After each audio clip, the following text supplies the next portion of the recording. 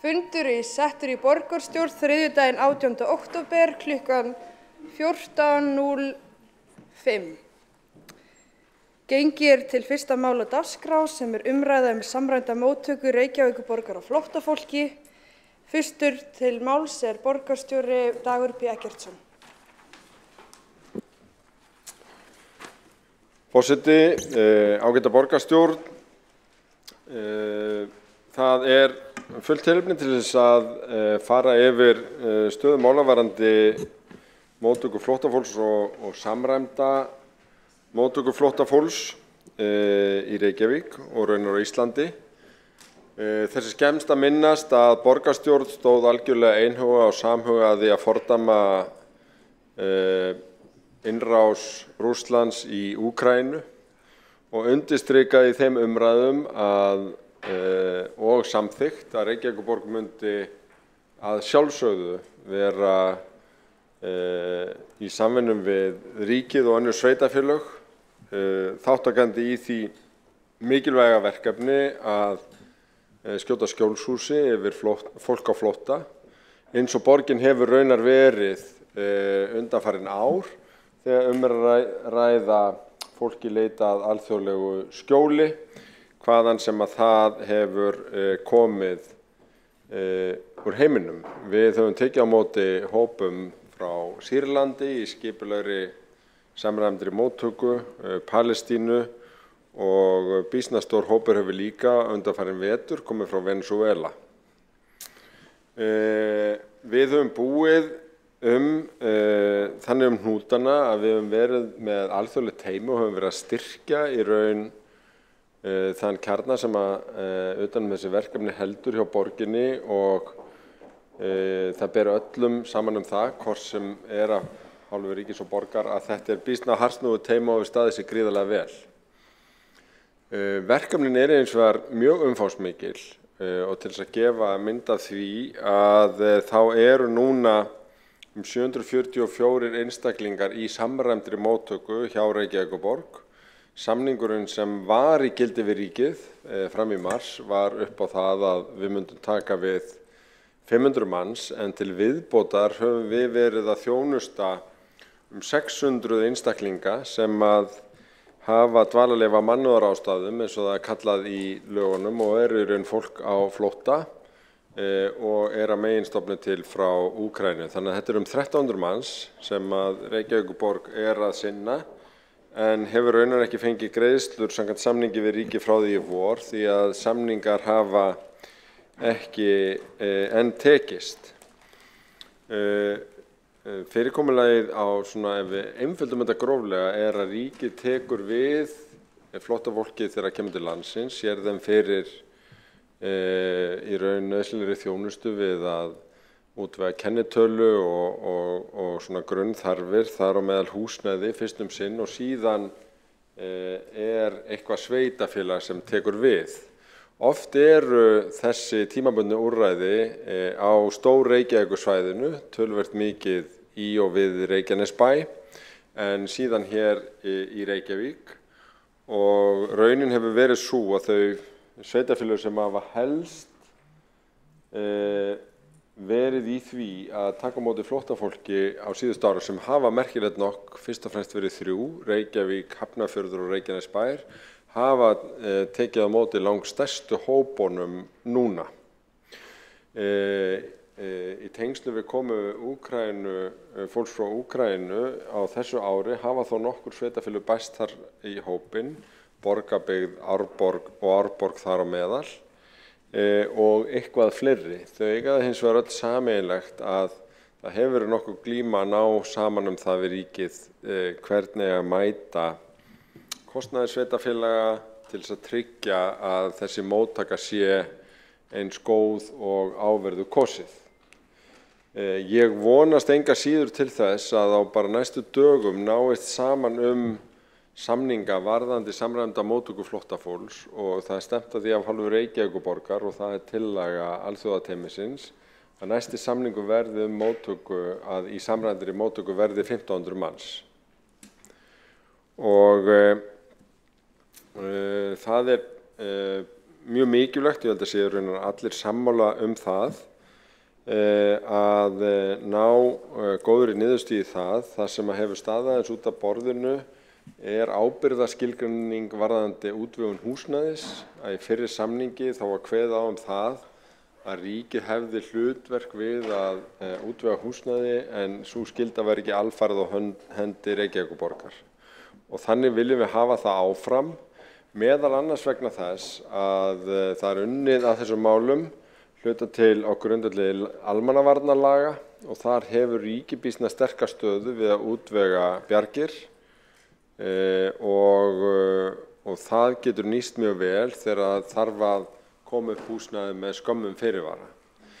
Hins vegar það eindregin skoðun okkar að það sé því miður óraunsætt að líta á komu flóttafólks sem algjörlega tímabundna aðgerð, því að þó að mjög mörg vilji hverfa aftur til síns heima, að þá vitum við ekki og getum ekki spáð því miður á þessu stigi fyrir það hvenær innrás Rússa í Úkraínu lýkur eða aðrar aðstæður sem rekur fólk á flótta. Þetta sem sagt þær viðræður sem lúta að félags- og vinnumarkaðsráðuneytinu, svo eru aðrar viðræður til þess að einfalda nú málin við menntamálaráðuneytið varðandi nauðsynlegan stuðning við börn inn í skólakerfinu. Þar hafa verið kynntar tillögur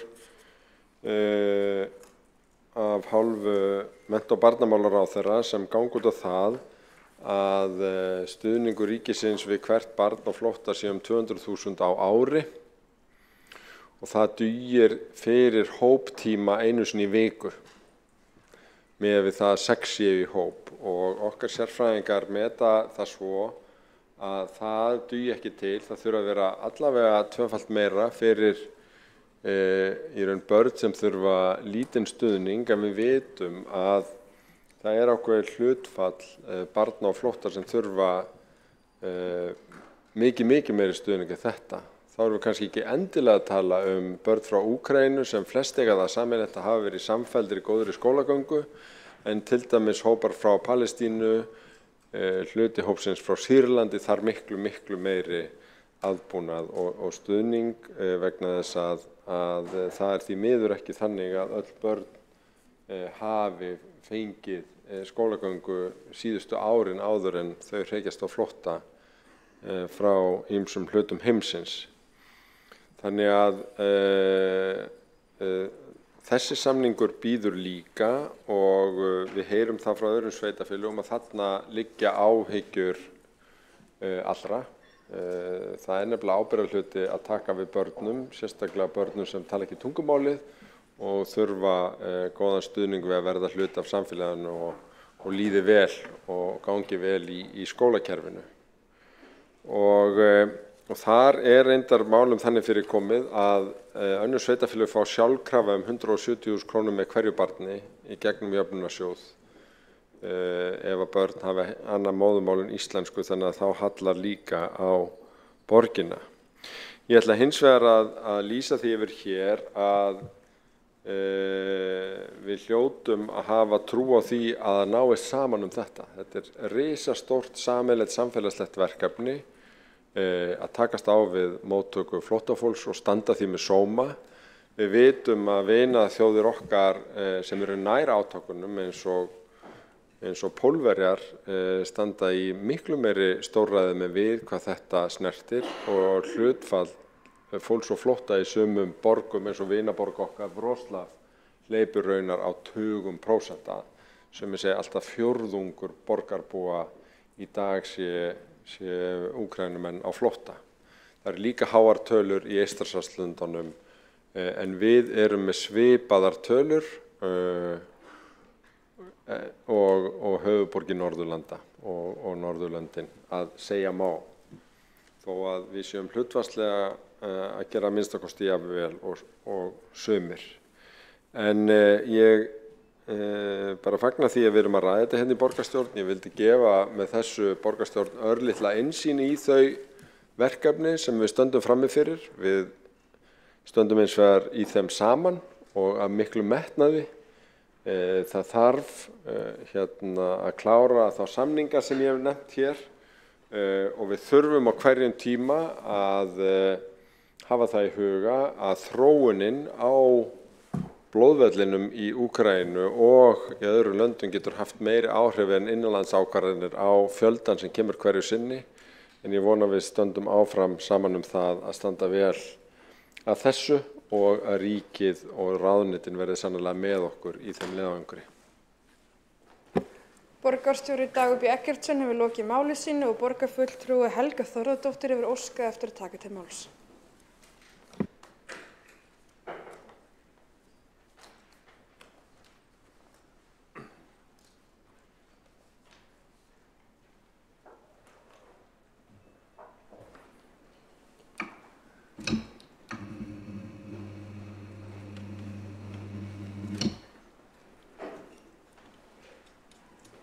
Forseti, borgarfulltrúar og aðrir áheyrendur. Þakka fyrir þessa kynningu frá Degi og það greinilegt af henni að staðan í samræmdri móttöku flóttafólks erfið. Í samningi Reykjavíkurborgar við félags- og vinnumálaráðuneytið ekki gert ráð fyrir þeim mikla fjölda flóttafólks sem nú sækir þjónustu hjá Reykjavíkurborg. Og það greinilegt að alla miðstöðvar borgarinnar að kikna undan álagi vegna þessa mikla fjölda. Skortur á starfsfólki og úrræðum.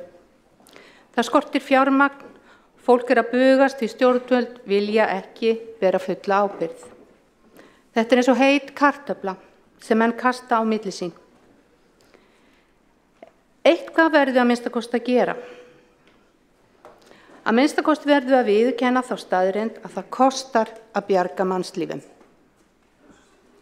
Við höfum ákveðið sameiginlega að sinna ákveðnu verkefni og þá eigum við að standa sómasamlega að því. Það þess vegna ekki seinna vænna en að Reykjavíkurborg setji sig í stellingar og hugsi þessi mál upp á nýtt. Sú staða sem nú komin upp kallar á endurskoðun á fjölmörgu. Endurskoða þarf útdeilingu fjármagns, kallað eftir nýrri hugsun og nýrri nálgun sem setur fólk í fyrsta sæti. Í þessu, eins og svo mörgu öðru á slagorð okkar í flokki fólksins vel við. Fólki fyrst og svo allt hitt. Við í flokki fólksins höfum miklar áhyggjur af stöðu barna. Reykjavíkurborg þarf að vinna í fjölbreyttum lausnum til að unnt verði að taka vel á móti þeim fjölda barna sem fylgir inn í grunn- og leikskóla borgarinnar. Reykjavíkurborg hefur vissulega gert margt og með mörg úrræði en það þarf að gera betur. Kennarar kvarta sáran því þeim finnst þeir ekki ráða við að kenna stórum hópi barna sem ekki skilja eða tala íslensku. Margir hverjir að bugast vegna þess að stuðning vantar. Þetta aðal umræðuefnið á kennarafundum og það hef ég upplifað af eigin raun, þar sem ég sit kennarafundi. Fjöldi fjöltengdra barna hefur aukist á liðnum árum, bæði í leikskólum og grunnskólum. Árið 2015 voru börnin 1654 í grunnskólum, en 2021 var fjöldin komin upp í 2929. Tölur yfir fjöltengdra grunnskólabarna fyrir 2022 liggja ekki fyrir, en af nýjustu tölum frá 1. september að dæma hefur fjölgunin verið mikil. Nýjir nemendur bætast við í hverri viku. Sennilega mun fjöldin tvítengdra nemenda í grunnskóla Reykjavíkur fara yfir 3200 á þessu ári. Þessi hópur hefur litlar forsendur til þess að taka þátt í almennu grunnskólastarfi með jafnöldur sínum án sérstakrar aðlögunar og stuðnings til að ná tökum á íslenskunni. Þessi gríðarlega fjölgun kallar á fleiri skólaúrræði og fjölgun á starfsfólki. Flokkur fólksins bendir á að nú eru þegar langir biðlistar í íslensku verð borgarinnar, en þar eru ungmenni í forgangi. Staðan þannig núna að það eru eingöngu nemendur í unglingadeildum sem fá inni í íslensku verum borgarinnar. Það verður að fjölga íslensku verum sem hafa gefið góða raun. Þannig væri hægt að aðstoða fleiri nemendur og yngri nemendur fengi þá kennslu líka. Því miður virðist ríkja ákveðið skilningsleysi á þörfum barna því þessu verkefni fylgir ekki nægjanlegur fjárstuðningur frá ríkinu. Þessi skortur og úrræðum tengist líka þeim langa biðlista barna til sál- og talmeinafræðinga. Á biðlistanum eru 2017 börn og eru án efa mörg börn af erlendu broti á listanum. Flokkur fólksins hefur miklar áhyggjur af þessari stöðu og vill leggja sitt af mörkum til að koma að lausn þessa mála, rýna í listan og velta upp öllum úrræðum. Af þessu sögðu augljóst að hér risastórt og brýnt verkefni að ræða. Hér þurfa allir að leggjast á árarnar og leysa verkefnið og þá þurfa ríkisstjórn og Reykjavíkurborg að vinna og tala saman.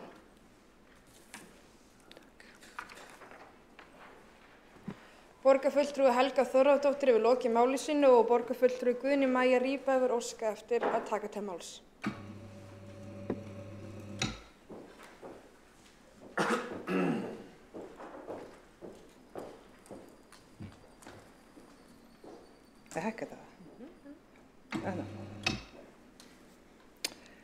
Forseti, ágætu borgarfulltrúar. Málefni flóttafólks og hælisleitenda hafa lengi verið mér hugleikin, meðal annars vegna reynslu minnar sem grunnskólakennara. Þar kenndi ég börnum sem voru á flótta frá heimalandi sínu ásamt fjölskyldum sínum. Börnin komu hér með mislanga skólagöngu að baki og mörg hafði ekki farið í skóla. Ég fann að þessar fjölskyldur voru margar brotnar, enda velur það enginn að vera á flótta. Ástæður fólksflutninga eru fjölmargar. Sumir flytjast búferlum vegna matarskorts, aðrir vegna bágs efnahagsástands og aðrir vegna vopnaðra átaka. Og sumir fólk ekki vært í heimalandi sínu vegna ofsókna hendi yfirvalda. En flóttamannastraumurinn hefur ekki verið meiri síðan árið 2016, sem skýrist á stórum straumi flóttafólks frá Úkraínu, en stór hluti þessa fólks búsettur í Reykjavík. Að mínum dómi var það jákvæð breyting í sumar að verkefni tengt móttöku flóttamanna og hælisleitenda var færð til félagsmálayfirvalda í einstaka móttökusveitarfélögum svo sem Reykjavík, Hafnarfirði og Reykjanesbæ. Það gerðist samhliða því að þjónustuhlutinn var færður til félagsmálaráðuneytis og Vinnumálastofnunar og við það hefur þjónustan orðið mannúðlegri. Enda ljóst að þjónusta í nærsamfélagi við málefni sem snert á fólki bersýnilega betur sinnt af sveitarfélaginu en á ríkinu.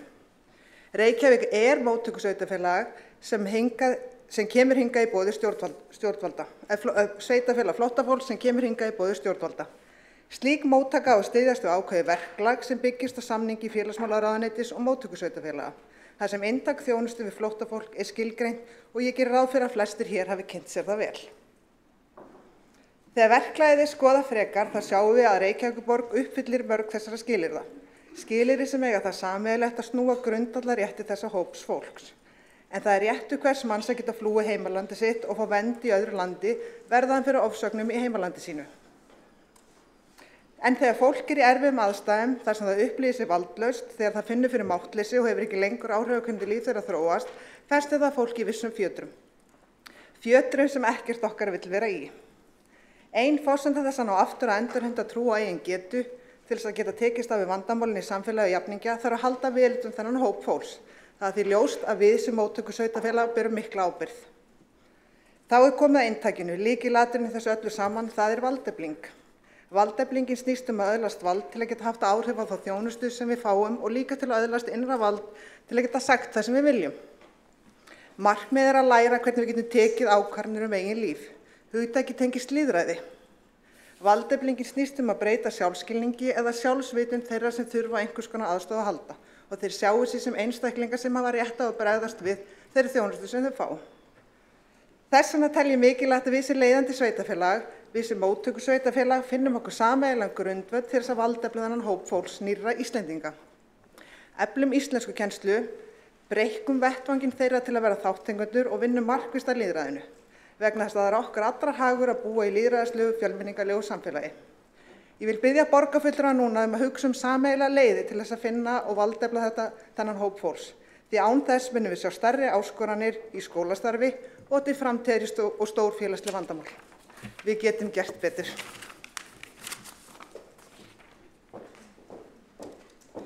Borgarfulltrúi Guðni Maja Rjúpa hefur lokið máli sínu og forseti vill vekja athygli á því að þetta var jómfrúarræða borgarfulltrúa og óskum henni til hamingju með það. Næst hefur óskað eftir að taka til máls borgarfulltrúi Sabine Leskov.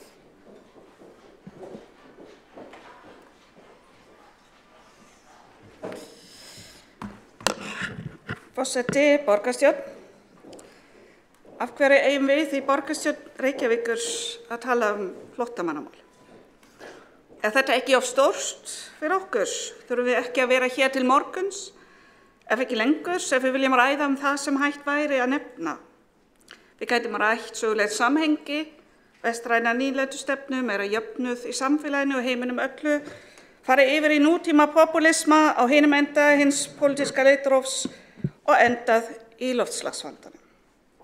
En eins og loftslagsmálin tengjast umræðunni að borgarstjórnarfundum nánast alltaf, hvort sem við erum að ræða með sorphirðu eða hjólastíga, þá tengist umræðunum flóttafólk skylduverkefnum okkar í sveitarstjórn.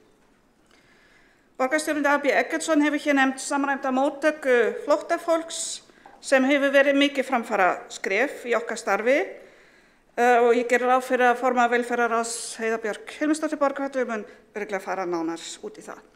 Ég hef kynnst þessu og geti tekið þátt í að móta bæði sem formaður fjölmenningarráðs og sem fulltrúi Reykjavíkurborgar í innflytjendaráði í félagsmálaráðuneyti á síðustu kjörtímabili. En það einmitt einn málaflokkur sem vissulega og mest í ólestri og það fjármögnun á móttöku í skólunum. Skólastarfi hér í Reykjavík svo sannarlega ekki vandamálið. Minnisblaðið frá skóla á Fríslandsveginu sem liggur fyrir þessum fundi teikna mynd af metnaðarfullu starfi í þá barna sem búa hér í borginni. Og þetta árangursríkt skólastarf, bæði almennt fyrir börn með fjöltengdan bakgrunn og börn á flótta sér í lagi. Hér ber sérstaklega að nefna stoðdeildina Birtu fyrir börn í leita alþjóðlega vernd sem við vorum einmitt að ræða í skóla Fríslandsveginu í gær. Fleiri dæmi mistu máls og læsis, tungumálaprófi, milli mála, brúasmiður sem við höfum að ráða til borgarinnar breytingar á úthlutunarkerfi sem áður fyrr byggði ótrúlega mikið á greininga en nú byggja frekar á fjölda tvítengdra barna í leikskólum til dæmis. Gjaldfrjáls frístund fyrstu 3 mánuði eftir flutning til landsins sem gildir fyrir öll börn, líka íslensk börn sem að flytja heim aftur. Velkomin í hverfi, móttöku áætlun og stöðuaukning í fjármagn sem til íslenskukennsla. Síðast 2021 þegar fjárveitingar í málaflokkin hækku næstum helming, 143 milljóna króna viðbótar fjármagn sem verður líka næstu ári. Síðast bætist við íslenskuverin og ýmis úrræði núna fyrir börn frá Úkraínu, til dæmis úrræði í Vesturbæjarskólanum, en börn í þjónustu hjá ríkinu fá ekki endilega skólapláss þrátt fyrir skólaskyldu hér í landinu. Þannig að neyðarástandið sem hér ríkir og núna daglega í fjölmiðlum ekki skólastarfi sjálft, heldur fjármögnun sem ekki fylgir þessum börnum frá ríkinu og það ástæðan fyrir því að fleiri sveitarfélög treysta sér ekki í verkefnið. Lítum aðeins yfir fjármálin hér. 2015 gerði Reykjavíkurborg samning við ríkið vegna barna í leita alþjóðlega vernd og það voru þá 395.000 á mánuði fyrir börn í grunnskólum í byrjun.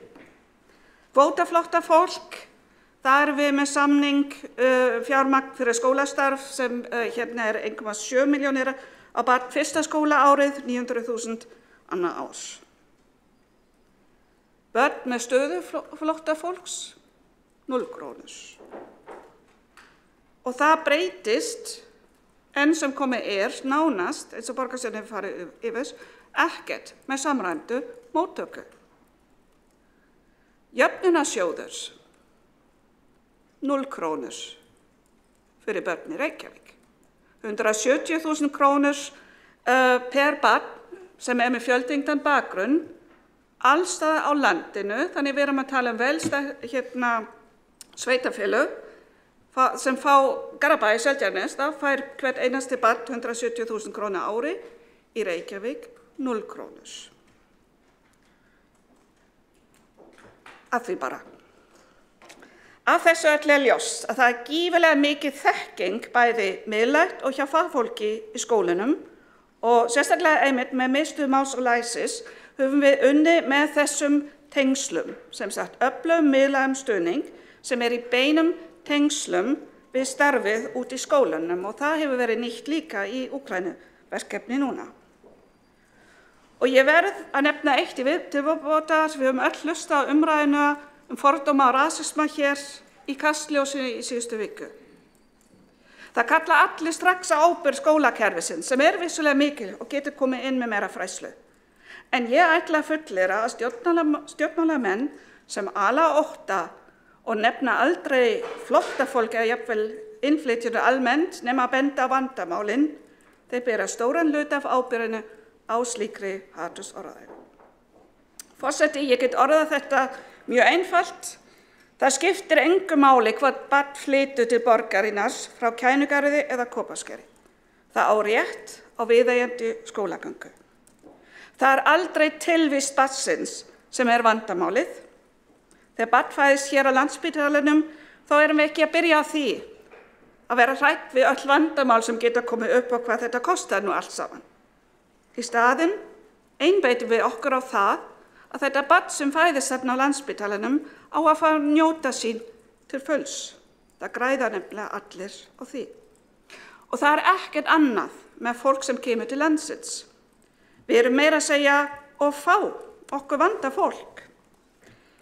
Við erum komin með ágæta þýðingu á ensku hugtakinu með leyfi forseta brain drain, spekileiki, sem íslenska samfélagi hefur nú lotið skaða af. En við erum því miður ekki að hugsa það sem við höfum ekki heldur þýðingu á með leyfi forseti brain gain. Það ekki neyðarástand hér, eins og við heyrum hér og þar. Það neyðarástand í Úkraínu, í Venezuela og í Palestínu. Við erum hluti af stærra samfélagi. Ef COVID hefur kennt okkur eitthvað, þá það kannski þetta að við erum eyja en ekki eyland. Borgarfulltrúi Sabine Leskov hefur lokið máli sínu og borgarfulltrúi Heiða Björg Hilmarsdóttir hefur óskað eftir því að taka til máls.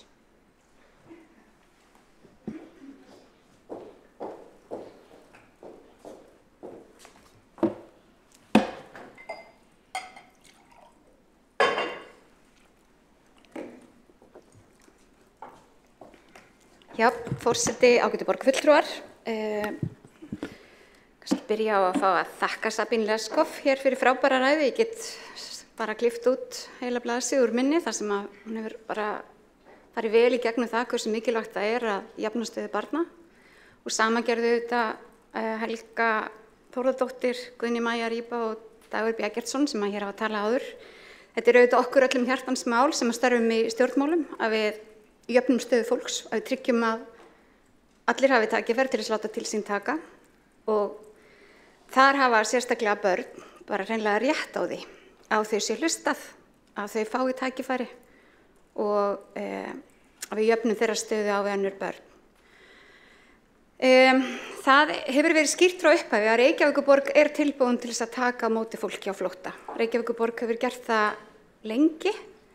Það líka eðlilegt, við erum höfuðborg, þjóðin okkar tekur á móti fólki og það að mínum mati eðlilegt að við tökum allavega við það bil þriðjungi af því fólki sem að kemur til landsins, þar sem að þriðjungur fólks býr hér.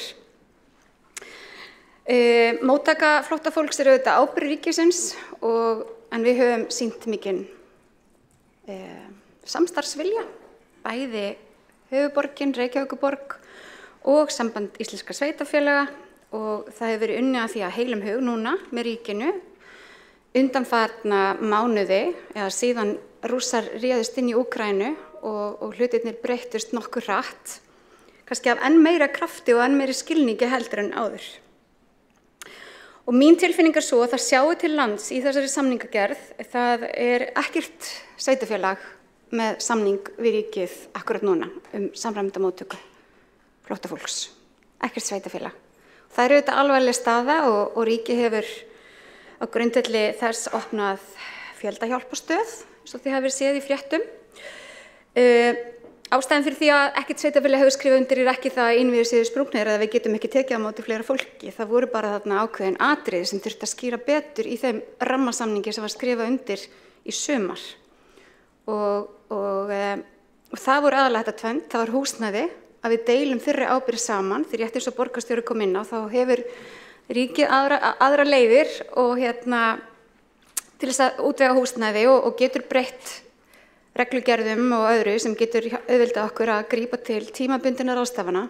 Rétt eins og fólki sem að flúði Vestmannaeyjar hefur bent okkur á, þá betra að búa ekki í ásættanlegu húsnæði heldur en að búa hvergi.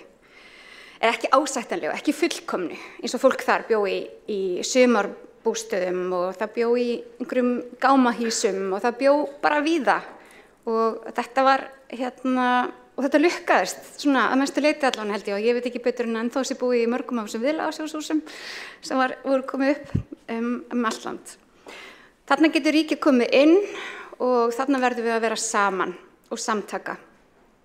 Mér finnst skilningur á því og ég held að það sé að leysast og þá kannski stendur svolítið eftir þessi fjármögnun varðandi börnin. Og við eigum innviði, við erum með frábæra skóla, við erum með frábæra kennara, við erum með mikið af fagfólki hér, við erum gott samfélag, okkur vantar fleira fólk. Það talað það að þurfi hér að flytja inn 28.000 manns á næsta áratug, eða næstu áratugum til þess að anna eftirspurn eftir fólki á vinnumarkaði ef við ætlum að halda áfram að stækka og hafa það gott á Íslandi og þarna getum við, ef við vöndum okkur, tökum vel og móti fólki, metum þeirra þekkingu og hæfileika sem þau koma með sér, gefum þeim tækifæri til að komast yfir áföll sín og kynnum þeim íslenskt samfélag því að það er ekki eins og hingað flytur fólk og það þurfum við bara að aðlagast okkur, við þurfum líka að aðlagast breyttu samfélagi. Þess vegna vona ég að við skrifum undir samning mjög fljótlega þessa samræmdu móttöku og við tökum á móti fólki og höldum áfram. Við erum auðvitað að taka á móti fólki, við erum að sinna 1200 manns núna, Reykjavíkurborg, starfsfólk borgarinnar hleypur hraðar og hraðar, við höfum ekki lagt í það að ráða kannski fleira fólk í þetta verkefni áður en við vitum að við fáum það greitt frá ríkinu, enda vitið þið að það væri nú óráðlegt í þessi árferði sem við erum í. En alþjóðateymið okkar hefur frá því að við stofnum það bara gert alveg stórkostlega hluti og sendiherrar inn í samfélögin, það fullt af fólki inn í öllum miðstöðunum sem að mætir fólki sem að kemur inn okkur einasta degi, kemur nýtt fólk inn og óskar eftir þjónustu og óskar eftir að fá að búa í Reykjavík. Þetta vandasamt verkefni en það engin ástæða til þess að hlaupa upp til hand og fóta, við getum tekið á móti fólki. Mér finnst ekki rétt að segja að það vanti allan pólitískan vilja eða forystu, það vantar bara að setjast niður og klára málið og ég held að við ættum að vanda okkur við það og passa, rétt eins og borgarfulltrúi Sabine Leskop kom inn á áðan, passa að þeir sem að vilja nýta þessa umræðu til þess að þyrla upp einhverju andúð á því að fólk flytjast hingað til landsins nái ekki árangri. Það einfallega okkar hlutverk, rétt eins og annarra að taka á móti fólki og við erum, ef við stundum okkur vel, kannski svona á svipuðum stað og þjóðirnar í kringum okkur og það hlýtur að vera okkar markmið. Borgarfulltrúi Heiða Björg Hilmarsdóttir við lokið við máli sinni og hefur borgarfulltrúi Einar Þorsteinsson óskað eftir að taka til máls.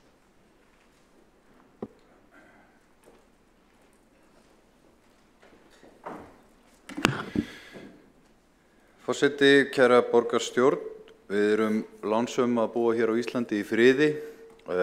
Íslendingar verða þó varir við ófriði í öðrum löndum og við fylgjumst með eftirleikstrísins í Sýrlandi, átökunum í Palestínu og nú síðast í Venesúela þar sem að óstjórn hefur á skömmum tíma lagt landið í rúst og flóttafólk þaðan streymir hingað til lands.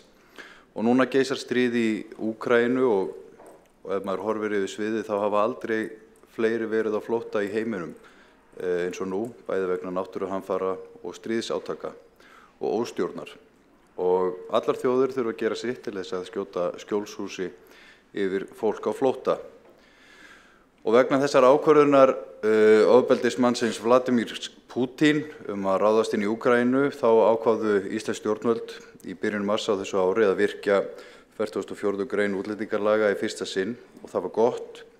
Lagagreinin kveður á sameiginlega vernd vegna fjöldaflótta frá ákveðnum svæðum. Og hingað hafa í kjölfarið komið hátt í 3000 Úkraínumenn, flóttafólk frá Úkraínu og ekkert útlittir fyrir annað en að þeim fjölgi mjög á næstu mánuðum.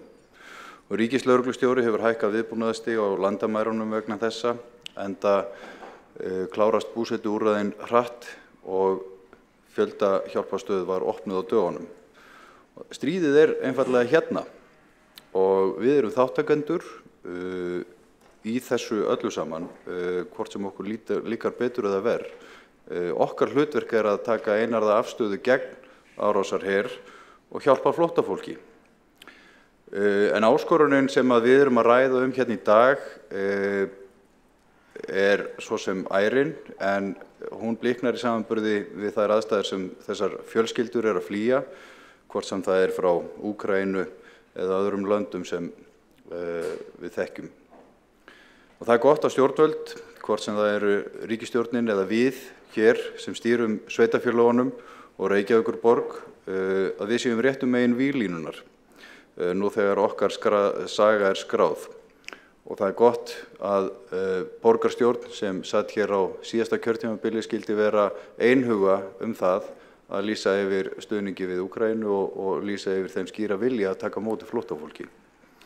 En þetta reynir vissulega á, það kostar fjármuni og samvinnu að láta þetta ganga upp og það krefst skilnings á meðal borgarbúa og umburðarlyndis. Mest hefur reynt á 3 sveitarfélög þegar kemur á móttöku flóttafólks, það Reykjavík og Hafnarfjörður og Reykjanesbær, en að auki hafa Árborg, Akureyri og Borgarbyggð tekið þátt. Þess vegna það fagnaðarefni að félags- og vinnumarkaðsráðherra leita nú samninga við öll sveitarfélög samræmda móttöku flóttafólks. Og í því felst að fleiri sveitarfélög víða land taka vonandi á móti flóttafólki og álag á innviði til dæmis í Reykjavík verður minna og nú álagið fyrir. Reykjavík hefur samningum 500-700 flóttamenn nú þegar en þjónustar 1200. Stjórnvöld leita nú til okkar í Reykjavík að gera samningum 1500 flóttamenn en mér sýnist allt benda til þess að sú tala verði mjög fljót að hækka þegar fram líða stundir. Og það varpar ljósi á mikilvægi þess að önnur sveitarfélög axli ábyrgð og taki á móti flóttafólki líka. Því að sagan skrifa sig ekki sjálf, það við sem að skrifum hana og ég skil hins vegar sveitarfélögin vel að vera hikandi af því að þetta krefjandi verkefni, kostnaðarsamt og flókið en við einfaldlega verðum að gera þetta og við verðum að gera það með stolti. Stjórnvöld hins vegar verða átta sig á því að tekjustofnar sveitarfélaga standa illa undir þeim auknu útgjöldum sem að verkefninu fylgir en þetta ekki allt saman bara kostnaður eins og bent hefur verið á hér. Það gott að geta sagt frá því að þriðjungur þeirra Úkraínumanna sem hefur komið hingað nú þegar komin í vinnu, farin að afla tekna og greiða skatta og á því skýrt tilkall til þjónustu. Og okkar verkefni að búa svo hnútana að þau sem að koma hingað og leita skjóls fái tækifæri til þess að standa á eigin fótum, að börnin fái viðunandi þjónustu í skólunum og að dvöl þessa ágæta fólks sem neyðist til þess að flýja heimili sitt, að dvöl þeirra hér á Íslandi sé ánægjuleg, að fólk upplifi öryggi og að fólk haldi reisn sinni. Borgarfulltrúi Einar Þorsteinsson hefur lokið við mál sitt og borgarfulltrúi Hildur Björnsdóttir hefur óskað eftir að taka til máls.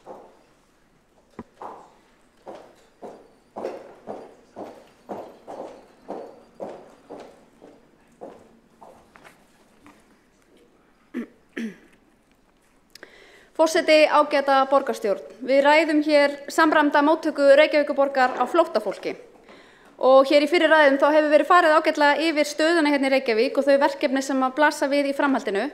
En ég hugsa að við séum öll sammála það að við viljum auðvitað geta tekið hér á móti fólki sem flýr stríðsátök í sínu heimalandi og við viljum gera það vel. En mér langar að fara aðeins áður en lengra haldið yfir tölfræðina í málaflokknum því að hún svo oft svolítið plássfrek í umræðunni og mér finnst svolítið að undanförnu fólk hafa verið að vísa í tölur og hlutföll sem að eiga kannski ekki alveg við árið í ár því árið í ár svolítið frábrugðið fyrri árum. Samkvæmt nýjustu upplýsingum frá Útlendingastofnun, tölum frá 14. október síðastliðnum, þá heildarfjöldi allra umsókna alþjóðlega vernd hérlendis nú komin í 3.215 og það fjórföldun frá síðasta ári og árið ekki liðið og fólk spáir því jafnvel umsóknir muni ná 4.500 þetta árið. En þar af voru 1887 einstaklingar frá Úkraínu, 666 frá Venesúela en restinn frá öðrum löndum. Og það sem athyglisvert að aðeins 117 umsækjendur af þessum 3.215 höfðu þegar fengið vernd annars staðar. Og þetta nokkuð breytt mynd. Þannig að þarna sjáum við það að megin þungi umsókna þetta árið eða 96% koma frá fólki sem ekki hefur fengið vernd annars staðar. Og ég nefni þetta sérstaklega vegna þess að það hefur verið svolítið plássfrekt í umræðunni að hingað komi svo mikið af fólki sem með vernd annars staðar og það hefur verið mikil pólitísk umræða hvernig að taka á því. En árið í ár mjög frábrugðið hvað þetta varðar. Og þessi breyting skýrist auðvitað af stríðsátökum í Úkraínu en jafnvel þó ég tæki alla umsækjendur alþjóðlega vernd sem koma hingað frá Úkraínu út fyrir sviga þá samt sem áður 91% umsókna sem kemur frá fólki sem ekki hefur fengið alþjóðlega vernd annars staðar. Þannig að eins og ég segi, þetta algjörlega ný staða sem upp komin og þetta ár í ár mjög einstakt og sérstakt hvað þetta allt saman varðar. En Reykjavíkurborg fer auðvitað ekki varhluta af þessum aukna fjölda umsókna enda hefur þjónustuþörfin aukist verulega eins og borgarstjóri og fleiri auðvitað komið hér inn á í sínum ræðum og ég ætla svo sem ekkert að endurtaka þá tölfræði en borgarráð fékk í síðustu viku minnisblað frá velferðarsviði þessi mál og stöðuna í þessum málaflokki og þar kom nokkuð skýrt fram að við að þjónusta miklu fleira fólk heldur en samningar við ríkið gera ráð fyrir og málaflokkurinn því undir fjármagnaður. Það kom líka fram í minnisblaðinu að framkvæmdastjórar þjónustumiðstöðva hafi nýverið gert alvarlegar athugasemdir við ástandið. Segjast þurfa 6-8 ráðgjafa til að anna þjónustunni og það mjög þungt hljóð í starfsmannahópnum og miklar áhyggjur af framhaldinu. En það augljóst af þessu minnisblaði að það eru töluvert fleiri sem leita nú á þjónustu frá borginni heldur en samningar við ríkið gera ráð fyrir og fyrirkomulagið hefur haft í för með sér töluverðan kostnaðarauka fyrir Reykjavíkurborg. Og ég vil bara nýta þetta tækifæri til að undirstrika mikilvægi þess að við náum samningum, Reykjavíkurborg nái samningum við ríkið fljótt því að þeir auðvitað hafa ekki verið gildandi frá 31. mars, segir mann rétt. Og þessi samningar verða auðvitað endurspegla líka þá þjónustu sem borgin raunverulega að veita og taka mið af þeim fjölda sem borgin raunverulega að þjónusta. Og við skulum ekki gleyma því í þessari umræðu að flest þau sem flýja heimaland sitt vegna stríðsátaka, þau óska þess auðvitað að geta snúið aftur til síns heima þegar aðstæður leyfa. En á meðan fólk dvelur hér þá auðvitað mikilvægt að við sem höfum sannarlega tekið á móti fólki og veitt því alþjóðlega vernd, að við veitum þessu fólki þá þjónustu sem þau eiga rétt á og öll tæki og tól til að aðlagast íslensku samfélagi og verða hér fullgildir og virkir samfélagsþegnar. Og ef sveitarfélögin eiga að geta sinnt þessu hlutverki sínu sem skyldi þá verður auðvitað fjármagn að fylgja og í kjölfarið þurfum við svo að standa okkur. Það eru líka alltaf einhverjir sem halda því fram í þessari umræðu allri að meginþorri þeirra sem sækja hér í gegnum alþjóðlega verndarkerfið sé bara fólk sem að leita að betri lífsgæðum eða betri lífsskilyrðum. Og það auðvitað ekki rétt, þó það séu auðvitað alltaf einhverjir. Auðvitað eru alltaf einhverjir sem nota alþjóðlega verndarkerfið til að leita sér að betra lífi annars staðar. Og það auðvitað hægt að bregðast við því og það verkefni löggjafans og ráðherra að bregðast við því með því að einfalda þessu fólki leiðina að koma inn í landið okkar og sækja hér störf og gera það þá ekki gegnum alþjóðlega verndarkerfið, heldur í gegnum dvalarleyfi og atvinnuleyfi, frekar en undir formerkjum alþjóðlegar verndar og það svona brýning til löggjafans að standa betur á þeim málum. En það má líka ekki gleyma því í allri þessari umræðu að þó fólk sem sækir hér alþjóðlega vernd eða jafnvel bara fólk sem kemur hingað að leita að betra lífi, jafnvel þó þetta fólk þurfi á okkur að halda, þá þurfum við líka á fólki að halda. Við þekkjum nefnilega öll tölfræðina og Heiða kom aðeins inn á þetta í sinni ræðu að það þessi gríðarlegi fjöldi fólk sem við þurfum að fá hingað til lands á næstu árum ef við ætlum að geta staðið undir verðmætasköpun og nýsköpun í samfélaginu. Við þurfum að greiða leiðina fyrir fólk sem sækist eftir að koma hingað til lands að vinna, En við þurfum líka að greiða leiðina fyrir fólk sem neyðist til að leita hingað á flótta og við þurfum að greiða leiðina fyrir þau til að taka þátt í samfélaginu okkar, geta starfað hérlendis, fengið að aðlagast samfélaginu og skapa verðmæti. Það í mörg horn að líta og málaflokkurinn sannarlega ekki einfaldur. Og það auðvitað æskilegt að straumur fólk sem leitar alþjóðlegrar verndar sé svona hlutfallslega sem jafnastur í heiminum. En það mjög erfitt að stýra því þegar fólk á flótta. Við horfum, eins og ég sagði í upphafi, fram á alveg gjörbreytta stöðu í ár í samanburði við árin á undan, þar sem rúmlega 96% umsókna hérlendis koma frá fólki sem ekki hefur fengið vernd annars staðar.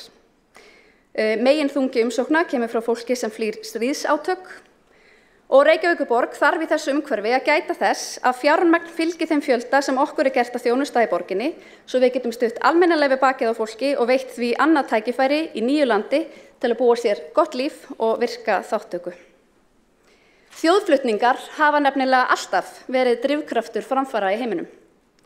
Fólk flytur með sér þekkingu og kunnáttu úr einum stað í annan. Nýji staðurinn nýtur góðs af því. Við getum notið góðs af því. Reykjavík getur notið góðs af því. Það liggur nefnilega fyrir að aðflutt fólk líklegra en þeir sem fyrir eru á fleti til að stofna fyrirtæki og skapa atvinnu.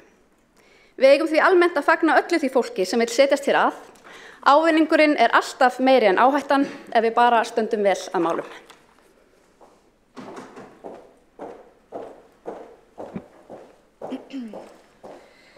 Þá borgarfulltrúi Hildur Björnsdóttir lokið máli sínu og hafa tveir óskað eftir að veita andsvar. Fyrstur til þess að veita andsvar borgarfulltrúi Magnús Davíð Nordal. Já, forseti, virðulegi borgarfulltrúi Hildur Björnsdóttir, vildi þakka kærlega fyrir upplýsandi og góða ræðu. Komst þarna inn á mörg atriði sem að miklu skipta. Sérstaklega fannst mér áhugavert þegar þú talar löggjafann og hans skyldur þegar kemur að atvinnulegunum, því að þarna tel ég að væri hægt að taka stærsta framfaraskrefið og þó einnig til þess að létta álagi af sveitarfélögunum. En það svo einfalda breyting að öllum dvalarleyfum myndi sjálfkrafa fylgja atvinnuleyfi. Við erum með stóran hópa fólki sem að fá dvalarleyfi á grundvelli mannúðarsjónarmiða og það fylgir ekki með atvinnuleyfi. Það þýðir að þú ert með stóran hópa fólki sem þráir að vinna, þráir að leggja sitt af mörkum til samfélagsins. En hvað þarf það að gera þegar það komið með dvalarleyfi? Jú, það að hafa samband við sveitarfélagið og biðja þeim aðstoð í stað þess að byrja að vinna. Og ef þú lendir í þessu og byrjar í þessu í einhvern ákveðin tíma, þá getur þú fest í þessum aðstæðum, það svo sorglegt. Þannig að ég vil bara taka undir það að löggjafinn þarf þarna að breyta þessu og öllum dvalarleyfum fylgir sjálfkrafa atvinnuleyfi. Það væri mikið framfaraskref. Takk. Borgarfulltrúi Magnús Davíð Nordal hefur lokið við að veita andsvar og þá veitir andsvar borgarfulltrúi Hjálmar Sveinsson. Já, takk. Mig langaði líka að þakka fyrir mjög góða ræðu borgarfulltrúans Hildar Björnsdóttur og að því að hún nefndi tölfræði, að þá fór ég smá tölfræði upprifin meðan ræðinu stóð. Og það frægt í sögunni að árið 2015 hélt Angela Merkel í Þýskalandi fræga ræðu á blaðamannafundi þar sem hún sagði "Wir schaffen das" eða "Við ráðum við þetta", og það sneri að flóttamönnum og það ár kom 1 milljón flóttamanna til Þýskalands frá Sýrlandi og raunar miklu víðar. Núna 7 árum síðar eru flestir sammála að þetta hafi tekist vel þó ýmsir erfiðleikar hafi fylgt því, og það eina sem neikvætt, eða það sem þó neikvætt, að svona pólitísk umræða í Þýskalandi polariseraðist. Þetta reyndist vera frjór jarðvegur fyrir hægri popúlista og það geti hæglega gerst hér á landi líka. En hlutföllin eru þannig að það þyrfti að koma rúmlega 6.000 flóttamenn til Íslands til að hlutföllin væri þau sömu og í Þýskalandi 2015.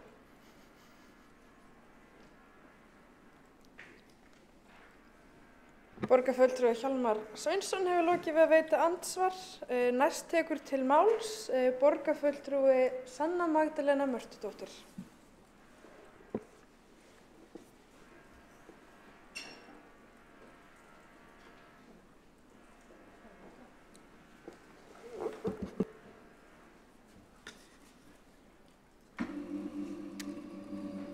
forseti, borgarstjórn og öll sem að fylgjast með.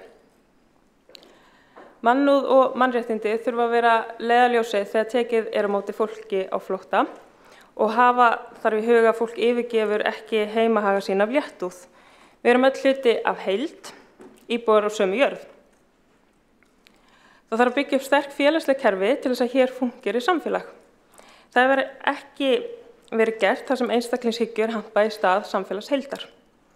Þegar fólk kemur hingað þá á það geta fengið allan þann stuðning sem á þarf að halda. En hvernig er staðan? Staðan er þannig að oft er verið að bregðast við eftir að hlutinni gerast í stað þess að byggja góðan grunn til framtíðar. Það hefur lengi verið vitað að fólk á flótta. Það er ekki ný vitneskja. Það er heldur ekki ný vitneskja að fólki á flótta mun fjölga. Og hér þurfum við að tala þá augljósu staðreynd að hið opinbera hefur ekki staðið sig í uppbyggingu þess sem til þarf að eiga gott líf. Það er skortur á húsnæði og félagslegu kerfin okkar standa ekki sterkt þar sem grafið hefur verið undan þeim á síðustu áratugum. Skólarnir fá ekki nægt fjármagn og langir biðlistar eftir stuðningi sem börn og fullorðnir þurfa að halda. Umræðan fjármögnun alltaf á þeim stað að ríkið að rífast við sveitarfélög og öfugt. En hver hagsmunir fólksins á meðan? Málin ekki sitja hakanum á meðan þrasað er. Erfitt fyrir þau sem eru allslaus eða eiga lítið að koma sér fyrir í samfélaginu þannig að hægt sé að njóta lífsins og eiga von uppbyggilegt líf fyrir sig og sína. Það er okkar ábyrgð sem erum í stjórnmálum að byggja upp gott kerfi þannig að það sé til eitthvað samfélag til að gangi í þegar þú kemur hingað. Og fólk geti með sem bestum hætti fara að taka þátt. Ísland er ríkt samfélag en auðurinn hefur ekki farið í það að tryggja að hér getum við öll átt mannsamandi líf og að hægt sé að taka vel á móti þeim sem hingað koma í leita öryggi eða betra lífi. Stjórnvöld hafa verið meira upptekin af því að þau sem hafa komist yfir mest af auðnum hér á landi komist yfir meira af auðnum og fá að halda áfram að hagnast. Í stað þess að leggja áherslu á þá uppbyggingum sem þörf á, þá er orðræðan, sérstaklega hjá ákveðnum meðlimi ríkisstjórnarinnar, með þeim hætti að félagslegir innviðir sé að springa með komu flóttafólks hingað til lands. Þeir rétt að innviðirnir hafa ekki verið byggðir upp til að fylgja þróuninni í samfélaginu til þess að byrja með. Það er sömuleiðis ábyrgð okkar, eins og annarra hér á jörðinni, að skapa rými fyrir fólk í neyð og þróun uppbyggingar á að gera ráð fyrir þeim rétt eins og annarri fólksfjölgun. Vandamáli ekki það að ómögulegt sé að taka á móti fleirum sem koma úr erfiðum aðstæðum úr öðrum löndum. Vandamáli það að stjórnvöld hafa það ekki sem forgangsmál að sú uppbygging sem þörf á fyrir alla geti farið fram. Þannig að við sem samfélag getum sinnt okkar skyldum gagnvart hvert öðru. Unnið út frá því að það sé hægt að finna búsetu innan 8 vikna og vissulega einhver úrræði sem standa til boða ef ekkert húsnæði hefur fundist innan þess tímarama og sum dvelja lengur í úrræðum sem eru til staðar þar sem ekki unnt að finna húsnæði. Og við vitum hvernig staðan á húsnæðismarkaði er. Við vitum að húsnæðisstefnur hafa hingað til ekki unnað því að mæta fólk í neyð sem þurfa mest á heimili að halda. Þetta gengur ekki og við þurfum að breyta allri nálgun í samfélagi okkar þannig að hún sé á félagslegum grunni. Það er ekki hægt að treysta á að þetta reddist bara. Við þurfum að skipuleggja fram í tíman þannig að húsnæðisuppbygging mæti þeim sem eru hér og þeim sem munu bætast við í framtíðinni. Og þess sama við skólakerfið og önnur kerfi, áætlanir þurfa einnig að taka mið af aðstæðum í heiminum þar sem við erum hluti af stærri heild. Nú mun einhver kannski benda á að nú sé Ísland og borgin að taka á móti fjölda fólks og það hafi ekki allt verið viðbúið, að slíkt hafi skollið á með skömmum fyrirvara. En hér bendi ég á það að húsnæðisskorturinn ekki ábyrgð þeirra sem koma hingað til lands erlendis frá. Sá skortur ábyrgð stjórnvalda sem eiga að tryggja að fólk sem býr hér geti búið hér. Við sjáum biðlista eftir húsnæði í öllum kerfum og almennt mjög erfiða stöðu á húsnæðismarkaði. Og hér vil ég spyrja á fólk sem nýkomið til landsins bara að redda sér á þessum óregluvædda og aðgengilega leigumarkaði sem til staðar. Í áætlunum sem hafa verið til viðmiðunar þá fjallað aðstoð og stuðning við að leita heimili en við vitum að það mjög erfitt að finna slíkt til að byrja með. Og það einnig fjallað það að stór hópur barna dvelja á Hótel Sögu og öðrum hótelum og við vitum að það millibilsstaða. Og hér verðum við að tryggja grunninn. grunnur sem þannig að öll börn fái heimili til að geta tekist á við skóladaginn, að það sé ekki þetta millibils ástand sem svo slítandi, að fara úr einu úrræði í annað og flokka jafnvel á milli staða. Þar verið að tryggja börnum sem koma hingað sem börn á flótta þær viðeigandi aðstæður sem þörf á, ég get ekki séð að svo sé gert. Við vitum ekki eins og fjölda barna sem nú í fjöldarhjálparmiðstöðinni í Borgartúni og við þurfum að komast að þessu sem borg og sem stjórnvald. Það þarf þetta að liggja fyrir og við séum með þetta á hreinu svo hægt sé að mæta ólíkum þörfum. Við þurfum að hafa góða yfirsýn yfir stöðuna og ég hef meira að segja sem ég ætla að reyna að koma fyrir á þeim mínútum sem ég á eftir og vildi ræða skólana. Hér þurfum við líka að ræða þá og námsefni. Hvað erum við að kenna börnum? Hvernig lítur námsefni út? Það útilokandi fyrir ákveðna hópa samfélagsins? Og svo það stuðningur við börn og fjölskyldur þeirra. Það til dæmis misjafnt eftir leikskólum, til dæmis hversu vel þeir geta tekið á móti þörfum barna af erlendum uppruna. Þó það séu til áætlanir, þá það spurning hvernig þeim fylgt eftir. Eru leikskólanir að fá allt sem þau þurfa til þess að mæta þörfum barnanna? Í minnisblaðinu þá talað mikilvægt þess að styðja fjölbreytt mál sem börn tala og ég tek sem dæmi punktinn á blaðsíðu 2 sem fjallar fjöltengd börn sem eru fædd á Íslandi og þar kemur fram með leyfi forseta að það þurfi að styðja við og styrkja öll mál í umhverfi barnanna með sérstakri áherslu á íslensku en engu síður að virða heimamálið og hvetja til þess að þau viðhaldi því, tilvitnun lýkur. Og hér mikilvægt að nefna að börn þurfa stuðning við að læra fjölbreyttu tungumálin sem þau tala, en eru þau að fá þann stuðning og hvernig ætla borgin að veita hann? Í skýrslu endurskoðun á reglum frístundakorsins sem var gefin út í október 2020 þá kemur fram að það hafi verið fjallað fjármögnun móðurmálskennslu. Og þar var niðurgreiðsla með frístundakorti á móðurmálskennslu eitt af þeim atriðum sem var tekið til skoðunar og segir með leyfi forseta. Séu foreldrar, forráðamenn að nýta kortið eingöngu þar og börnin ekki í öðru frístundastarfi hætta á þessi hópur einangrist og ná ekki þeirri félagslegu tengingu í hverfinu eða frístundastarfi sem markmið korsins kveður á Hagsmunaaðilar sem rætt var við benti einnig á að oft verið tímasetning móðurmálsskólans að stangast á við æfinga og keppnistíma hjá félagunum. Lagt til að skoða leiðir til að fjármagna móðurmálskennslu með öðrum hætti, til dæmis að sveitarfélögin ríkið komið þar að. Ég veit að borgin hefur ákveðið að veita börnum sem eru nýkomin til landsins og eru í 1. og 4. bekk gjaldfrjálsan aðgang að frístund í 3 mánuði. Þetta skammur tími og mikilvægt að fjármagna móðurmálskennslu á fullu því við erum alltaf að læra og halda áfram að læra móðurmálið og slíkt á sér ekki stað á 3 mánaða tímabili. Eins og ég sé þetta þá það okkar hér inni að útfæra áherslurnar sem eru settar fram í minnisblaðinu sem fylgir með þessum umræðulið þannig að aðstæðan sé til staðar sem þarf og það sem þarf til að mæta börnum sem við erum að ræða og öllum yfir höfuð sem við erum að ræða Minnisblaðið það segir okkur frá því hvað þarf að gerast en skólarnir og kerfin hér eru ekki endilega allir alveg tilbúnir með það. Svona sem dæmi þá nefnt að tryggja þurfi betri undirbúning og stuðning varðandi stækkandi hóp barna og foreldra þeirra í hópi kvótaflóttafólks og flóttafólks sem eru með mjög takmarkaða skólagöngu og menntun og ég spyr hvernig tryggjum við betri undirbúning og stuðning með því að þrýsta enn frekar ríkið að borgin fái greitt úr jöfnunarsjóði til stuðnings barna með erlendan uppruna til jafns á við það sem á sér stað í öðrum sveitarfélögum. Því ég styð það heils hugar og ég tel að við þurfum að ganga eins langt og hægt er að ganga til þess að fá fjármagnið. Svona spurningin sem ég hef hér hvernig nákvæmlega ætlum við að útfæra betri undirbúning og stuðning þegar börn hafa verið á hrakhólum sem flóttamenn sem hver allt sitt líf að þá þurfum við að tryggja að þau verða ekki áfram á hrakhólum eftir að hingað komið með því að byggja meira óhagnaðardrifið húsnæði í öllum hverfum borgarinnar þannig að börn þurfa ekki að flytja burt úr sínum hverfisskóla í annað hverfi þar sem ódýrara húsnæði. Munum við efla verin þannig að markmiðið sé að þau séu öllum skólum, ætlum við að endurskoða samninga þar sem fjárhagslegur stuðningur hefur dottið út verið settur aftur inn. Ég á 15 sekúndur eftir þannig ég óska eftir að komast aftur á mælendaskrá og klára það punkta sem ég vildi nefna hér í umræðinni.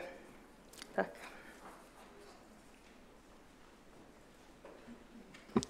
Borgarfulltrúi Sanna Magdalena Mörtudóttir hefur lokið við mál sitt og 2 óska eftir því að veita andsvar. Fyrst til þess að veita andsvar borgarfulltrúi Heiða Björg Hilmarsdóttir. Forseti, ágætu borgarfulltrúar, það komið þarna fram nokkrar spurningar og varðandi móttöku flóttafólks. Bara ítreka það er auðvitað ríki sem tekur á móti flóttafólki, það ekki Reykjavíkurborg. Það ríki sem hefur komið á fót svona móttöku miðstöð þar sem fólk kemur og getur sótt hér alþjóðlega vernd og farið í svona millibilsástand og Reykjavíkurborg hefur ekki yfirlit yfir hvaða fólk það í hvaða stöðu það eða hvar það ekki fyrir að það byrjað að máta þessa einstaklinga við mismunandi sveitarfélög og mismunandi búsetu möguleika og þá í rauninni fáum við upplýsingar þá sem að metið að hendi vel að koma til Reykjavíkur. Þannig við í rauninni höfum ekki upplýsingar alla sem að búa í úrræðum sem að ríki rekur. Hins vegar vitum við að það eru komin 3200 manns hingað til lands á þessu ári og hluti þeirra staddur í Reykjavík og þess vegna finnst okkur liggja á að ganga frá þessum samningi. Varðandi húsnæði þá það ekki þannig að hver og einn þurfi bara að redda sér, alls ekki. Ástæðan fyrir því að við viljum deila þessari ábyrgð með ríkinu að þau eiga bæði eignir sem að standa auðar og geta hjálpa okkur við að útvega húsnæði. En fólki hjálpað við útvega húsnæði, margir hverjir finna sér húsnæði sjálfir, öðrum hjálpað og við höfum sérstaklega lagt áherslu á að hjálpa fjölskyldum með börn húsnæði í borginni. En kannski það aðalmálið já, við þurfum þetta jöfnunarsjóðsframlag eins og hin sveitarfélögin, en við þurfum líka meira til og mér fannst þetta ágætis skref í áttina sem að mennta- og barnamálaráðherra kynnti á dögunum, en ég held að við þurfum meira og ég held að það muni koma í ljós þegar það verkefni fer af stað og fólk fer að fylgjast betur með þessu og það gríðarlega mikilvægt að við tryggjum það að börn fái hér sömu tækifæri og að bara öll börn fái hér sömu tækifæri. Borgarfulltrúi Heiða Björg Hilmarsdóttir hefur lokið við að veita andsvar. Óska eftir að veita andsvar borgarfulltrúi Sabine Leskov.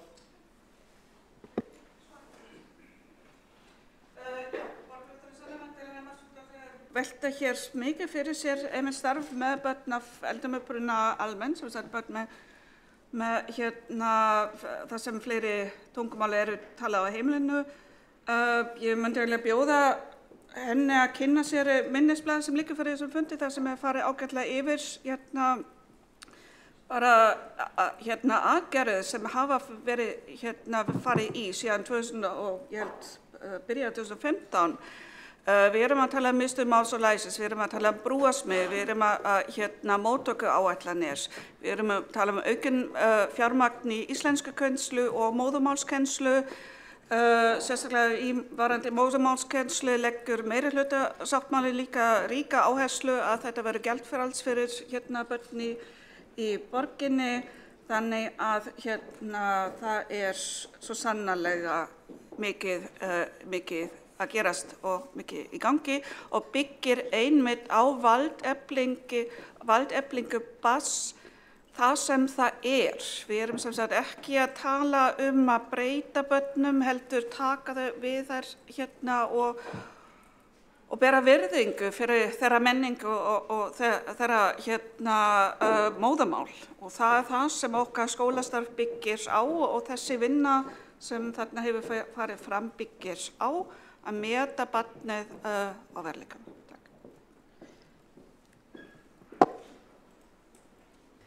Borgarfulltrúi Sabine Leskov hefur lokið við að veita andsvar og telst á andsvörum lokið. Næsta mælendaskrá borgarfulltrúi Andrea Helgadóttir.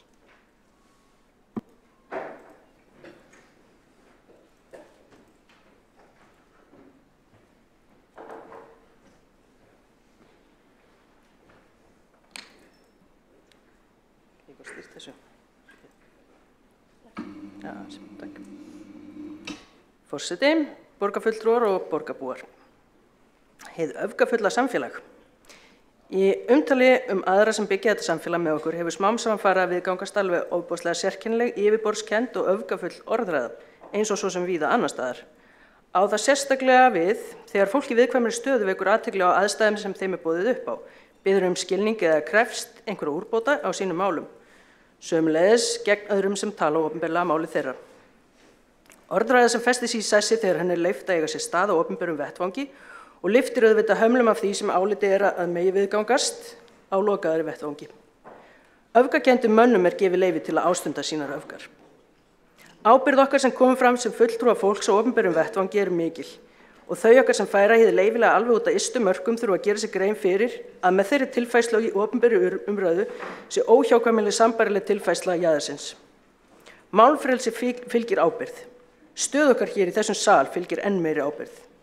Skilaboðin til ákveðinna þjóðfélagshópa í vestrænni menningu eru: þú munt reppa hnossið, sætu stelpuna, viðurkenningu eða farsæld með því að gera allt rétt, kannski þarftu ekki einu sinni að gera allt rétt. Þú munt alltaf verða aðalpersóna í öllum uppsetningum í leikhúsi samfélagsins. Aðrir mega koma fram, en engar áhyggjur, þau verða í aukahlutverkum, kannski ein kona, einhver minnihlutahópur. Þau fá ekki að tala mikið, við erum ekki einu sinni að pæla í að gefa þeim endilega nafn. Svona hinn staðaltípiska vestræna menning. Þetta rætist sjaldanast svona í raunveruleikanum án fyrirhafnar og það getur reynst sumum erfitt að horfast í augu við.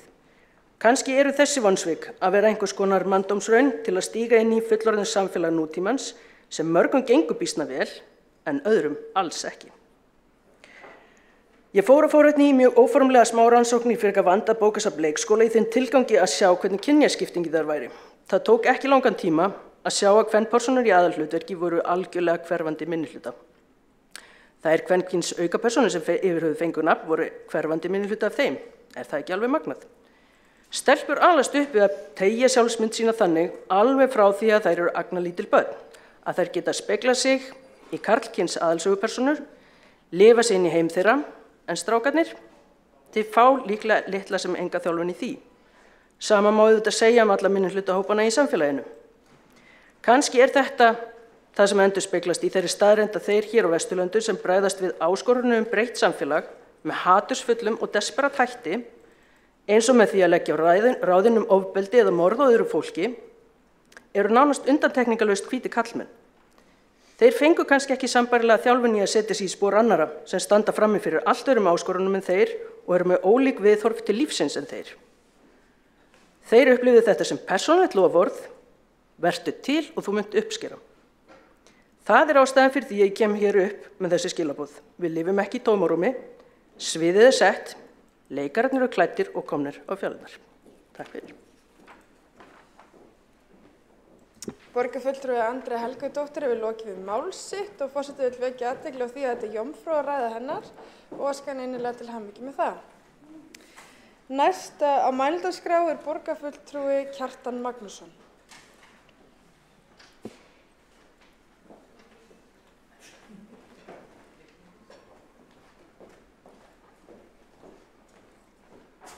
Forseti, góðir borgarfulltrúar, ég vil fagna þessari umræðu hér í dag.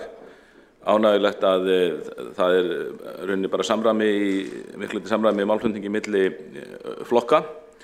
Þetta eru viðkvæm og erfið mál sem við stöndum frammi fyrir og sem betur þá hefur borgin öðlast mikla reynslu á undanförnum árum í því að taka við flóttafólki og veita því þjónustu og aðlaga það þjóðfélaginu. Og þannig að við erum komnir með, getum við sagt, mun betri móttöku innviði en við vorum með. Svo finnst við líka vera meiri skilningur fyrir því sjónarmiði að þetta þarf auðvitað skipuleggja, það þarf að reyna að stýra þessu.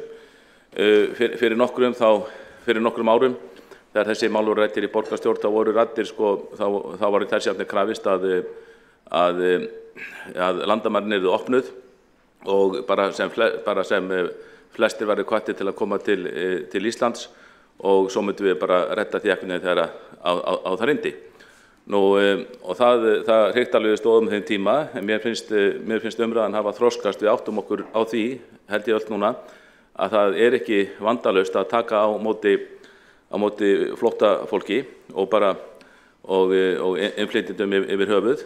En okkar kerfi, sem sagt okkar skólakerfið okkar og velferðarkerfið og þau kerfi sem við rekum, ég held að það séu flestir sammála það að þau eru komið með mikla færni í að taka á móti flóttafólki, veita því þá aðstoð sem þarf og oft sú aðstoð bara fólkin í því að svona hjálpa þeim fyrstu skrefin, svo þetta fólk bara komið áður að veita, þá þetta fólk komið bara inn í okkar þjóðfélag, farið að vinna og styrkja þá þjóðfélagið og á sinn þátt í sköpun þess hagvaxtar sem hér og eru auðvitað nauðsynlegur.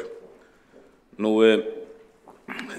við þurfum þetta og mér finnst umræðan flóttafólk á Íslandi, mér finnst hún, það eru auðvitað alls konar umræða, mér finnst hún samt að meirihluta til vera jákvæð, ekki síst þegar maður miðar við, eins og ég kynntist á síðustu árum, þegar maður kynntist þessari umræðu hvernig hún getur verið í Evrópu, þá held ég að hún sé nokkuð jákvæð á Íslandi, eða bara mjög jákvæð miðað við mörg önnur lönd.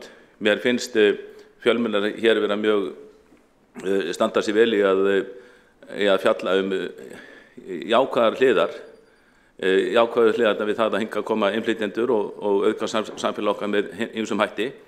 En auðvitað þýðir ekki að stinga hausnum við sandinn, það þýðir á hinn bóginn ekki að vera með samfélgdan halleluja-kór og halda það sé engin erfiðleika við þetta.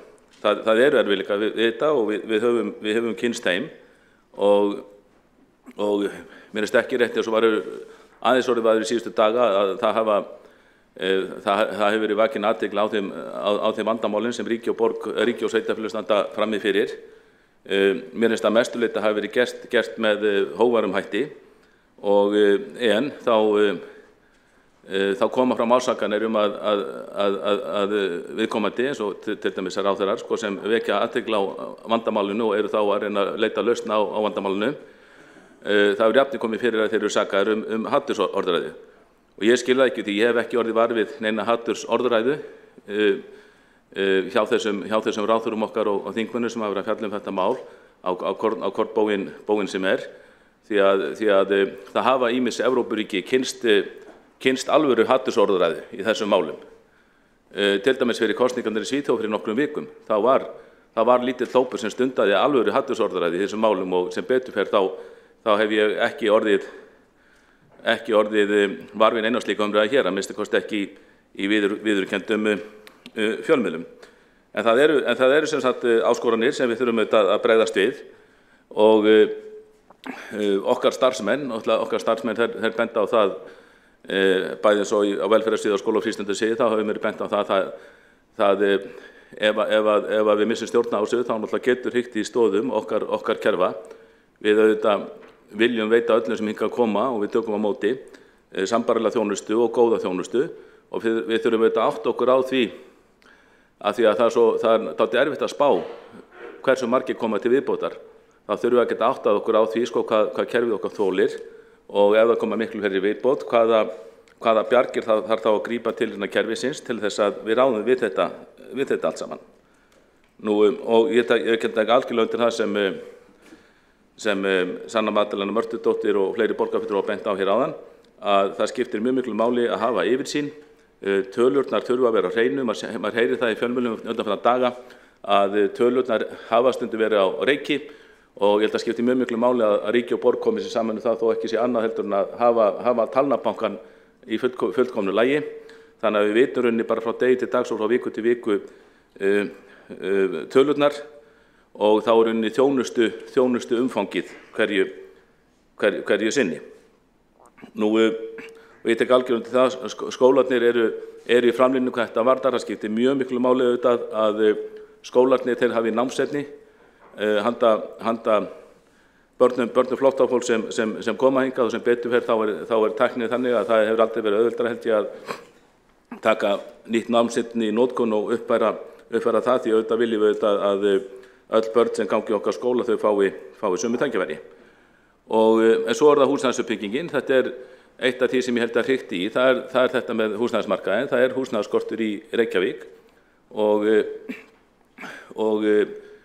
maður heyrir það meðal annars í fjölmiðlum að eitt helsta vandamáli er að útvega húsnæði og það getur valdið óánægju, ekki bara þeim sem koma til landsins og fá ekki húsnæði, heldur líka þeim sem eru fyrir á markaðnum og vantar húsnæði. Og það er ekki gott að sé húsnæðaskort við þessar aðstæður. En þá segi ég, í þessu líka tækifæri, þá eigum við að óhyggjað að grípa til nýrra aðferða til þess að bæta úr skorti á húsnæðismarkaði. Og þá erum við komin svona í húsnæðismál umræðu og það er auðvitað ekki eitthvað sem borgarstjórn leysir á nokkrum vikum. En á síðasta fundi þá ræddum við hugmyndir um nýbyggingarkörfi borgarinnar, hvernig væri hægt að skaffa lóðir hér í massavís sem væri gott fyrir markaðinn, og þá kom reynda fram það sjónarmið að það mætti ekki spila lóðum út og hratt í Reykjavík. En ég held að þegar við stöndum fram hér þessum veruleika, eins og í flóttamannamálunum, þar sem við viljum öllu að borgin standi sig vel, þá þurfum við óhyggjað að leita nýrra lausna og endurskoða þá húsnæðisstefnu sem og velta því fyrir okkur til þessir flóttamenn sem koma núna, þeir kannski fá inn í ekki góðu húsnæði, en þeir vilja auðvitað komast í gott húsnæði sem fyrst. Margir af þessum flóttamönnum, þeir bara vilja komast í vinnu, þeir vilja vera að vinna og græða pening og allt þetta og kaupa sér íbúð. Og þá þetta skiptir mjög miklu máli að þetta fólk sem er nýkomið til landsins handa á milli, að það geti keypt sér íbúðir sem ódýrastar. Og þá ættum við ættum að breyta okkur húsnæðisstefnu, leggja mjög mikla áherslu á að skaffa ódýrar lóðir, ekki bara lóðir hinni miðbænum sem eru síðan byggðar á 100 milljón króna íbúðir. Ég held að þessi ekki margir nýkomin til landsins sem geti keypt þær, og spila þá bara út ódýrum lóðum í nýjum hverfum, því að smám saman, eins og segi, þetta leysist ekki nokkrum vikum, en smám saman þegar við byrjum á því og við eigum nóga landi sem getur beitt lóðir, þá munu opnast leiðir til þess að byggja ódýrt og það er alveg raunhæft að selja nýjar íbúðir í nýjum hverfum, sem sagt austast í borginni, á svona 25-30 milljónir. Og margir sem hafa ekki mikið handa á milli, þeir gætu komnir í vinnu, gætu keypt slíkar íbúðir. Þannig að þetta nefnir ég sem dæmi það sem, eins og segi, mjög ánægður að finna andan hér í borgarstjórn í dag. Við viljum gera vel í þessum málum. Það er auðvitað þannig að við tökum móti fólki. Ég held að við viljum að stjórna því.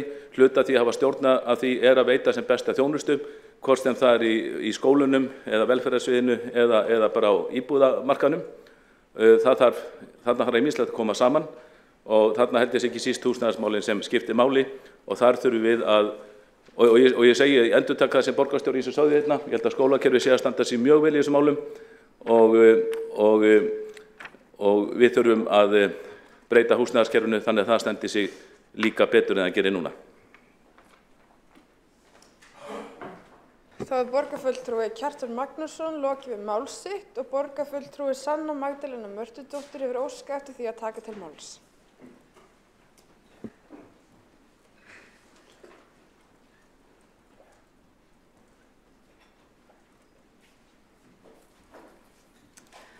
Forseti og borgarstjórn, ég vildi enda á því að taka fram mikilvægi þess að samfélagið hér á landi það þarf að aðlaga sig að þeim breytingum sem hafa átt sér stað, og þetta á ekki að fara fram á einn veginn eins og áhersla hefur gjarnan verið á í gegnum tíðina, að þau sem eru með erlendan bakgrunn eða erlendan uppruna þurfa að aðlaga sig á Íslandi.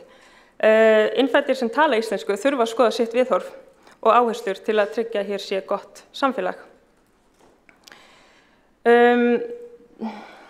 Svona í samfélagsumræðinni þá er oft talað að Ísland hafa á skömmum tíma farið úr einsleitu samfélagi yfir í fjölbreytt. Vissulega er þróunin hér, hún hefur verið önnur með við önnur Norðurlönd og lönd sem við berum okkur saman við, en það er ekkert nýtt að hér sé fólk sem er ekki fætt á Íslandi og talar ekki íslensku. Það er ekkert nýtt að fólk með annað litarhaft en meiri hluti af landsmanna búi hér á landi. Reykjavík samfélag, Íslands samfélag, það á ekki að þurfa svona meiri tíma til að læra og venjast því að samfélagið sé ekki eins einsleitt og það var. Áherslan á að vera að koma með lausnir sem henta þeim sem hér búa. Þetta svona heyrist oft í umræðinu og orðræðinu, breytingar hafa átt sér stað á svo skömmum tíma og Íslands samfélag sé að venjast í og svoleiðis, en við vitum alveg hvernig staðan hefur verið hér. Þannig að áherslan einmitt að hún sé að koma með lausnir sem henta þeim sem hér búa og við þurfum að finna, alltaf vera að finna leiðir til að taka almennilega á móti fólki.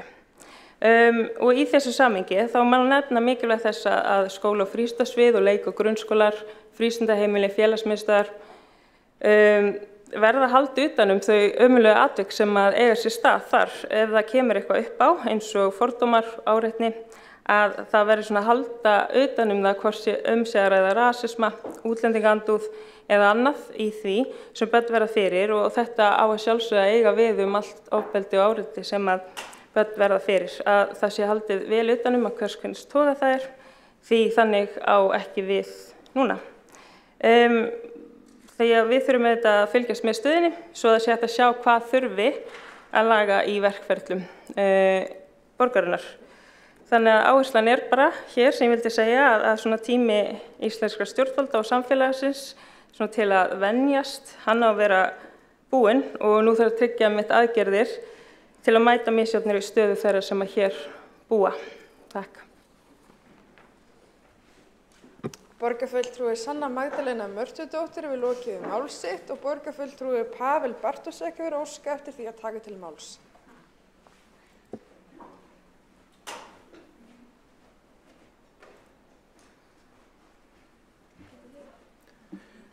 Virðulegi forseti, mér langaði að koma hér upp til að fylgja eftir ágætis ábendingu borgarfulltrúa Magnúsar Davíðs Norðdahl sem kom fram í andsvari varðandi atvinnuréttindi útlendinga, bæði þeirra sem komu hingað sem umsækjendur um alþjóðlega vernd og annarra.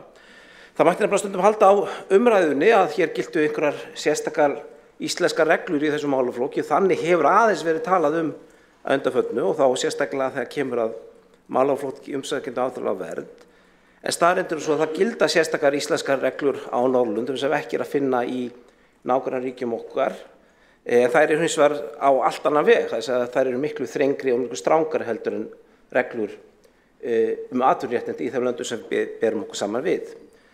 Það til alþjóðleg hugveita sem heitir MIBEX sem ber saman ýmsa þætti í útlendingalöggjöf ríkja og í flokknum aðgengi að vinnumarkaði þá skorar Ísland 33 stig af 100 meðan að lönd eins og Svíþjóð og Noregur skora 85. Þannig að við erum miklu nær því að vera þegar mælingin var framkvæmd eins og lönd eins og Pólland, Ungverjaland, Rússland á þeim tíma heldur en þau lönd sem við allra jafna viljum vera okkur saman við. Og ég held að þessu þurfa að breyta og það hafa verið vissulega verið skrýn einhver skref í þessa áttu en afskaplega lítil.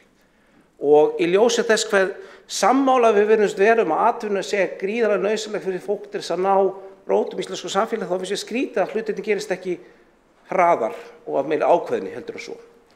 Og ég brýni bara okkur öll saman hvaða flokki við erum að beita okkur áhrifum til þess að svo geti orðið. Ég veit að það stendur til að breyta reglum atvinnurétti sérfræðinga. Ég fagna því að ráðherra Háskóla- og nýsköpunarráðherra hafi boðað það kom svona smá hæðnistótt hjá sumum þetta að þarna væri að vera opna á þennan hóp að meðan einhver annar hópur væri að einhverjum mati minna velkomin. En ég held að sé engin ástæða til þess að reyna að tefla fólki hvort á móti öðru upp með þessum hætti. Ég held þvert á móti þá sé líka þannig að eftir því sem við höfum stærra samfélag, fólks á ólíkum hópum, því betur erum við til þess dags búin að taka á móti fólki sem þarf að hjálpa að halda þegar að slíkar aðstöður koma upp. Þannig ég myndi alls ekki hæðast að slíkum tilraunum þvert á móti fagna þeim. En ég held að það vanti líka fleiri atvinnuleyfi og réttindi og almenn dvalarleyfi fyrir stærri hópa fólks, ekki bara þau sem eru í efsta lagi menntunar og síðan þau sem eru einhvern veginn að flótta undan bara árásum að sínu líf og heilsu, heldur líka fólki sem liggur á milli. Og ég held að sérfræðingarhópur ætti að vera miklu víðari heldur en hann skilinn í dag. Ég held að hann ætti að veita miklu sterkari réttindi heldur en að vera bundin við atvinnuleyfi til einstaka atvinnuveitanda. Ég held að við ættum að skoða hluti eins og jákvæða starfalista sem mörg lönd hafa tekið upp, að við vitum að þörf á vinnu afli í ákveðnum geirum, þá sé einfaldlega gefið út að fólk geti með þá menntun komið til landsins og fengið tímabundið dvalarleyfi sem veiti atvinnurétti innan tiltekins geira án þess að þú þurfir að vera búin að semja tiltekinn vinnuveitanda þegar það kemur. Og þetta getur verið heilbrigðisstarfsfólk, þetta getur verið kokkar eins og í mörgum löndum, þetta getur verið nokkuð fjölbreyttur hópur sem við getum notað til þess að gera Ísland ennþá fjölbreyttara og samkeppnishæfara og ríkara sem víðustu merkingu þess orðs. Við ættum líka að gera meira því að hafa dvalarréttindi á grundvelli samninga við einstök ríki, þá sérstaklega horfa til ungs fólks. Það eru mikið sóknarfæri þar að opna landið fyrir hópa fólks frá löndum utan EES sem við erum í góðum samskipti við. Einhver slíkar samningar hafa gerðir en ég held að þetta gera miklu meira því. Og síðan mættu námsmannaleyfin að sjálfsögðu vera miklu víðari.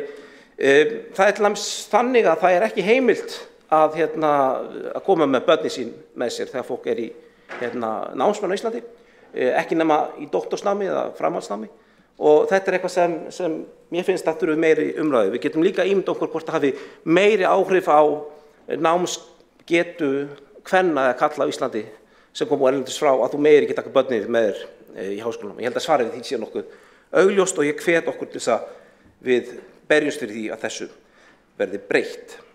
Og síðan er það atvinnuleyfi sjálfstætt starfandi sem nefnd var hér áðan sem dæmi eitthvað sem það sem aðkomi fólk, að fólk sem nýkomið til landsins er oft mjög duglegt að tileinka sér. Og það var bara rétt að tilgreina það hver lög í dag eru varðandi atvinnuleyfi sjálfstætt starfandi fólks sem kemur frá löndum utan EES og þau eru svo: útlendingi er óheimilt að starfa hér á landi sem sjálfstætt starfandi einstaklingur nema viðkomandi sé undan þeir kröfum atvinnuleyfi. Óheimilt. Þannig að við ræðum stundum eins og við séum í aðeins öðruvísi lagaumhverfi við erum að við séum hér gríðarlega opin og vinnumarkaðin sé svona og það er bara ekki því að fagna, en ef við ætlum að tala þannig þá verðum við að sýna aðeins meiri þor í því að afnema þessu fáránlegu hindranir sem við höfum reist. Og ég reyndar á þessari skoðun að ég held að færi best að því að lög atvinnuréttindi útlendinga yrðu bara einfaldlega afnumin og sá lagabálkur sem þar undir sem þörf á yrði felldur undir lögum útlendinga, þannig að þar yrði samspil. Af því að það hafa verið rauninni gengið betur undanfarnum árum að gera breytingar á lögum útlendinga heldur að gera breytingar á lögum atvinnuréttindi útlendinga sem hafa eiginlega staðið óhögguð svona sirka sínasta áratug. Þannig ég myndi svona gera það að tillögu minni. Forseti, ég vil málið. Borgarfulltrúi lokið við mál sitt og hefur borgarfulltrúi Líf Magnúsdóttir óskað eftir því að veita andsvar. Ágæti forseti og borgarstjórn, þetta er eiginlega meira svona meðsvar vegna þess að ég get tekið heils hugar undir það að afnema þessi afkárlegu og asnalegu lög sem að lúta að atvinnuréttindum útlendinga. Ég ætla bara að nefna eitt dæmi. Þetta hefur verið okkur fyrir þrifum meðal annars í skólakerfinu, þar sem að skorti tilfinnilega talmeinafræðinga og hingað koma auðvitað pólskir talmeinafræðingar sem að fá ekki vinnu við það sem þeir hafa mentað sig í, og það er nú aldeilis þörf líka á talmeinafræðingum hjá pólskumælandi börnum. Og þetta fólk til dæmis, og ég veit þetta tiltekna mál, svo ég nefni bara eitt af ótal mörgum sem að fær ekki viðurkennt starfsleyfi sitt meðal annars og getur unnið að því sem að maður hefur mentað sig við. Þetta þurfum við að laga og ég held að við þurfum að fara bara í mjög kröftugt samtal við verkalýðsforystuna vegna þess að hún hefur meðal annars staðið þessu fyrir þrifum með allskyns athugasemdum. Þannig að ég tek bara heils hugar undir þetta. Og líka fagfélög, svo ég bæti því við. Borgarfulltrúi Líf Magnúsdóttir hefur lokið við að veita andsvar og telst þá andsvarum lokið. Næsta mælendaskrá er borgarfulltrúi Árelía Eydís Guðmundsdóttir og ætlar forseti að taka sér að leyfi að loka mælendaskrá eftir að hún lýkur máli sínu. Ágæti forseti og borgarstjórn, ég reyndar lyftu upp vitlausu spjaldi. Þannig að ég er komin á mælendaskrá og þá náttúrulega þegar maður er komin í pontu þá verður maður að fá að nýta tækifærið. Við erum að tala nokkra ólíka hluti hér inni. Við erum sérst að tala málefni flóttafólks og svo erum við að tala málefni fólks af erlendu bergi brotnu og svo erum við að tala atvinnumarkaðinn, við erum að tala hvað sveitarfélög geta gert og við erum að tala hvað ríkið á að gera. Ég myndi taka undir flest allt það sem að hér hefur farið fram. Það sem að mig langaði að veita andsvar við var sem sagt, eða kannski bara upplýsa, er það að Þið viti veruleikinn innan leikskóla okkar og skóla sá að við erum með mjög margt fólk af erlendu bergi brotið í vinnu hjá okkur, sérstaklega í leikskólanum og við til dæmis bara daginn að þá var ég í leikskóla þar sem að lítið barn meiddi sig og þá voru svo heppin að vera með lækni sem að vann í eldhúsinu sem að gat gert að því. Í öðrum leikskóla sem ég kom á, þar ítalskur kokkur sem að ég vildi gjarnan fá að vera þar í fleiri daga þegar ég var í heimsókninni. En þetta gerir, og við höfum líka fengið skýrslu það, þetta gerir það verkum að kannski málefna, eitthvað sem málþroski barna, hann stundum undir og það svolítið mikilvægt fyrir okkur að gera okkur grein fyrir því að innan þessara stofnana þarf við bæði að tala að við erum með marga erlenda starfsmenn og börn af erlendu bergi brotnu sem þýðir það að við erum að búa til samsuð. Það er miklu meiri menningar samsuða innan okkar stofnana heldur en við erum að tala hér. Þar einfaldlega alþjóðlegt samfélag. Í flest öllum okkar leikskólum og í okkar skólum þar alþjóðlegt samfélag sem að bæði gefur okkur kosti og ég held að það með fullyrða það að og Sabína búin að fara mjög vel yfir það að við erum bæði að taka vel á móti þeim börnum sem þarna en á sama tíma erum við líka bara með annað samfélag heldur það samfélag sem við erum alin upp við. Það bara þannig að í flestum skólum og leikskólum þar sem sagt miklu fjölbreyttara samfélag heldur en það sem kannski við erum að gera ráð fyrir.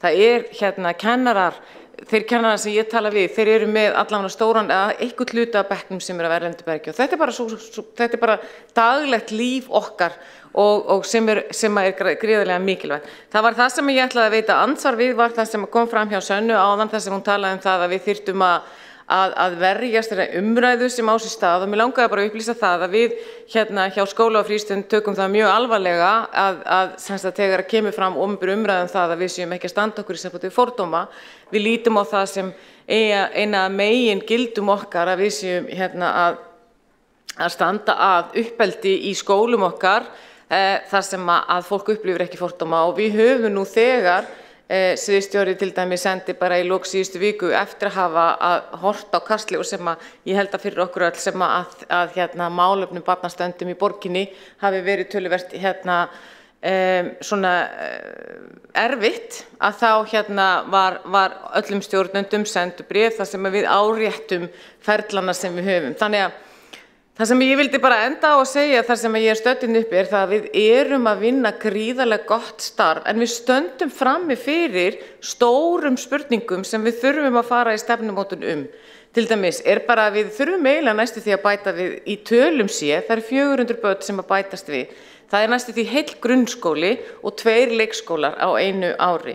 Og auðvitað þetta þannig að við þurfum einfaldlega að vanda verkið og gera þetta þannig að allir þeir sem að því koma, hvort sem þeir sem við erum að taka móti innan skólana og þeir sem að þarna starfa, upplifi það að við séum að gera þetta bæði að taka þetta með örugskref og að við séum að búa til betra samfélag.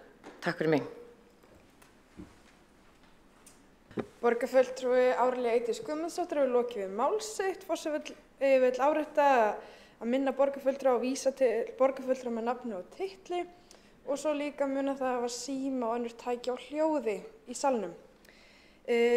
Þá þessum umræðum lokið, ekki á fleiri hvatt sér hljóð undir þessum umræðulið og göngum við þá til næsta umræðulið á dagskrá sem tillaga borgarfulltrúa Sjálfstæðisflokksins styrki til rafíþróttadeilda í Reykjavík. Og hefur þá umræðu borgarfulltrúi Björn Gíslason.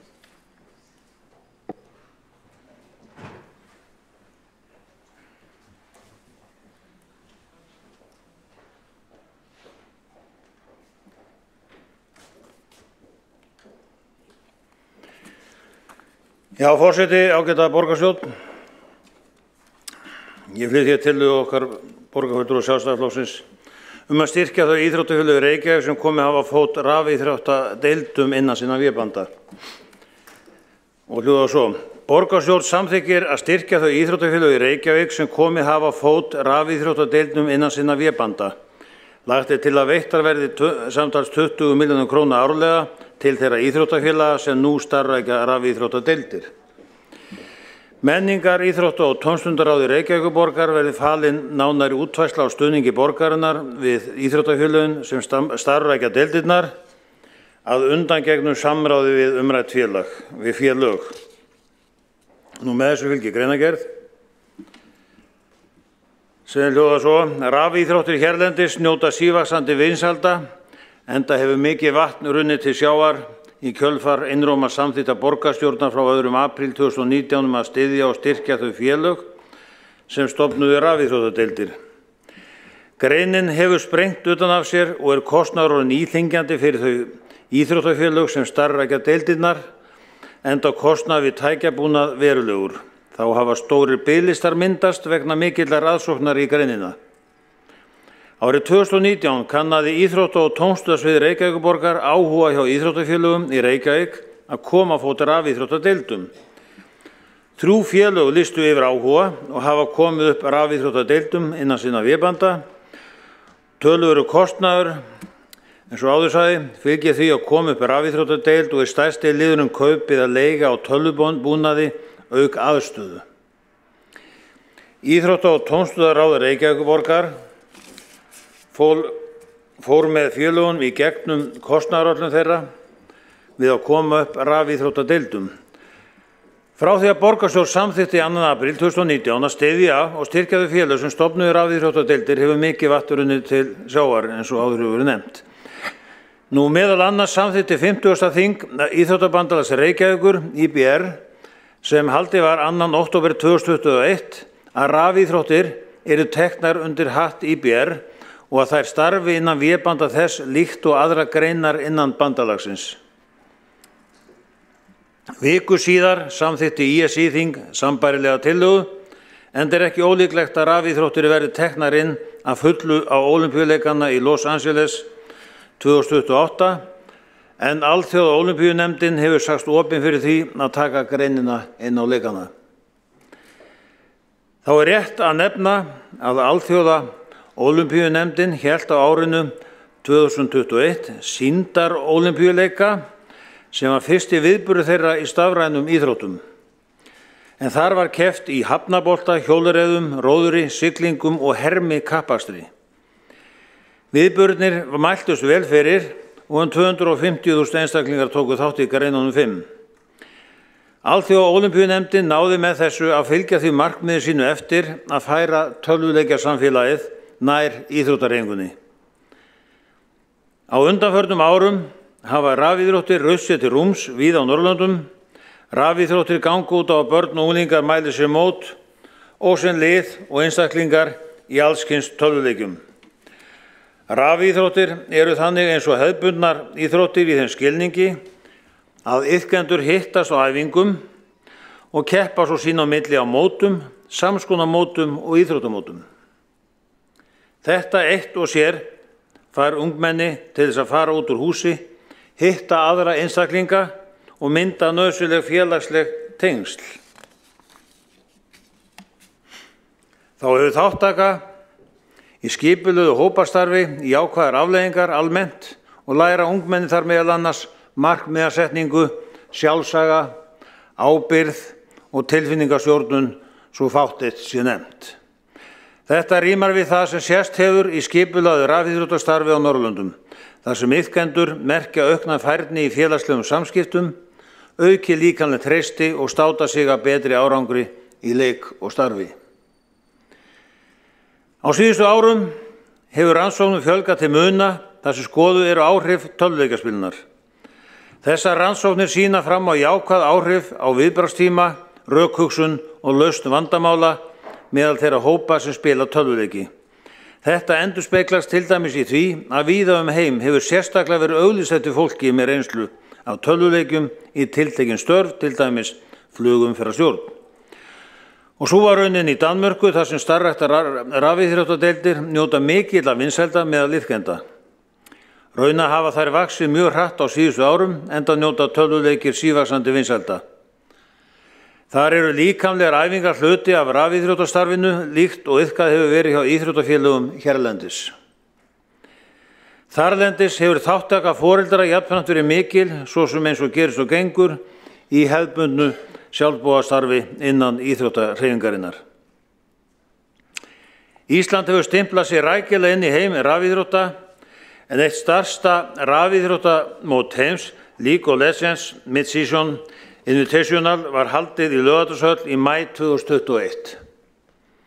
Þátttakendur í mótinu voru 600 talsins og keyptu þeir um 8.000 gistinætur á hótelum í Reykjavík, enda stóð mótið yfir í 24 daga.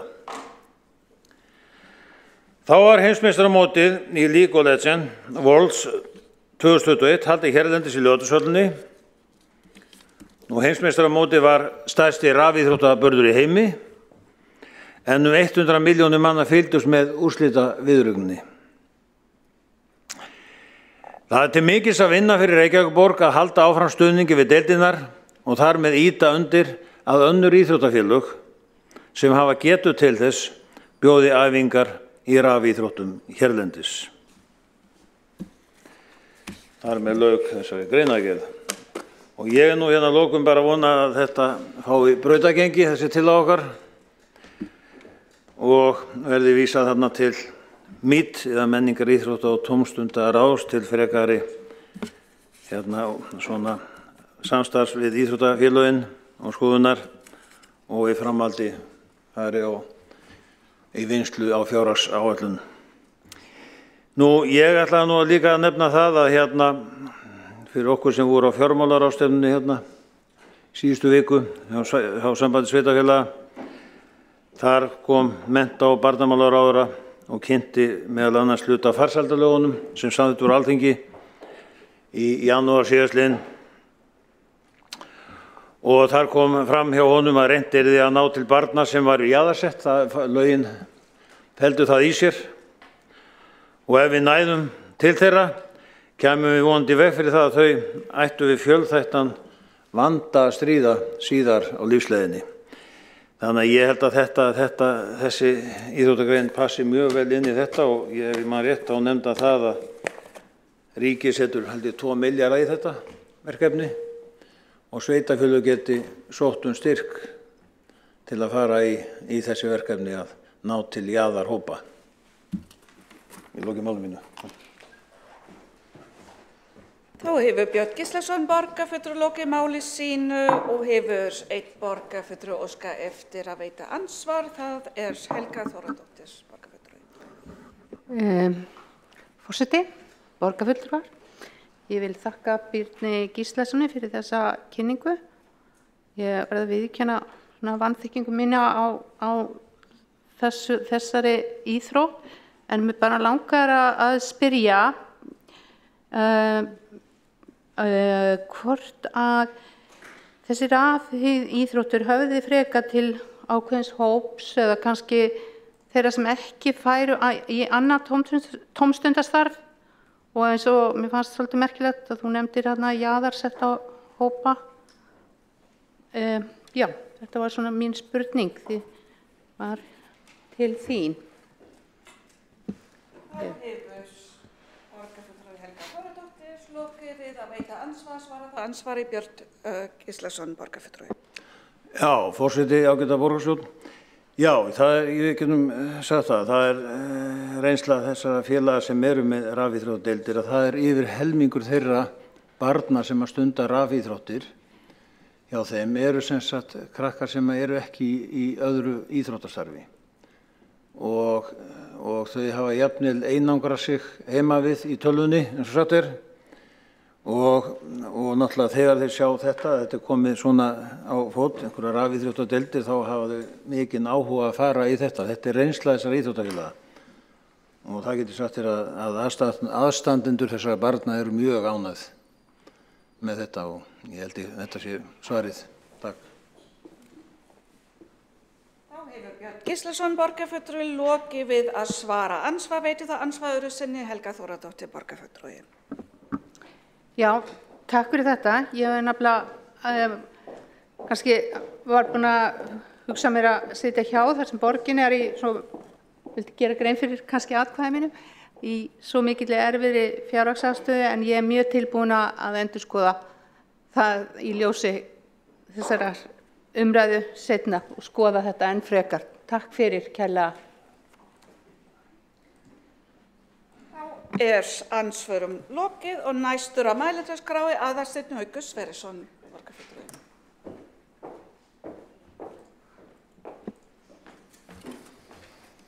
Forseti, ágætur borgarfulltrúar, ég vil byrja á að þakka Birni Gíslasyni fyrir umræðina hér í dag og sitt framlag til að auka vegferð rafíþrótta hér á landi. En eins og margir hafa eflaust tekið eftir þá hefur á undanförnum árum rutt sér til rúms ný íþróttarhreyfing hér á landi, rafíþróttir. Sú hreyfing hefur líkt og aðrar íþróttarhreyfingar það að markmiði að stuðla að betri heilsu og andlegri líðan barna.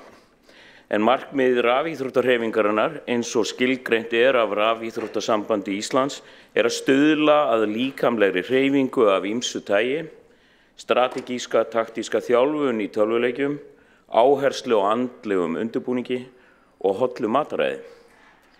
Með þessum áherslum hafa rafíþróttafélög hér á landi náð að laða til sín 3000 iðkendur á grunnskólaaldri síðastliðin 3 til 4 ár. Félög sem starfrækja rafíþróttadeildir í Reykjavík eru Fylkir, Ármann og KR. En einnig hafa félög á höfuðborgarsvæðinu og út á landi orðið að veruleika og þá má helst nefna Þór, Akureyri og Breiðablik. En þessi 2 síðustu félög starfrækja stærstu rafíþróttadeildir á Íslandi. Það jákvæðasta í þessum tölum þó það að flestir þessara iðkenda eru krakkar sem hafa sýnt lítinn áhuga á þátttöku í hefðbundnu íþróttastarfi og þar með verið að virkja fjölda af krökkum sem voru ekki í neinu skipulögu íþróttastarfi fyrir. En mig langar að deila með ykkur mína eigin reynslu af ágæti rafíþrótta sem vonandi gefur ykkur góða innsýn inn í þennan heim. En frásögn þessi birtist að hluta í Morgunblaðinu í júní 2021. Með leyfi forseta. Sonur minn var 7 ára þegar hann greindist með ódæmigerða einhverfu. Eins og margir sem eru greindir á einhverfurófinu þá átti hann erfitt með að halda uppi það sem skilgreint eðlileg félagsleg samskipti, hvað svo sem það þýðir. En það hefur vissulega haft áhrif á hans getu til að rækta og halda í vinskap og valdið ákveðinni félagslegri einangrun, sérstaklega þau ár sem hann óx úr því að vera krakki og varð að unglingi.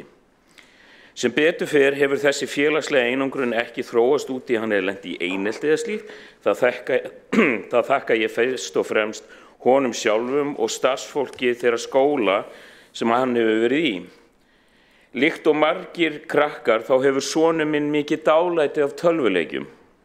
Hann hefur sérstaka ánægju á að spila tölvuleiki þar sem hann byggir borgir með allri þeirri þjónustu sem hver borg þarf á að halda. Spurning hvort hann verði ekki framtíða borgarskipulagsfræðingur. Þegar hann spila sína tölvuleiki þá gerir hann það yfirleitt í slaðtogi við aðra spilara, ýmist á Íslandi eða í útlöndum og þá oft mikið fjör.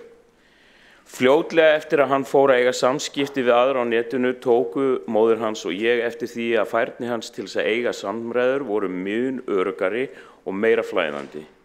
Hann hefur einnig á mjög skömmum tíma náð mikilli færni í ensku, sérstaklega í tæknilegum orðaforða. Þá voru samt erfiðir hlutir sem þurfti að tækla, sem komu upp í kjölfar tölvunótkunarinnar, eins og lengd spilatíma, að fylgjast með að ekki væri verið að svíkja þar til gerða samninga skilgreindan skjátíma og að tryggja það að hann stundaði einhverju útiveru á hverjum degi. Þó að þetta hafi að mestu gengið vel, vildum við fá hjálp við að styðja betur við þetta áhugamál hans og tryggja því góðan farveg í hans lífi. Fyrir rétt rúmum 2 árum fékk ég boð frá vinum mínum að mæta á kynningu hjá GMI sem útfæris Game Makers Iceland, samfélag tölvuleikja framleiðenda á Íslandi. En þar var maður að nafni Ólafur Hrafn Steinarsson sem hélt fyrirlestur nýstofnuð rafíþróttasamtök og þeirri sýn sem hann og sambandið höfðu á framtíð tölvuleikja áhugamálsins á Íslandi. Í erindi sínu benti Ólafur á að tölvuleikir eigi snertiflöt við yfir 90% barna og ungmenna í landinu. En á sama tíma var það áhugamál sem bauð upp á náttúrulega enga skipulagða iðkun eða þjálfun. Á þessu boðaði hann breytingar og með vaxandi rafíþróttaumhverfi á heimsvísu væru forsendur fyrir því að færa tölvuleikja áhugamálið í skipulegt starf sem undirbýr rafíþróttamenn framtíðarinnar á heildstæðan hátt fyrir það að takast á við krefjandi umhverfi atvinnumannsins í rafíþróttum. Það væri mikilvægt að huga því að byggja heildstæðan ramma utan starfi sem miði að því að skila jákvæðum ávinning til allra iðkenda en ekki bara afreksspilara.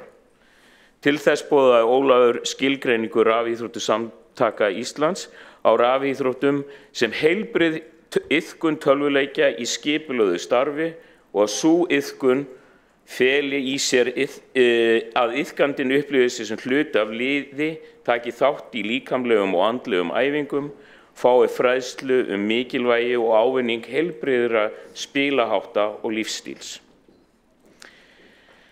Þessi fyrirlestur bæði heillaði og sannfærði mig að þessi nálgun sem Ólafur kynnti væri skynsamleg og rökrétt leið til að kenna börnum heilbrigða tölvuleikja iðkun.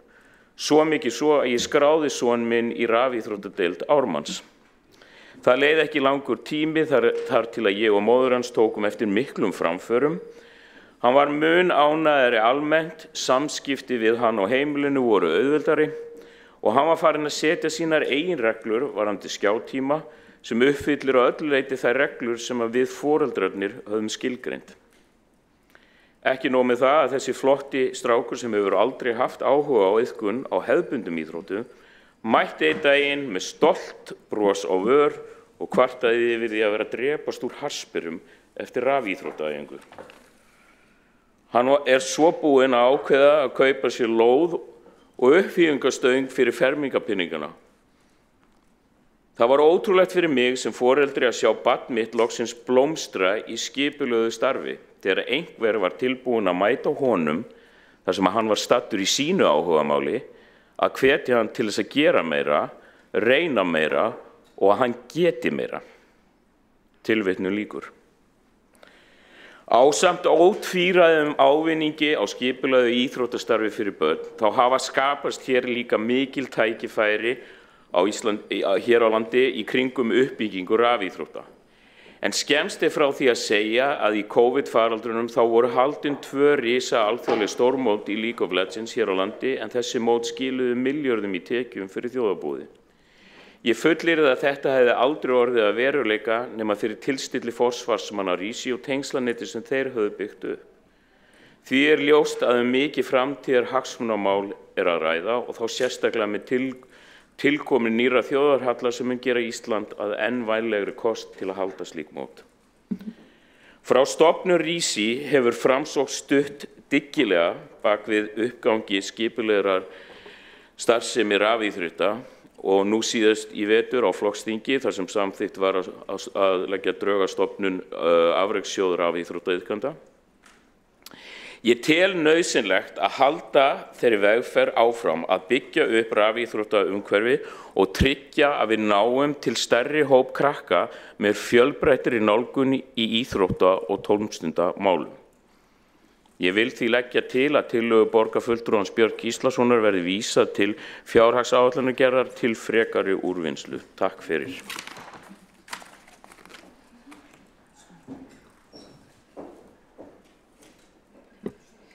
Þá hefur Aðalsteinn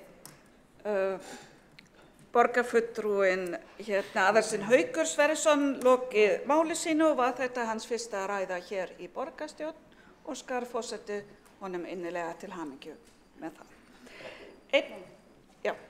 Þá næstur á mælendaskrá Kjartan Magnússon borgarfulltrúi.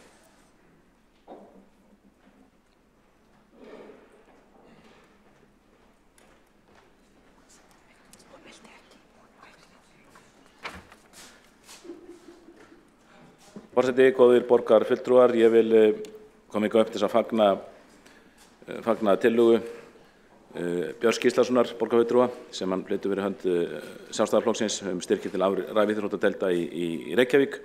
Ég vil bara taka undir það sem kom fram í máli hans og ég vil leggja líka sérstaka áherslu á það sem kom fram í honum að þessar deildir og þetta starf rafíþróttum þetta getur og hefur nú þegar skilað miklum árangri í að rjúfa félagslega einangrun hjá ákveðnum hópi.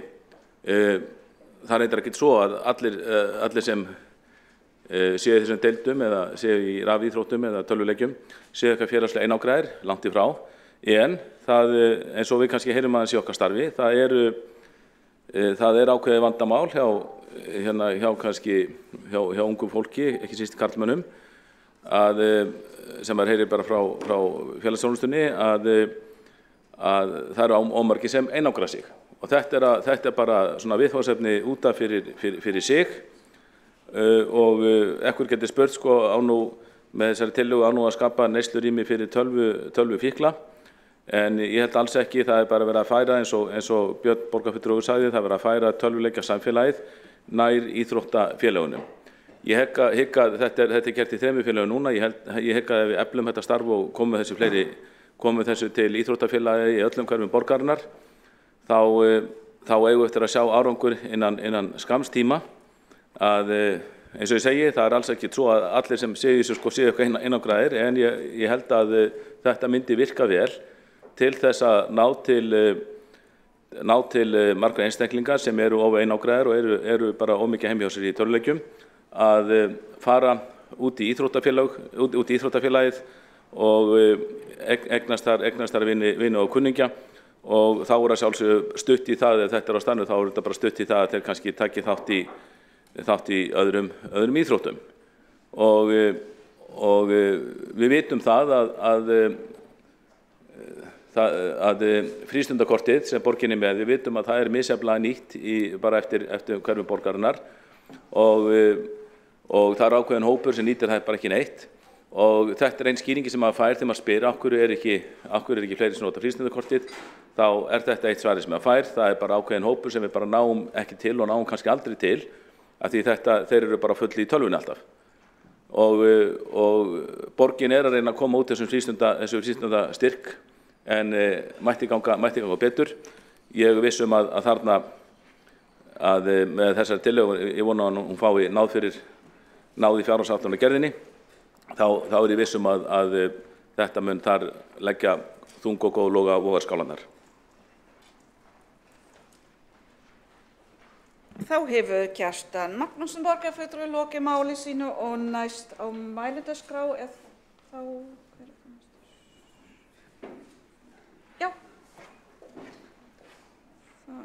er Alexander Brím borgarfulltrúi.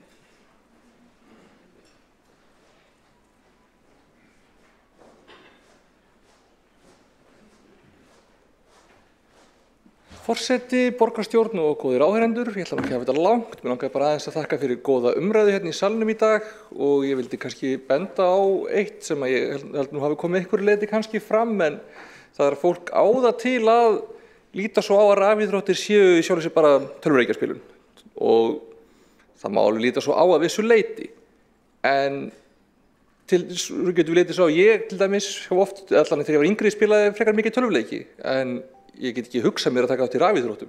Mér leiðist samkeppnin, mér leiðist bara sú spilamennska.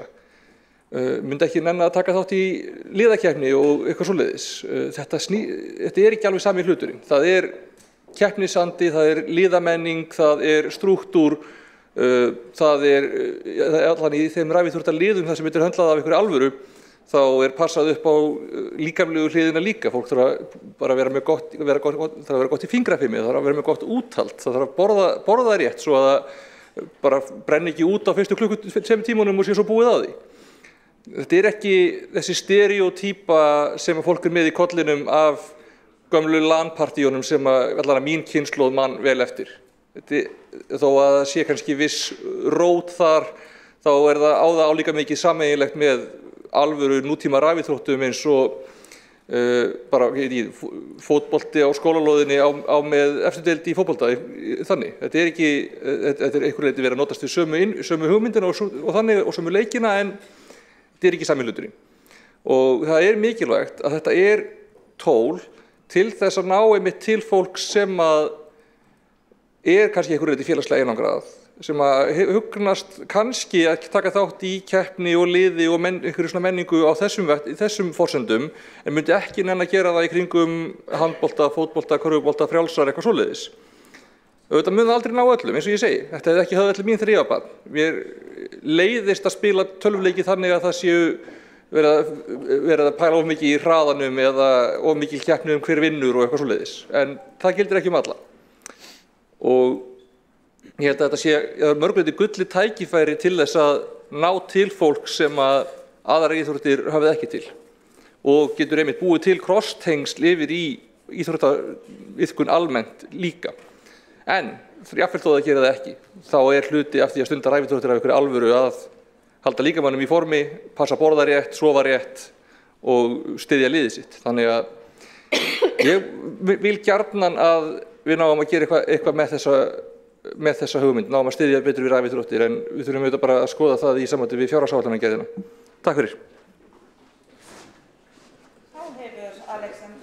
Borgarfulltrúi lokið máli sínu og næsta mælendaskrá Sandra Líf Ókaris, borgarfulltrúi.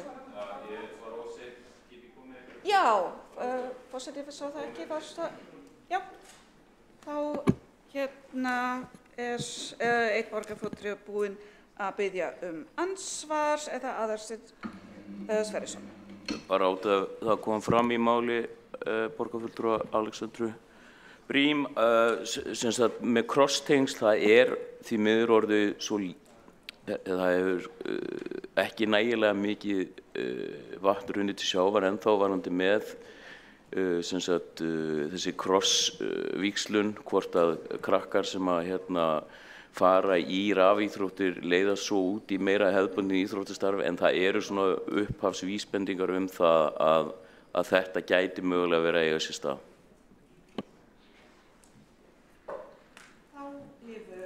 Aðalsteinn Sverrisson, borgarfulltrúi lokið við að veita ansvars og þá tekur til máls Sandra Líf Ókaris, borgarfulltrúi.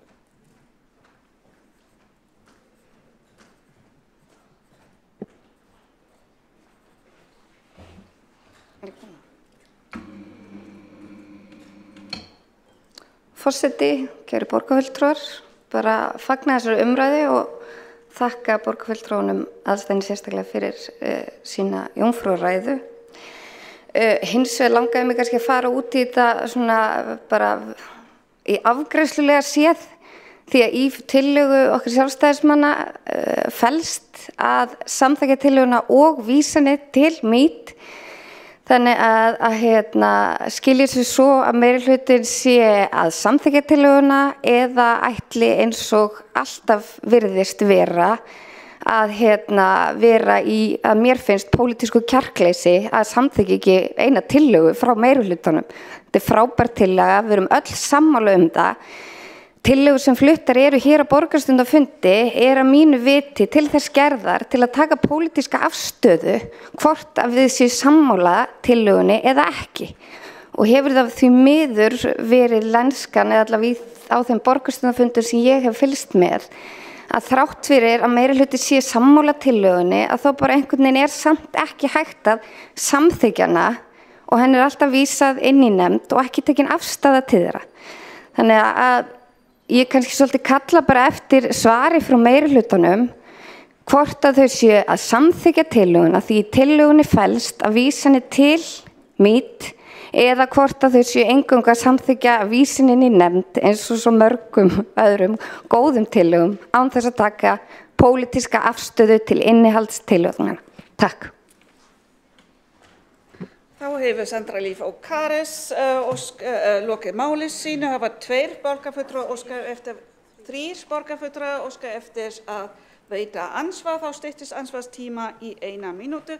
Forseti ætla samt að árétta eins og oft áður að spurningar sem eru hér settar fram eru í rauninni alltaf spurningar til forsetans, ekki til borgarfulltrúa í salnum. Forseti áréttar að hér hefur komið fram málsmeðferðartillaga sem afgreidd verður á undan sem sagt upphaflega framkomna tillögu. En þá það fyrstur Aðalsteinn Sverrisson með ansvar.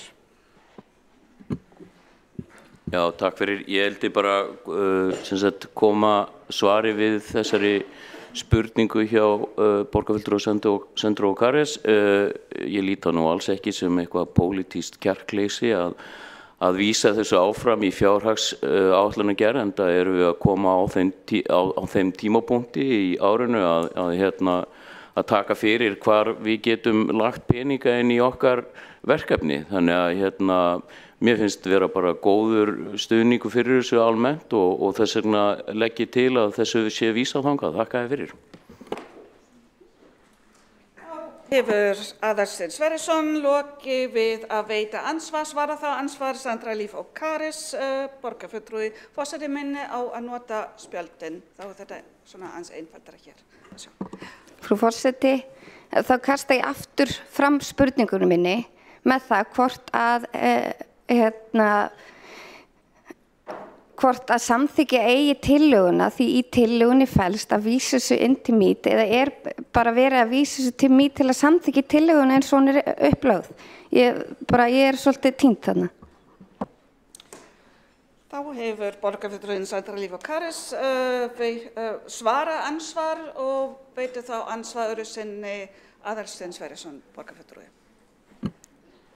Við erum ekki að samþykkja tillöguna eins og hún lögð fyrir af Birni Gíslasyni, borgarfulltrúa.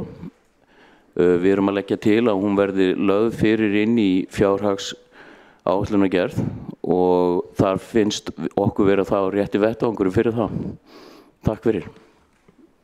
Þá hefur Aðalsteinn Sverrisson, borgarfulltrúi, lokið við að veita ansvar öðru sinni og veitir þá ansvar Einar Þorsteinssons, borgarfulltrúi. Forseti, já, mér langaði nú bara að taka undir það sem að Aðalsteinn Haukur Sverrisson, borgarfulltrúi, var að nefna hér. Það er ágætis samhljómur í borgarstjórn þetta heyrist mér, en við erum á þeim tíma ársins að það fer ekki vel á því að samþykkja þetta svona utan fjárhagsáætlunar. Það er eðlilegt að þetta komi til skoðunar og eins og við öll hér vitum að þá þrengir að í rekstri borgarinnar og það er mikilvægt að skoða allan grunnrekstur fyrst og taka síðan afstöðu til nýrra hugmynda aukin útgjöld. Hvort að það verður, hvort að þessi hugmynd fær eða til að fái brautagengi núna, það verður bara að koma í ljós í þeirri vinnu sem framundan. En við heyrum það hér í salnum að það er stuðningu við það þá tillögu að styðja við rafíþróttirnar í þessum nótum sem lagt til. Þá hefur Einar Þorsteinsson, borgarfulltrúi, lokið við að veita ansvar og veita þá ansvar næst Alexandra Brím, borgarfulltrúi. Takk fyrir, forseti. Ég ætla nú reyndar að segja ósköp svipað á Einar. Borgarfulltrúinn tekur kannski eftir því að það er sjaldan sem að tillögur meirihlutans sem að kosta eitthvað ákveðin pening eru settar fram stakstæðar og samþykktar á borgarstjórnarfundi. Það er vegna þess að þegar það kemur að því og yfirleitt þegar það er gert þá er það í kjölfar bara ítarlegra stefnumótunar og vinnu stýrihópa og svoleiðis, en það væri í sjálfu sér óábyrgt af okkur, finnst mér, að samþykkja hér og nú utan fjárhagsáætlunar gerðar að setja töluvert fjármagn í nýja pælingu þegar að við erum bara einfaldlega í mjög miklu vandræðum með forgangsröðun á alls konar hlutum. Ég styð rafíþróttir en styði þær meira heldur en jafnréttisskólann eða íslenskukennslu fyrir börn af erlendum uppruna eða velferðarþjónustu við fólk með heimilisleysi. Ef ég ákveði þetta núna að segja já, þá er ég að binda hendur mínar þegar kemur að því að forgangsraða svo því svigrúmi sem við höfum. Þannig að ég gæti ekki samþykkt það núna og þetta er óábyrgt að vera að gera það. En algjörlega skoða það í samhengi við hvað við erum að gera. Þá hefur Alexandra Brím, borgarfulltrúi, lokið við að veita ansvar, þá ansvörum lokið og næst á mælendaskrá er það Andrea Jóhanna Helgadóttir, borgarfulltrúi.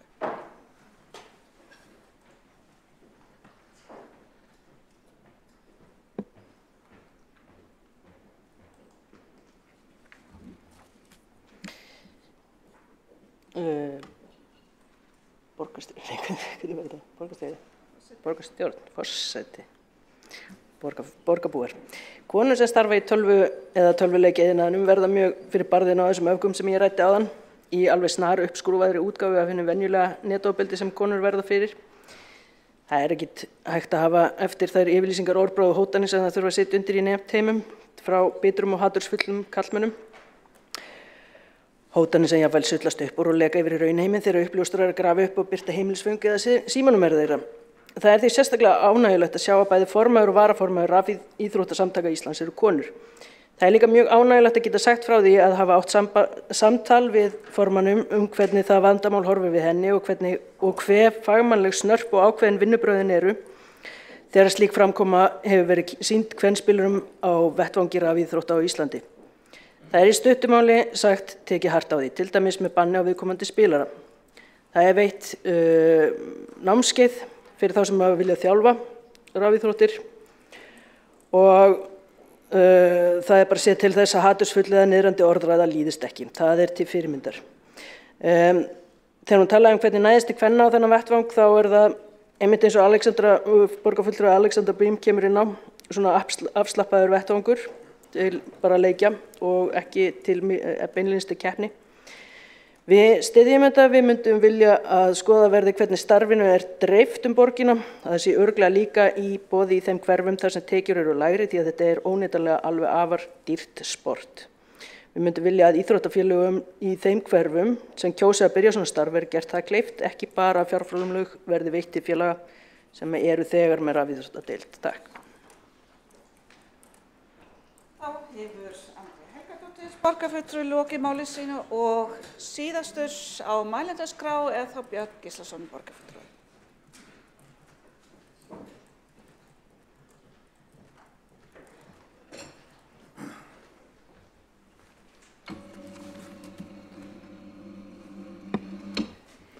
Já, forseti, ágæta borgarstjórn.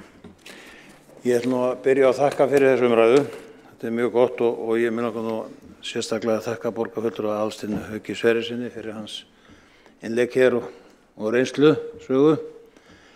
Og en það alveg rétt að þetta er nýjasta eins og kom fram, þetta heldur nýjasta íþróttagreinin sem að íþróttafélögin að taka upp. Það eru sem sagt 3 félög komið með þetta nú þegar og ég veit svo sem það eitt annað félag að hefja þessa þjálfun í þessari grein og allavega mjög stutt í að þeir fara á stað og þannig ég held að þetta kemur smátt og smátt að félögin fara út í þetta. Þetta gríðarlega vinsælt í Danmörku og þaðan erum við nú með þetta fyrst. Ég lenti nú sjálfur á ráðstefnu 2018. Það sem þetta var kynnt, þá komu Danir hér upp og voru hjá ákveðnu tölvufyrirtæki þar sem þetta var kynnt og sem var mjög gott og þar kynntist ég meðal annars RSI og Ólafur Hrafni og þessum aðilum sem voru þarna með þetta og þetta hefur allt saman þróast til góðs og það ekki spurning, við erum að ná til barna eða rafíþróttirnar að ná til barna sem eru ekki í öðrum íþróttagreinum. Og hér heima þetta þannig að það eru hreyfitímar sem krakkarnir fara í hálftíma og fara síðan klukkutíma í tölvuverið. Þannig að þetta eins og kom fram hérna hjá borgarfulltrúa Aðalsteini Sverri Haukssyni að krakkarnir eru með haspelur eftir rafíþróttaæfingar sem gott bara að hreyfa sig og þar með fá þau hugsanlega áhuga á að stunda einhverjar aðrar íþróttagreinar líka. En svo nú annað að það eru komnir semst í þetta núna og ég veit það eru þjálfarar sem eru alveg menntaðir í þessu og RSI komin með aðstöðu til að kenna þjálfurum að þjálfa. Og það gott því að við höfum held ég öll íþróttafélögin bara á Íslandi eru með menntaða þjálfara og við þurfum að hafa þannig og það í þessari grein sem og öðrum sem að svo verður að vera. Nú síðan get ég sagt ykkur það gaman að nefna það líka, það hefur verið rætt við ákveð íþróttafélag það að fatlaðir einstaklingar komist á æfingu og það mikið, það eru viðrar í gangi og menn telja það mjög jákvætt og þetta getur hentað sumum allavega einstaklingum, föllum einstaklingum, þessi íþróttagrein og þannig að ég held að þetta bara mjög gott mál og ég mjög sáttur við það. Þetta var skulega samþykkt og sent til fjárhagsáætlunar, mjög ánægður með það og samþykki það, svo það sé sagt, og já, ég held ég hafi ekki mál með lengra.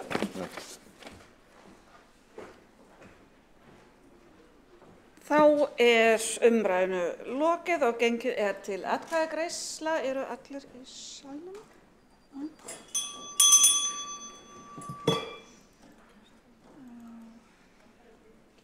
Já, Heiða.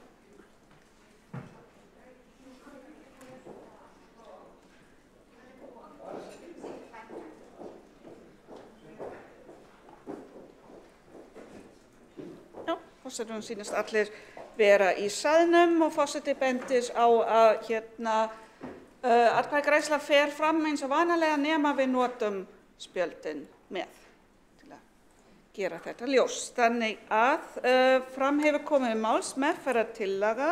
Forseti ítrekar málsmeðferðartillaga að vísa þessari tillögu til fjárhagsáætlunargerðar. Þeir borgarfulltrúar sem samþykkja málsmeðferðartillögu gefa merki. Já, þá sýnist forseti. Já, þannig að málsmeðferðartillagan samþykkt með öllum atkvæðum, enginn sem á móti.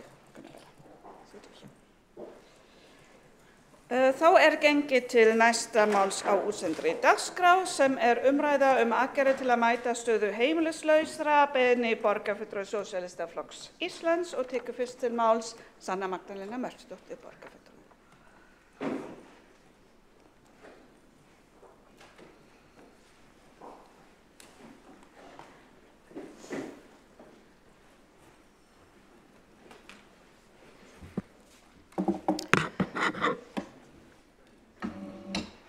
Forseti, borgarstjórn, borgarbúar.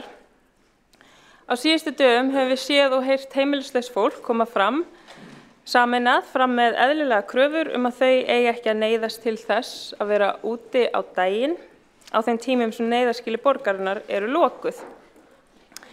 Heimilislausir karlar greina frá því hvernig að reyna að komast í gegnum daginn á þeim tíma sem neyðarskýli borgarinnar eru lokuð. Og það gersamlega óboðlegt að vera sér að setja fólk í þær aðstæður. Reykjavíkurborg rekur nú 3 neyðarskýli fyrir heimilislaust fólk sem eru opin frá 5 á daginn til 10 morguninn. 1 fyrir konur, 1 fyrir karlmenn og annað fyrir yngri karlmenn. Eins og hefur komið fram þá eru skýlin opin frá klukkan 17 til klukkan 10 á morgnana. Og þá þarf að fara út. Það ekki eins og sé þannig að þú getur bara mætt klukkan 5 daginn og gengið að því vísu að það sé laust pláss fyrir þig í rúmi. Stundum margt fólk að bíða og mættir fyrir klukkan 5. Ég ætla að leyfa mér að vitna í Ragnar Erling Hermannsson sem einn af þeim sem hefur staðið fyrir setuverkföllum.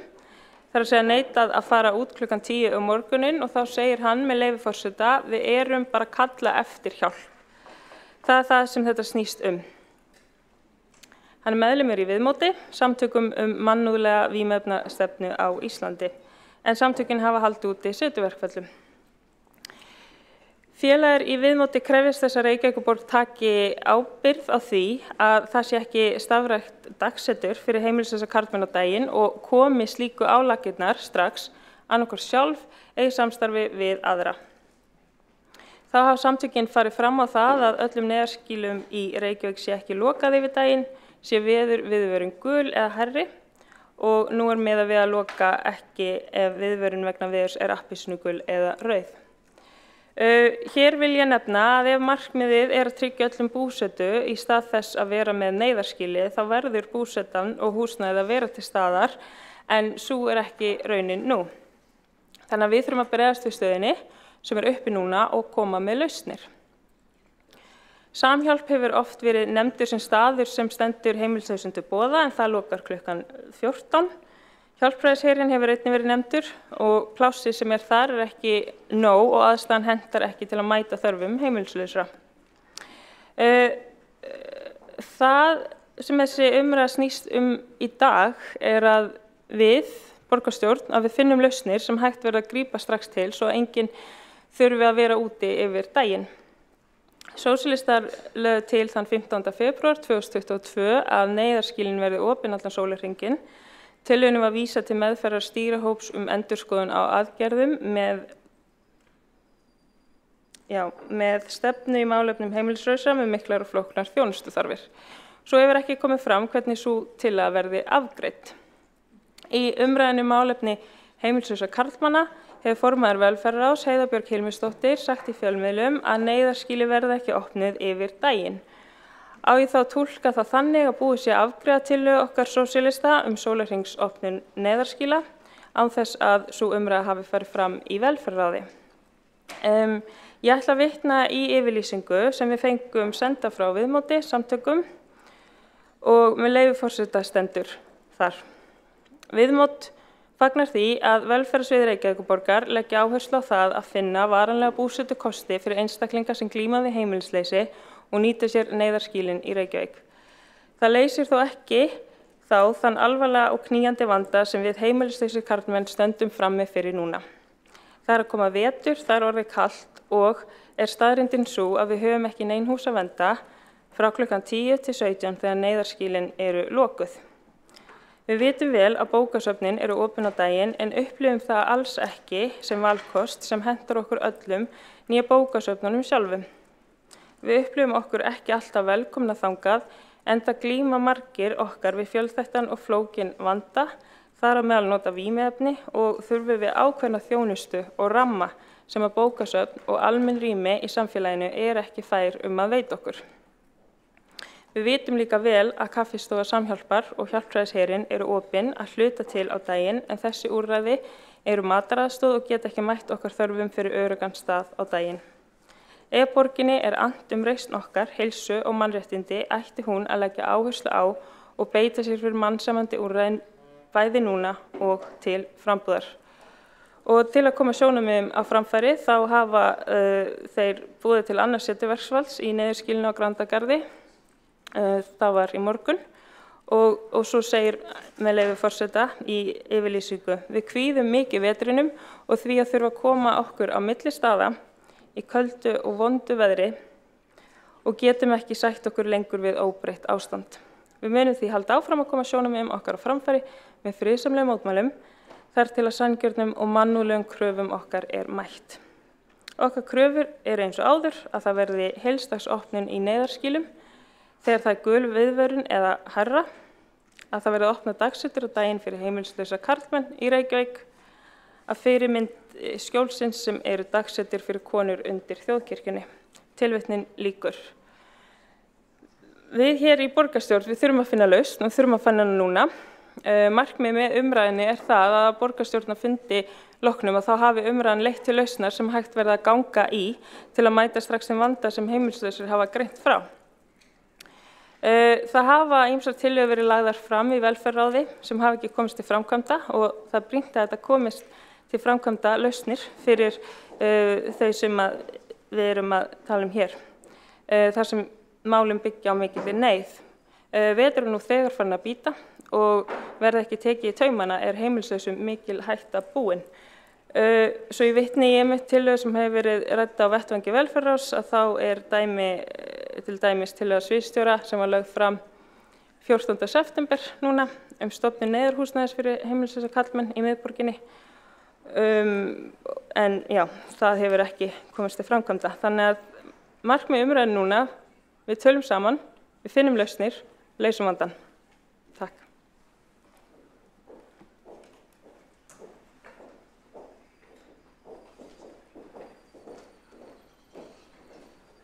Borgarfulltrúinn hefur lokið máli sínu, tekur þá til máls Heiða Björk Hilmisdóttir með glærur, sem klárt. Já.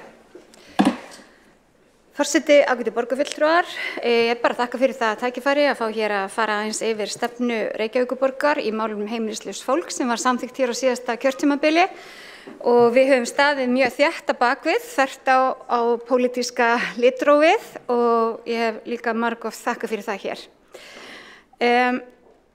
Það væri líka snillt ef ég geti flett í þessu, af því ég er að reyna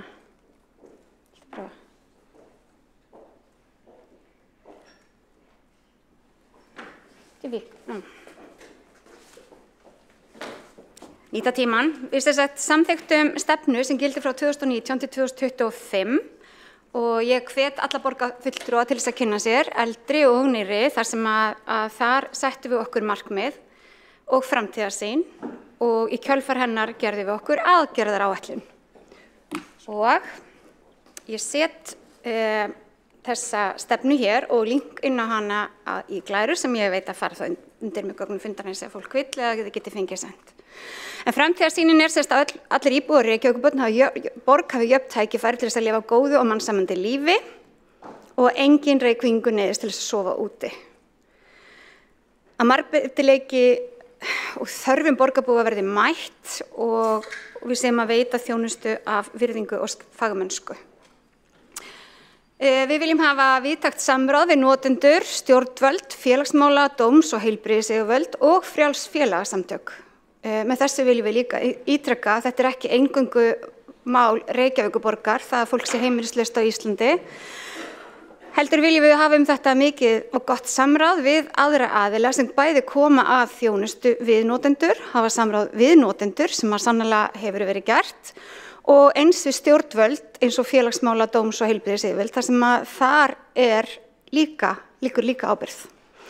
Og síðan höfum við kannski settum okkur hér í framtíðarsýninni að við séum að nýta okkur, við séum með samstarfi í öndvegi í þessum málaflokki, þannig við séum að nýta þau tækifæri sem bjóðast í nærumhverfinu og í samvinnu við aðra stofnanir og frjáls félagasamtök.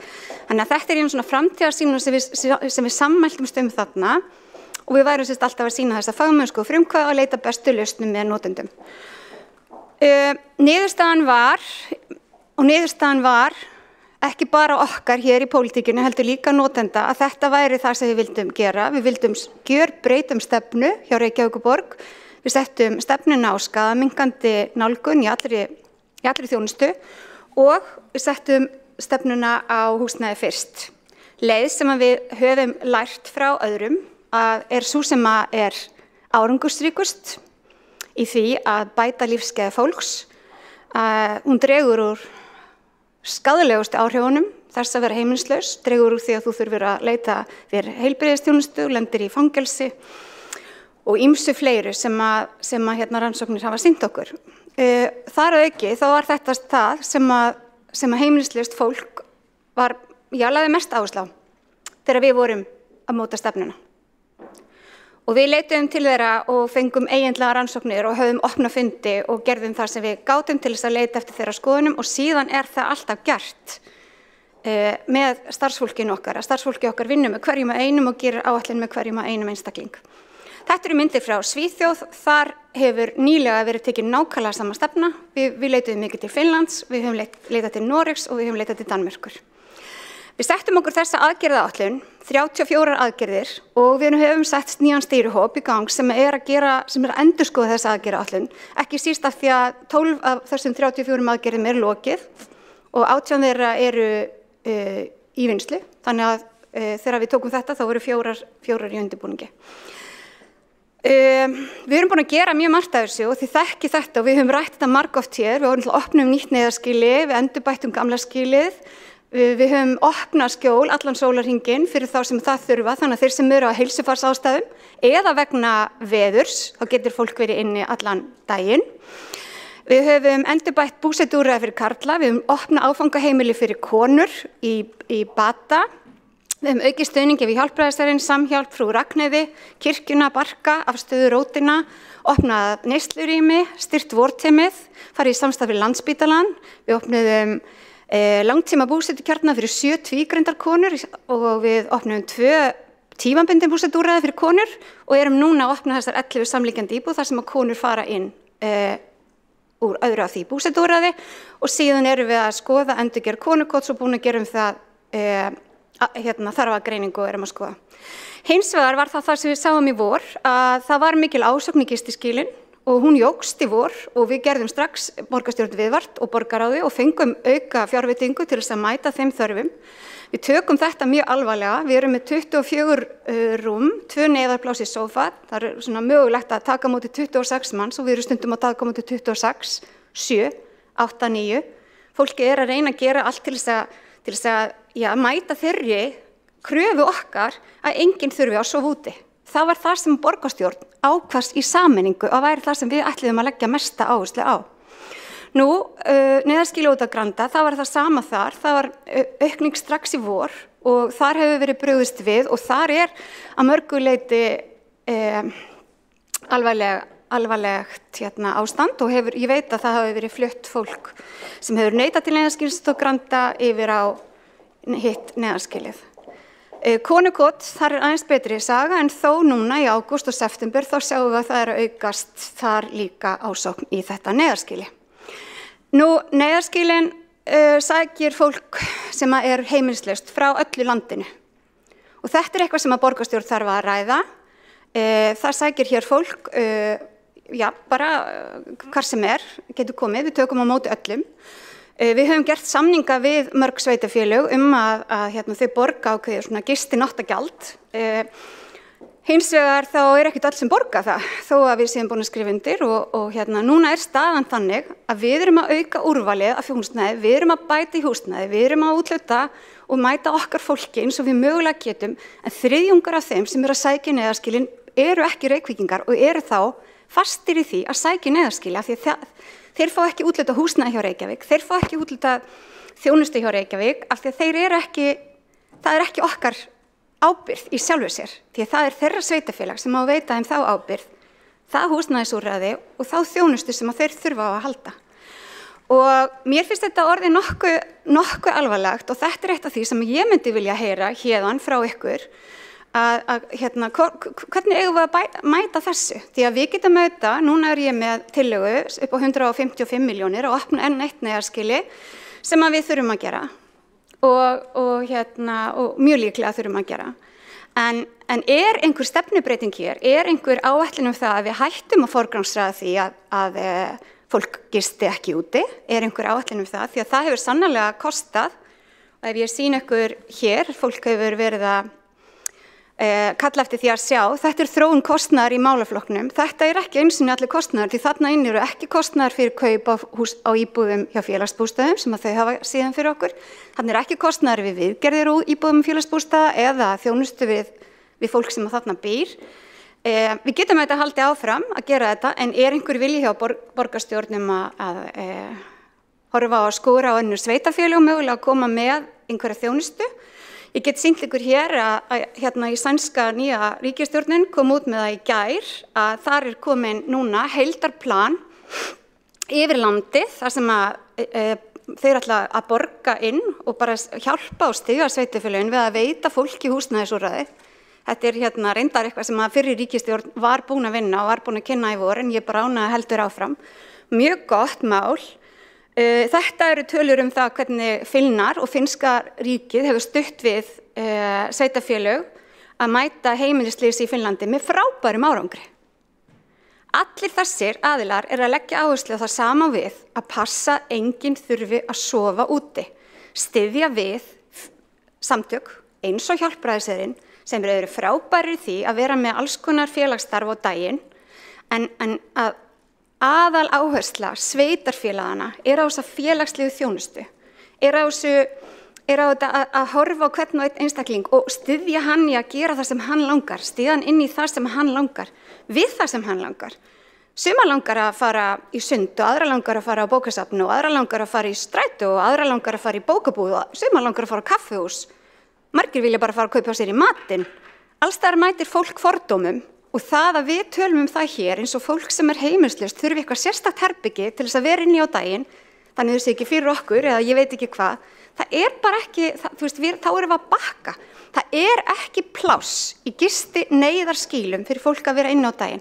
Það þarf að vera vinnustafir, það þurfa að vera vinnusvæði, það þurfa að vera félagsstarf, það sérstakt félagsstarf, við styrkjum Hjálpræðisherinn 15 milljónir á ári, við styrkjum Samhjálp 5 milljónir, ef ekki 10.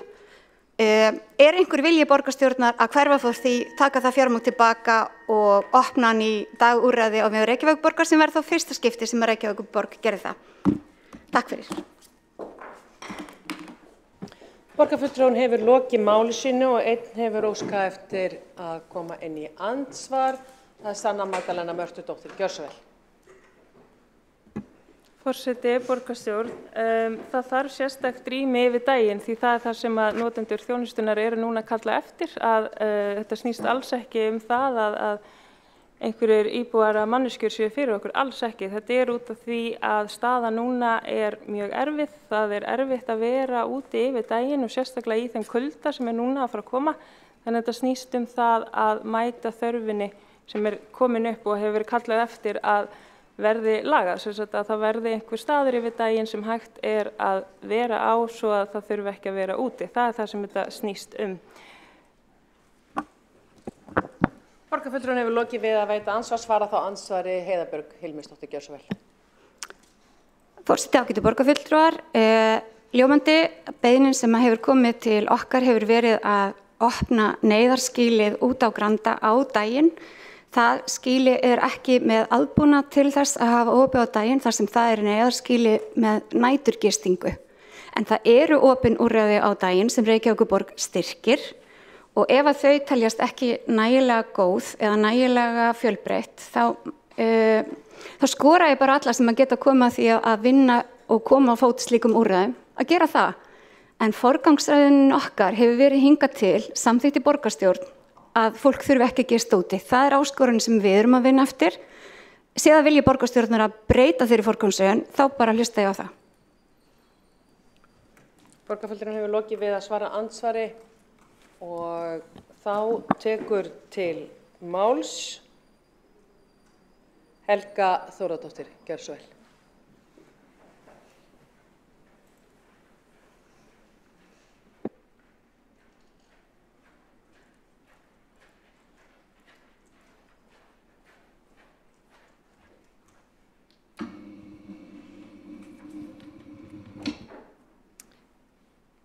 Frú forseti, kæru borgarfulltrúar, ég vil þakka Sósíalistaflokknum fyrir að koma þessu brýna máli á dagskrá og ég vil jafnframt þakka Heiðu Björg Hilmisdóttur fyrir kynninguna.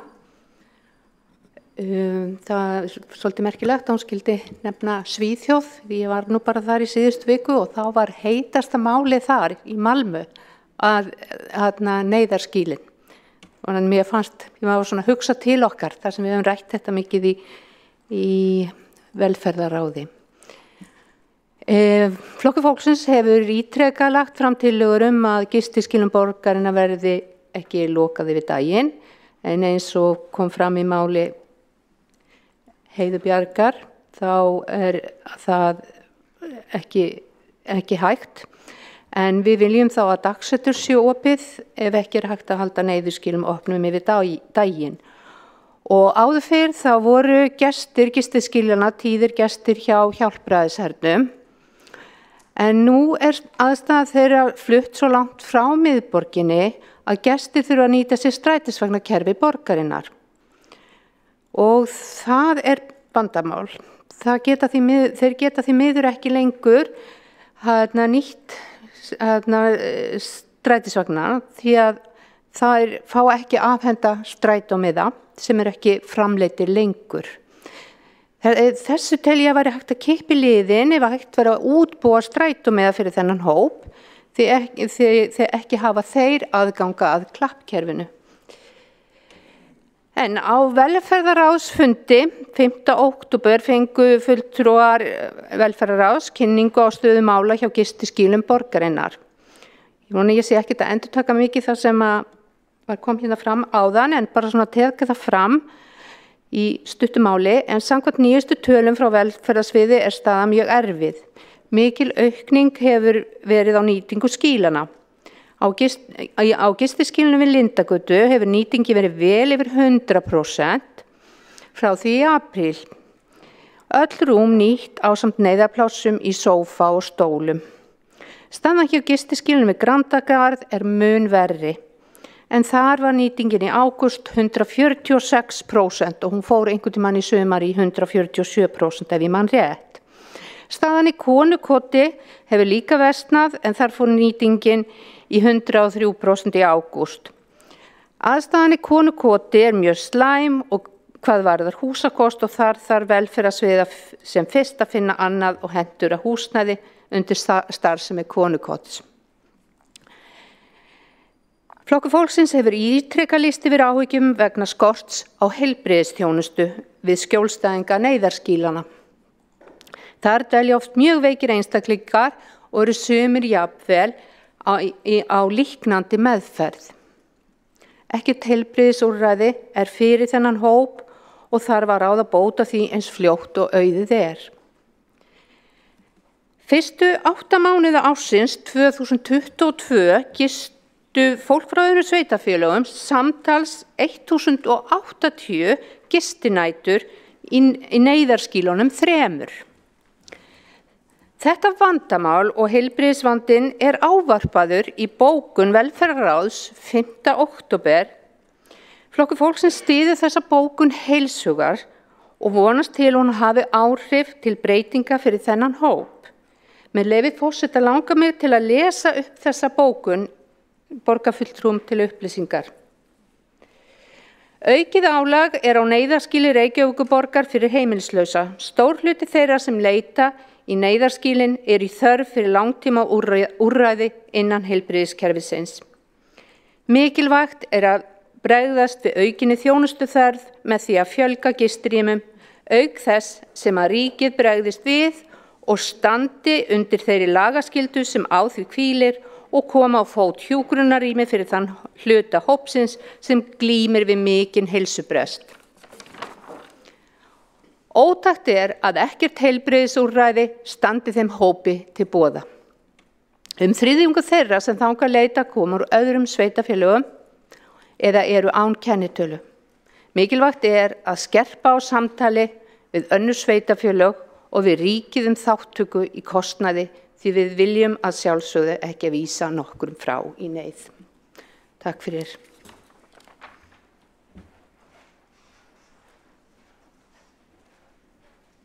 Borgarfulltrúinn hefur lokið máli sínu og næst tekur til máls Andrea Helgadóttir.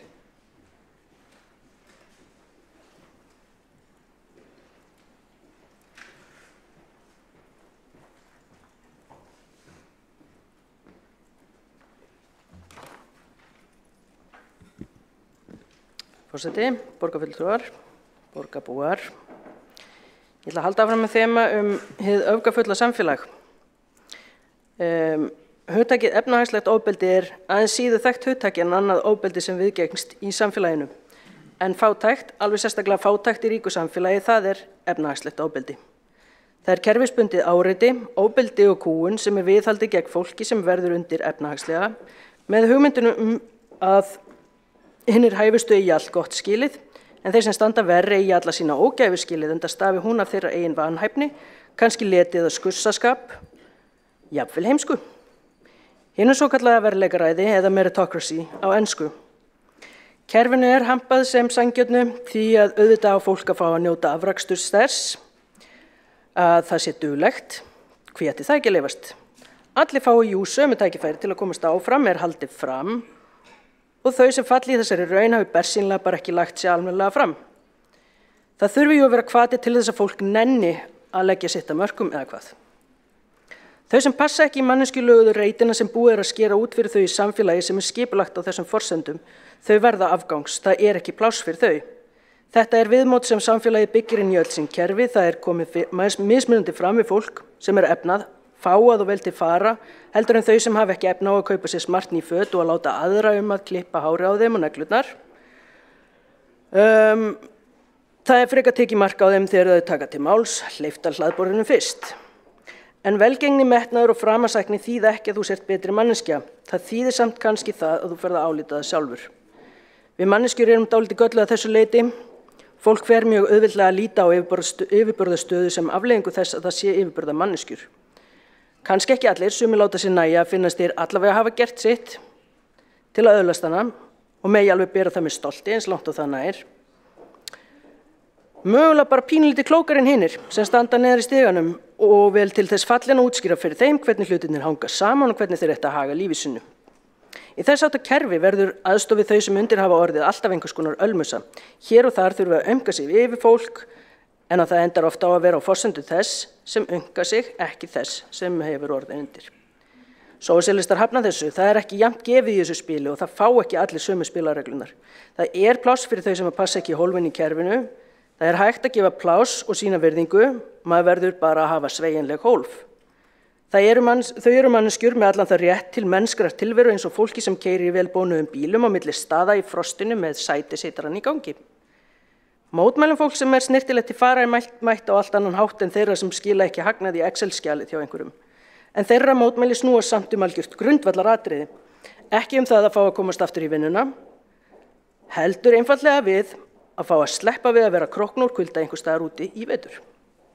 Ef hugmyndin að fólk eigi ekki verið í gistiskýli við daginn, þá þarf einfaldlega að vera einhver annar staður innan dyra sem ætlaður þeim á meðan og það það sem þeir hafa beðið Ef sá staður ekki til ennþá, þá þarf bara að aðlaga sig að þeirri stöðu á meðan með þeim tækjum sem okkur standa til boða strax í dag. Við þurfum að finna lausn því þetta mjög alvarlegt vandamál. Það ekki neitt annað en grimmd að úthýsa manneskjum úr hlýju húsaskjóli vetur. Takk fyrir.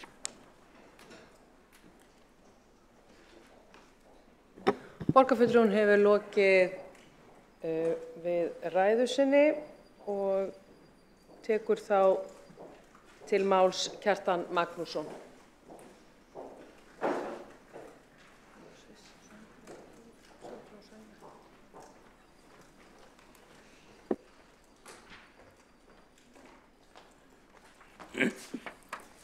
Forseti, góðir borgarfulltrúar, það mjög þarft að ræða þetta málefni hér í sölum borgarstjórnar. Þetta ekki síður málið þar sem við ræddum áðan, þar sem við þurfum að hafa yfirsýn og við þurfum að hafa tölurnar upp á borði og úrræðin upp á borði. Þó vil ég segja það að ég þakka fyrir kynningunni líka hjá formanni velferðarráðs að mér sýnist mjög mikið það hafi verið gert á undanförnum árum í þessu og þó að það sé alls búið sko.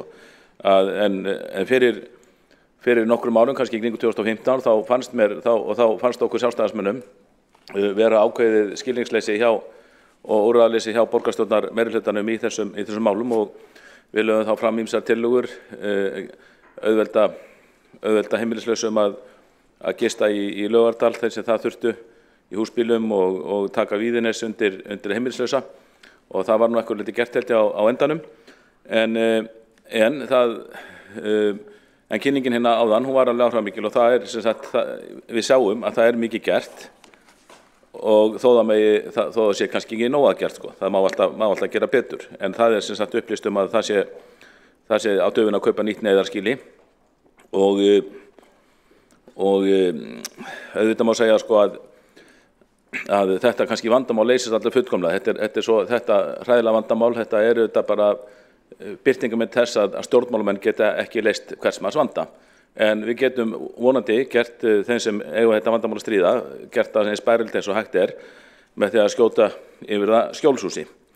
Nú þetta er mikið vandamál víðum heim og þetta er til dæmis vandamál sem vaxandi í Evrópu og ég býst að velferðarsviðið sé inn í því, það margvísleg samstarf á vegum Evrópuvettvangsins, til dæmis hjá Evrópuráðinu, þar sem verið að taka saman svona tölur yfir Evrópu og best praktist að það öflug miðlun upplýsinga og ég held að ef það ekki gert nú þegar, þá held ég að þeir sem stjórnir svo velferðarsvið, þeir gerðu bara nokkuð vel í að afla sér upplýsinga þaðan og þar veit ég alveg að það ekki þetta ákveðin hugmyndafræði, það þarf að koma til móts við alla og það ekki sama hvernig það gert. Ég ætla ekki að þykjast sérfræðingur en mér sýnist við að minnst vera á réttri leið þó það þurfi auðvitað að gera betur.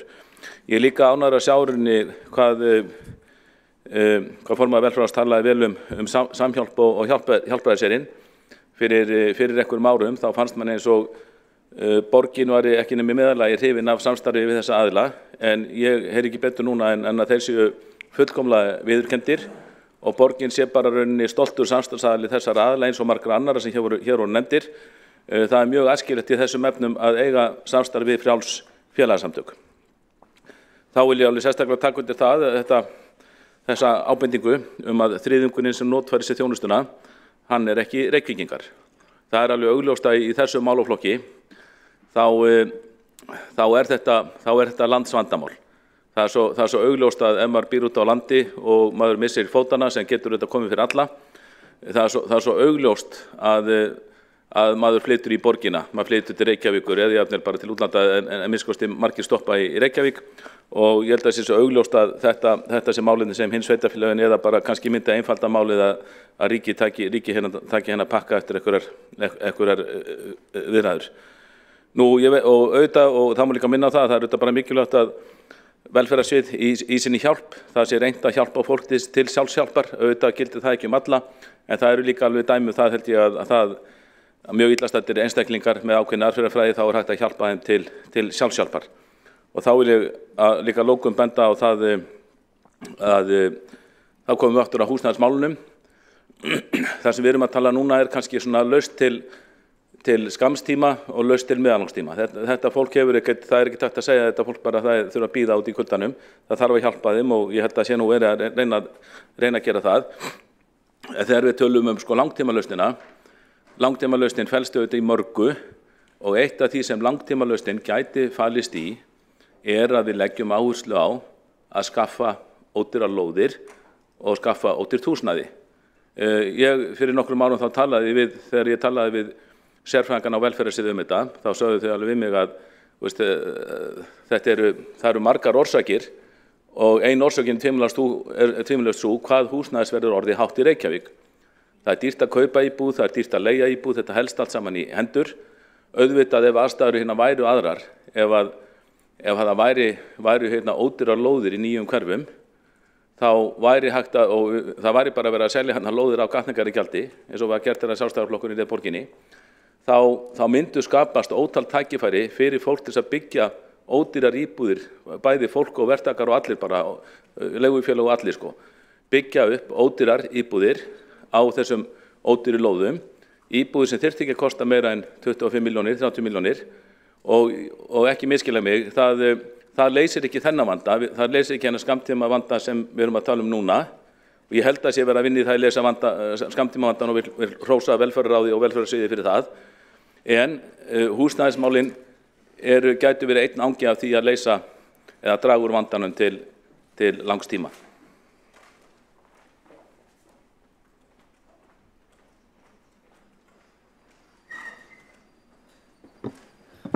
Borgarfulltrúi hefur lokið máli sínu, einn hefur óskað að veita andsvar. Heiða Björg Hilmisdóttir, gjörðu svo vel.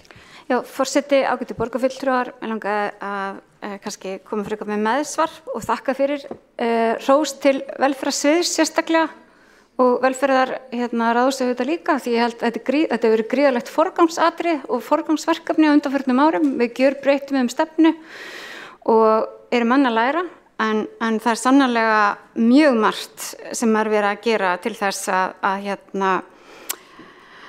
reyna að mæta þörfum fólks og hlusta og opna og gera það sem þarf að gera og fín ábendingu með Evrópuráðið. Hildur Björnsdóttir var einmitt kosin formaður sveitarstjórnar íslenska hópsins sem fer inn á sveitarstjórnarvettvang Evrópuráðsins og ég treysti bara á að við fáum góðar upplýsingar þaðan. Takk. Borgarfulltrúinn hefur þá lokið við að veita andsvar. Þá tekur næsti mál borgarfulltrúinn Sandra Hlíf og Karis, gjörðu svo vel.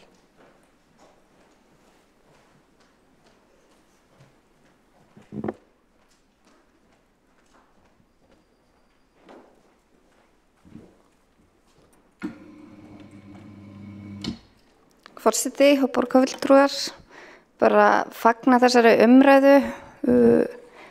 Hefði reynd að fagnaði kannski meira ef það komi bara einhver tillaga fram af tillaga lausn máls frá borgarfulltrúa Sönnu Magdalenu Mörtusdóttur og bara einnig þakka borgarfulltrúanum Heiðu Björg Hilmisdóttur fyrir bara frábæra kynningu og mér fannst þetta kannski líka bara sýna að það verið að vinna mjög flotta og öfluga vinnu með stöðu heimilislausra hérna í Reykjavík og þetta hefur verið mikið til umræði í velferðarráði núna bara allavega síðan ég settist þar inn. En ég bara tek undir orð líka bara það sem kom fram í bókunni sem var lesin hérna upp áðan að ég held að það sé nú alveg tiltölulega góð samstaða hér innan borgarstjórnar að vinna þennan málaflokk vel. En hins vegar strandar þetta náttúrulega líka á því að önnur sveitafélög hafa dregið lappirnar með að sinna þessu og einnig ríkið með að veita þessu fólki þá þjónustu sem þau ber að gera. Þannig að ég held að það yrði öflugt ákall ef að borgarstjórn myndi taka sig saman í heild sinni og bara bóka eða senda áskorun það að hinn sveitafélögin gerði sig brók ásamt ríkinu að því við getum ekki endalaust skaffað úrræði þegar að hinn púsluspilin ekki til staðar. Þá erum við bara að spóla í sama farinu. Þannig að það náttúrulega líka mjög mikilvægt að það sé ekki verið að eingöngu að plástra og eingöngu á kostnað Reykjavíkurbúa meðan að aðrir gera ekkert. Þannig að mér það bara góð áskorun til borgarstjórnar í heild sinni að við myndum sammælast það og hvetja önnur sveitafélög og ríki að standa undir þeim kostnaði og þeirri þjónustu sem það á að veita. Takk.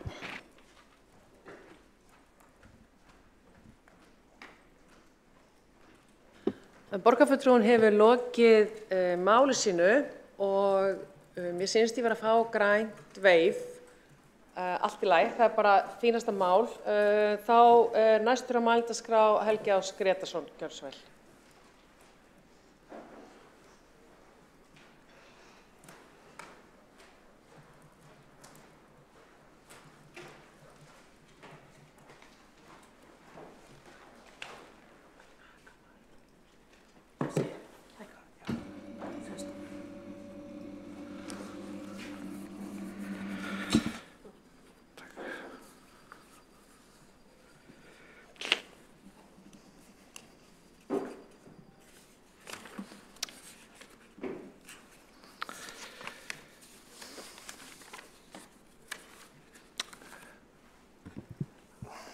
Forseti, ágæta borgarstjórn. Ég, eins og margir hérna sem hafa komið upp, þakka fyrir þessa umræðu og ég held að það sé þverpólitísk sátt það að þetta sé eitt af þeim verkefnum sem að Reykjavíkurborg á að sinna vel.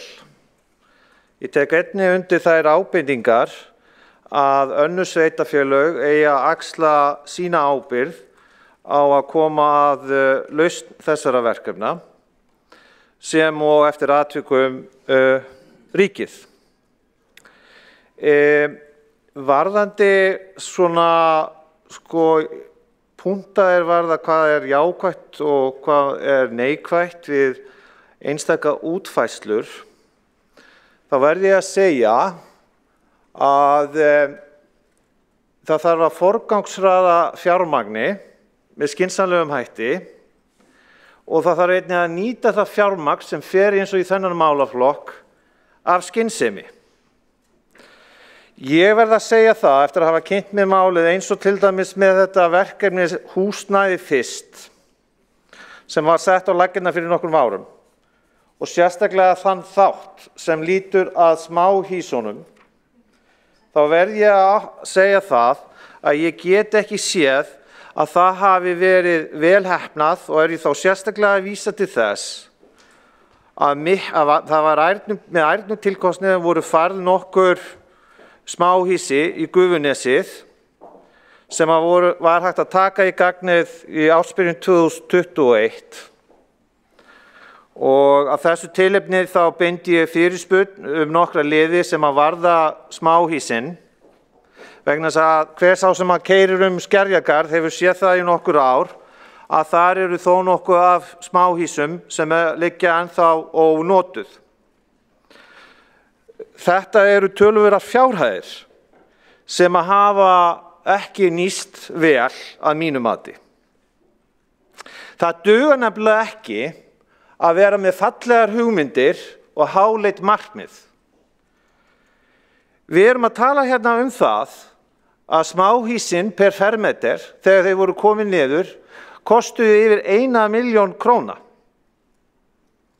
1 milljón króna. Sem eiginlega raun og veru að hærra húsnæði en fæst fyrir íbúð í miðborg Reykjavíkur enn þann dag í dag.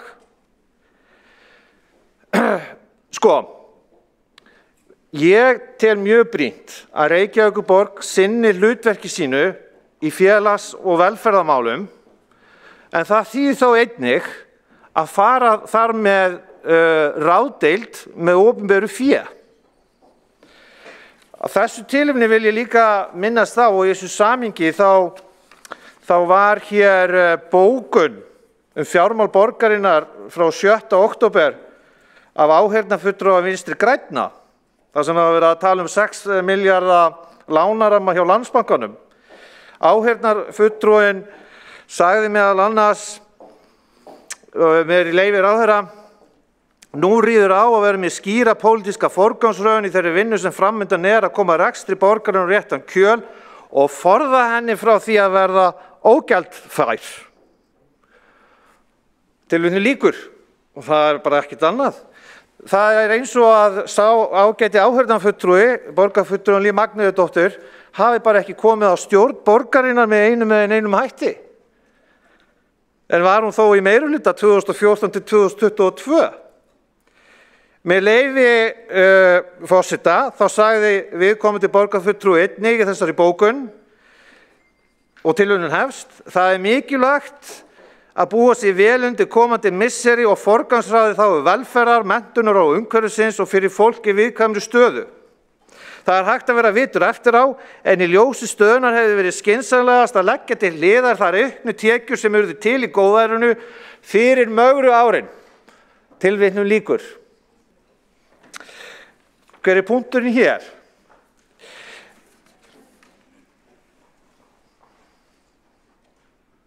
Það skiptir máli hvernig farið með opinbert fé.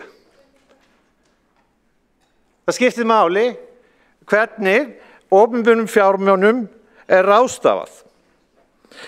Vegna þess að fjármagn undirstaða þess að hægt sé að gera hluti sem grunnþjónusta af hálfu sveitarfélagsins.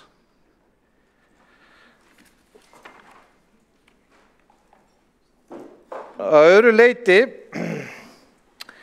vil ég segja það að mér finnst gott hjá frummælanda að setja þetta mál á oddinn og að það sé ástæða fyrir okkur öll að leita lausna þannig að það sé hægt að koma til móts við hagsmuni heimilislausra hér í Reykjavík.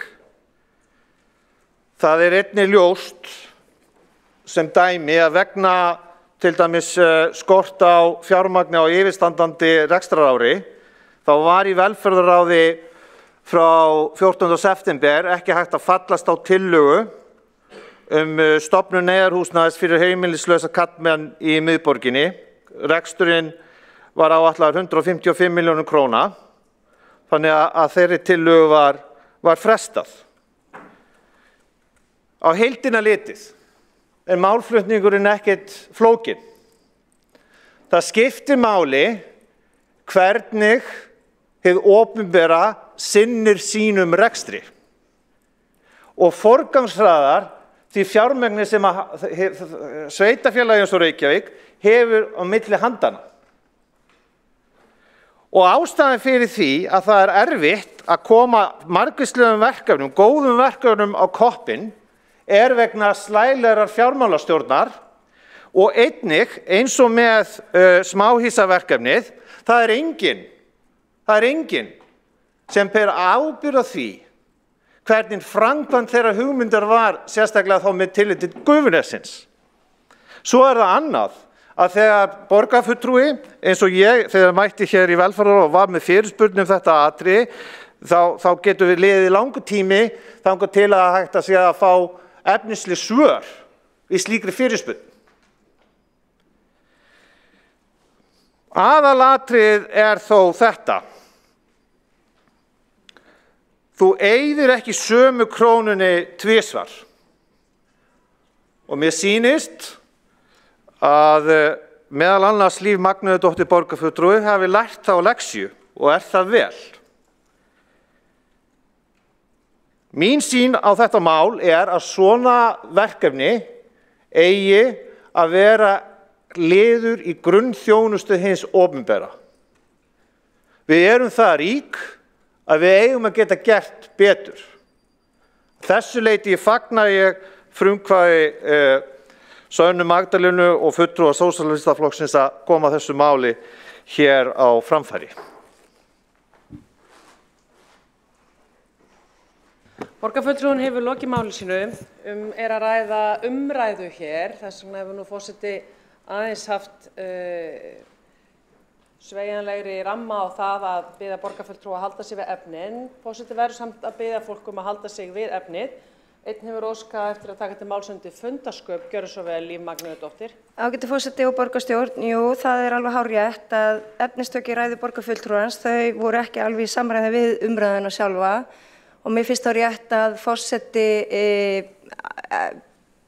geri borgarfulltrúana það ljóst að halda sig við umræðuna. Það getur ekki talist hluti af þessari umræðu heimilislaust fólk og þarfir þess að vitna í bókun vara áheyrnarfulltrúa borgarráðs Vinstri grænna í þessu tilliti.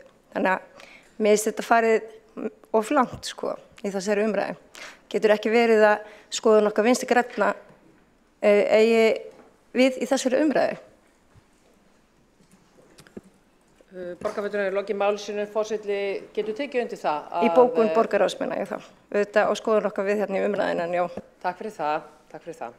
Forseti getur tekið undir það að umræðan fór svolítið út víða völl, en hnyktist svo tilbaka aftur, en þá hefur einn óskað eftir að veita andsvar og það Alexandra Briem.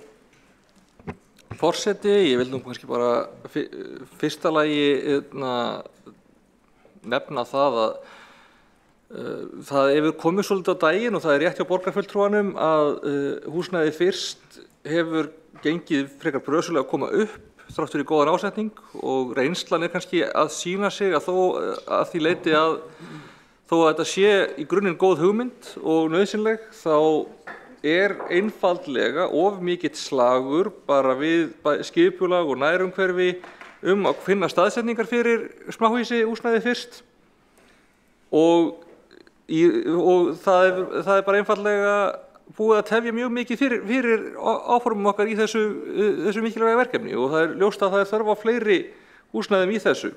Þannig að vissulega þurfum við að koma út þeim húsum sem við erum búin að fjárfesta í og sem þörf fyrir, en ég allavega persónulega mjög tilbúin til að skoða það að til framtíðar þá lítum við frekar til þess að kaupa hús eða vera með það í svona eins og þjónustukjörnum eða þannig. En það liggur auðvitað í hlutarins eðli að þá þarf að bíða eftir að það sé annað byggt upp eða þá kaupa það af markaði sem auðvitað eru þá hús sem nýtast ekki annað á sama tíma. Kannski þurfum við bara að gera það, en það vandamál í samfélaginu að mjög mikið af fólki sammála það að þurfa að gera eitthvað, fólk þurfa að hafa húsnæði, en svo leið og þá að setja niður á einhvern ákveðinn stað þá eru allir sem eru þar nálægt bara nei, alls ekki hér, finni einhvern annan stað. Og það finnst mér vera stórt samfélagslegt vandamál. Og það vandamál í grunninn það sem hefur tafið fyrir þessum áformum og það auðvitað augljóst að fjárfestingin okkar liggur undir skemmdum meðan þetta gengur svo illa. En þannig að við þurfum að skoða fleiri lausnir á þessum vanda. Ég ætla ekki að fara út í almenn andsvör nema það að í kjölfarið á hruninu þá var uppsöfnuð viðhalds- og innviðaþörf og það þurfti að greiða hana niður alveg eins og venjulega fjármagnsskuldir. Borgarfulltrúinn hefur lokið við að veita andsvar, svara þá andsvari Helgi Ás Grétarsson. Gjörðu svo vel. Forseti, ágæta borgarstjórn. Ég veit ekki hvort ég geti talað hérna fundarsköp undir þessum lið, en ég ætla að láta það hjá líða en öðru litin því að ég mótmæli þeirri orðræðu sem átti sér stað á hana því að þetta varðar í heildarsamhengi hlutana hvernig opinberu fé ráðstafað og hvernig þeir farið með fjármuni skattborgarana í að leysa viðfangsefni sem tengjast grunnþjónustur sem að ég tel að hið opinbera eigi að sinna og það er að gera það vel. Varðandi það sem að borgarfulltrúi Alexandra Briem hafði fram að færa, þá er það jákvætt að það sé fallist á að það voru ýmsir nögrar á að koma þessari stefnu á koppinn sem lítur að húsnæði fyrst og það getur vel verið að sú stefna eigi við góð rök að styðjast og hún geti eftir atvikum hentað hér. En það kannski breytir ekki sko aðalpunktunum að við sem erum að höndla fé skattborgarna að við förum vel með það svo að það sé að nýtast í þágu þeirra sem þurfa á því að halda. Svo sem sagt varðandi smáhýsin að þá tel ég að það hafi verið grundvallarmistök í aðferðafræði að afla ekki fyrst leyfa og annað hvar þau gætu verið. Mér finnst að það hafi verið fyrirsjáanlegur vandi þannig að ég tel að það hafi verið aðferðafræðileg mistök að kaupa húsin fyrst og reyna síðan að koma einhvers staðar fyrir. Vegna þess að það er nauðsynlegt þegar þú ert í raun og veru að reisa fasteign af þessu tagi að þú hafir heimild að setja mannvirkið á einhvern stað. Það gerir það náttúrulega verkum að það er gífurlegur kostnaður sem fylgir því þá að geyma mannvirkið. En ég er sammála því í prinsippinu og mér finnst mjög mikilvægt að það sé pólitísk, svona þverpólitísk sátt að við séum að leita lausna í þessum málum. Borgarfulltrúinn hefur lokið við að veita andsvar, svara þá andsvar öðru sinni Alexandra Briem, gjör svo vel. Já, bara fyrir það fyrsta þá var augljóslega þannig að í mörgum tilfellum var talið að það væri til staðar svæði sem hægt væri að koma húsunum fyrir, svo koma kærur eða málaferli eða mikil mótmæli og það verða vandamál. Kemur í ljós að heimildir eru öðruvísi eða þeim hefur verið breytt, alls konar vandamál sem ég ætla ekki að fara eitthvað út í hér í smáatriðum, en það er alveg rétt að það var erfiðar heldur en áhorðist að koma þessum húsum fyrir og það er kannski bara eitthvað sem við lærum af reynslunni með. Að lokum vil ég kannski gera athugasemd við orð borgarfulltrúans. Það er ekki hægt að segja í hvaða umræðu sem að umræðan varði hvernig fjármunum borgarinnar sé varið og maður vilji ræða eitthvað annað sem varðar líka hvernig fjármunum borgarinnar sé varið því að þannig er þetta að ræða hvað sem undir hvaða lið sem Takk. Borgarfulltrúinn hefur lokið við að veita andsvar. Svara þá andsvari öðru sinni Helgi Ás Gretarsson.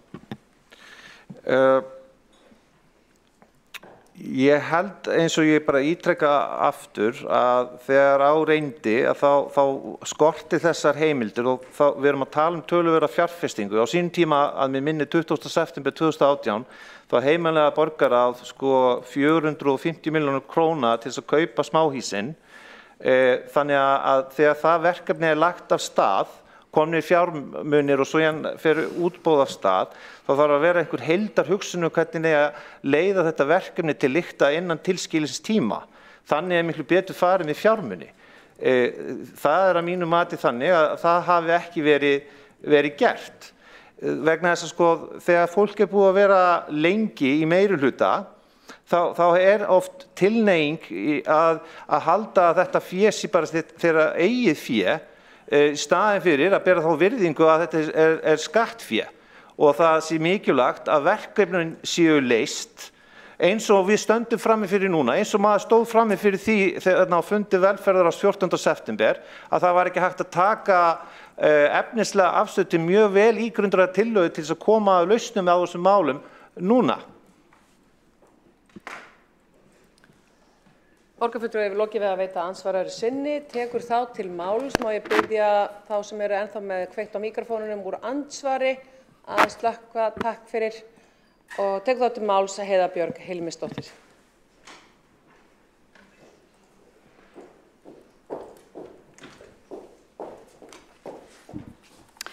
Forseti, ágætu borgarfulltrúar, ég ætlaði nú reyndar ekki að koma upp hér aftur en þar sem að þetta er afar mikilvægt mál, þá stenst ég ekki freistinguna og líka vegna þess að mér fannst Sandra og Karis koma hér með góða ábendingu til okkar borgarfulltrúi að saminast það að skora á ríkið og önnur sveitarfélög að koma með okkur inn í þessa umræðu og koma með okkur inn í að veita þessa mikilvægu þjónustu sem við erum, að mér heyrist hér sem betur fer, en þá öll sammála að við viljum veita. Ég hef ekki heyrt annað en að fólk sé nokkuð sammála því að við eigum að halda áfram á sömu braut að innleiða húsnæði fyrst, þó að svo að það sé vissulega flókið. Og ég menna það væri náttúrulega alveg hreint ótrúlegt ef það væri ekki flókið fyrir okkur. Það hefur verið flókið fyrir alla sem hafa tekið upp þessa aðferðafræði. Finnar hafa nýlega gefið út bók þessa aðferðafræði, hvernig þeir mæla með að lönd og borgir geri. Ég bara mæli með henni og ég mæli með bara að við lærum öll. Það er engin fullkomin fyrirfram. Húsnæðis, smáhýsa, kaupin voru fín. Þau hafa tekist ágætlega. Það er ekki dýrt að geyma þau á lóð borgarinnar en mikið óskaplega vildi að þau hefðu öll komist niður strax og við hefðum getað sett þau öll í notkun. En við erum með núna 17 stakar íbúðir í húsnæði fyrst. Við erum með 20 samlíkjandi íbúðir herbyggi sem ekki reyndar alveg búið í öllum en það er allavega til og síðan 10 smáhýsi. Og núna þegar við erum búin að koma niður restina af smáhýsunum og kaupa fleiri íbúðir þá verður það betra. Það að við báðum þessa tillögu nýtt úrræði fyrir karla sem kostar vissulega metið 155 milljónir mun ekki leysa málið. En það mun auðvitað fjölga úrræðunum sem við höfum. Og mér finnst mjög líklegt að við þurfum að fara í það, en þá þurfum við að taka þann pening einhvers staðar annars staðar. Af því að við förum ábyrgt með fé og við getum ekki bara endalaust sagt að við viljum eyða meiri og meiri pening. Við þurfum einhvern veginn að finna út í hvernig gerum við þetta sem allra best. Þess vegna kallaði ég svolítið eftir því í minni ræðu, hvað er það sem að borgarstjórn vill, hvað er það sem að borgarstjórn leggur áherslu á, hefur forgangsröðunin eitthvað breyst. Ég get ekki heyrt það, en það er auðvitað eftir sem áður mikilvægt að þessi unni með hverjum og einum einstakling sem að er heimilislaus í að styðja hann inn í það sem að þarf. Ef að fólk er í gistiskýli og treystir sér ekki út eða er heilsulaust eða það er gul eða appelsínugul eða rauð viðvörun, þá er unni með það. Við verðum líka stundum að treysta starfsfólkinu okkar og trúa því að þau séu að gera vel og gera eins vel og þau geta. Mér finnst sárt þegar ég heyri fólk tala hér grimmd og að fólki sé vísa út í kulda. Við erum hér öll að reyna að gera við erum að reyna að forgangsraða af því við erum að reyna að fara vel með fé en við erum líka að reyna að stuðla því að samfélag okkar sé sanngjarnt, vinna gegn fordómum, horfa á okkur öll sem fólk. Það þarf að setja skyldur á okkur öll og það þarf að setja líka aðstoð okkur þegar við þurfum stuðning og helstu sérfræðingar borgarinnar hafa lagst í rannsóknir á þessu máli. Þeir ráðleggja okkur hvernig við höfum að gera þetta. Mér myndist frábært ef einhver samtök kemur upp með fleiri vinnúrræði. Það væri algjörlega stórkostlegt ef einhver verið til að setja til dæmis atvinnu þar sem fólk getur komið og unnið dag og dag. Það væri algjörlega stórkostlegt ef að fleiri væri til að styrkja hjálpræðisvinnil til þess að byggja upp ennþá meira undir þá þjónustu sem þar er. Mér finnst ekki endilega að það er alltaf beint bara að horfa á hvað Reykjavíkurborg gerir. En við höfum auðvitað að vinna með hverjum og einum einstakling sem að kemst í það öngstræti í sínu lífi að verða heimilislaus. Það geti komið fyrir okkur öll. Það er enginn hér merkilegri eða ómerkilegri heldur en einhver annar í þessu samfélagi. Og það er algjörlega fáránlegt að staka einhvern hér í borgarstjórn slíkt viðhorf því ég hef bara ekki orðið vör við það. Og þá er ég alveg að horfa bara þvert á flokka. Við erum bara að reyna að gera eins vel og við getum fyrir okkur öll og við þurfum að mynda þannig samfélag að við öll getum sótt þá þjónustu sem við viljum og þar þurfum við sannarlega að fá ríkið með okkur í lið. Því að heilbrigðisþjónusta er ekki í boði fyrir alla og menntun er ekki í boði fyrir alla, ýmis önnur þjónusta er ekki í boði fyrir alla, húsnæði er greinilega heldur ekki í boði fyrir alla í mjög mörgum sveitarfélögum. Og já, þetta er dýrt, þetta kostar pening, en ég er fegin að mér finnst við vera sammála að halda áfram á þessari braut.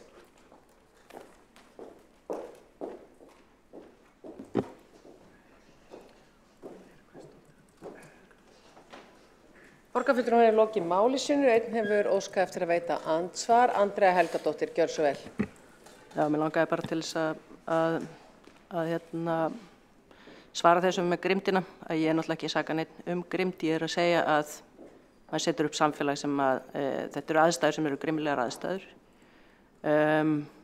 Sömulegis með þetta samfélag þar sem að verðleikamatið sem ég talaði að þetta náttúrulega bara mismunandi upplifun fólks. Takk. Borgarfulltrúinn hefur lokið við að veita andsvar. Ég vil minna borgarfulltrúa á að ávallt í upphafi andsvars og ræðu vísum við mál okkar til forseta og munum það og þetta eitthvað sem við þurfum öll að muna stöðugt. En þá við höfum lokið við andsvörum í þessu og þá ljúkum við umræðu þetta mál og tekur þá til máls Sanna Magdalena Mörtudóttir.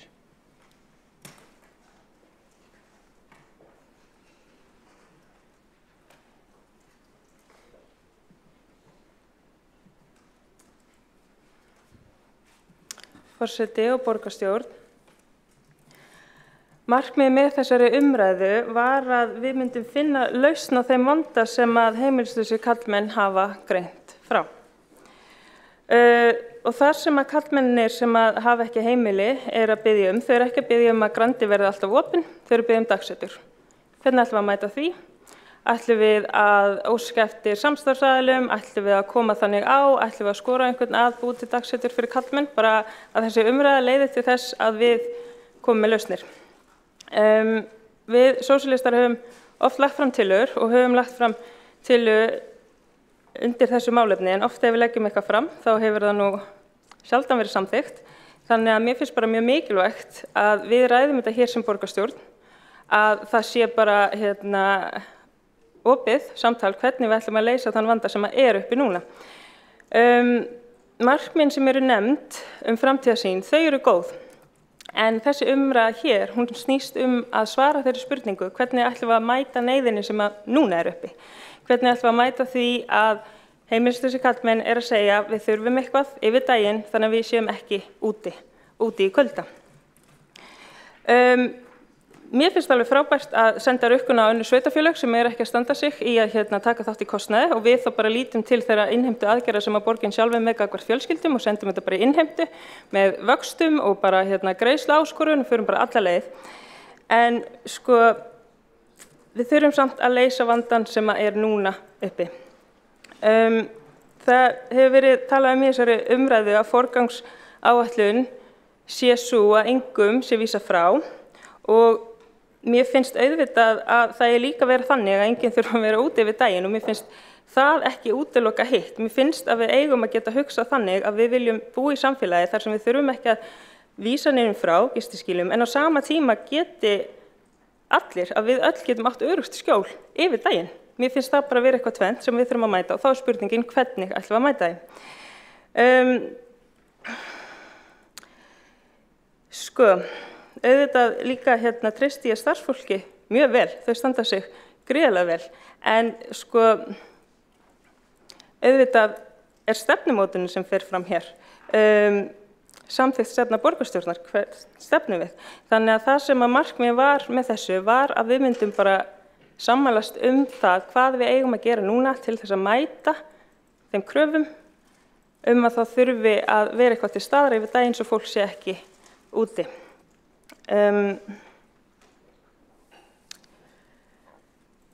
Þannig já, ég svona mér finnst miður ef að sko við endum einhvern veginn með þau skilaboð að það sé ekki hægt að verða við kröfum það sem hefur komið fram af því við erum með aðra áherslu það ekki að vísa neinum frá. Við eigum bara að hafa þetta bæði. Þannig að hver svona endurinn á þessari umræðu, hvað það sem við höfum sammælst hvað ætlum við að gera? Fínt að senda áskoranir til þeirra sem að eiga að fá áskoranir að standa sig betur og ég bara til í það og mér finnst það bara alveg fínt og mikilvægt en eftirstendur hvað erum við að fara að segja fólki sem að að bíða eftir svörum bara hvað erum við að gera við daginn.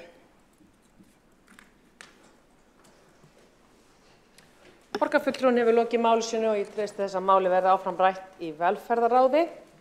Þá höfum við lokið máli 3 sem umræða aðgerðir til að mæta stöðu heimilislausra að beiðni borgarfulltrúa Sósíalistaflokks og komið að máli 4 sem tillaga borgarfulltrúa Flokks fólksins stofnun stýrihóps til að bregðast við auknum vopnaburði meðal unglinga og frummælandi Helga Þórodóttir. Gjörðu svo vel.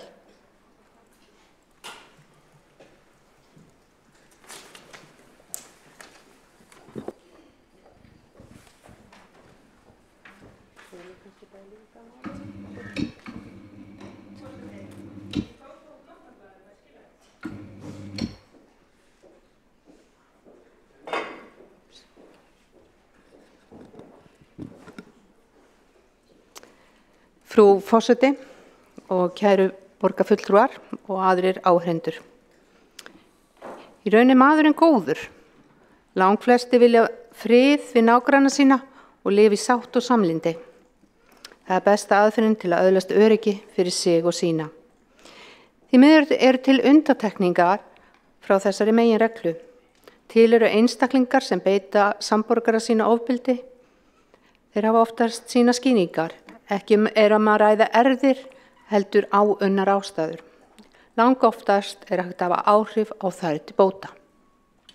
Sum börn og ungmenni hafa tileinkað sér hegðunarmynstur sem felur í sér ofbeldi gagnvart öðrum manneskjum. Sú aukning sem hefur orðið á þessari ofbeldishegðun segir okkur að við verðum að nema staðar og hugsa málið gaumgæfilega. Það er skylda okkar sem borgarfulltrúa.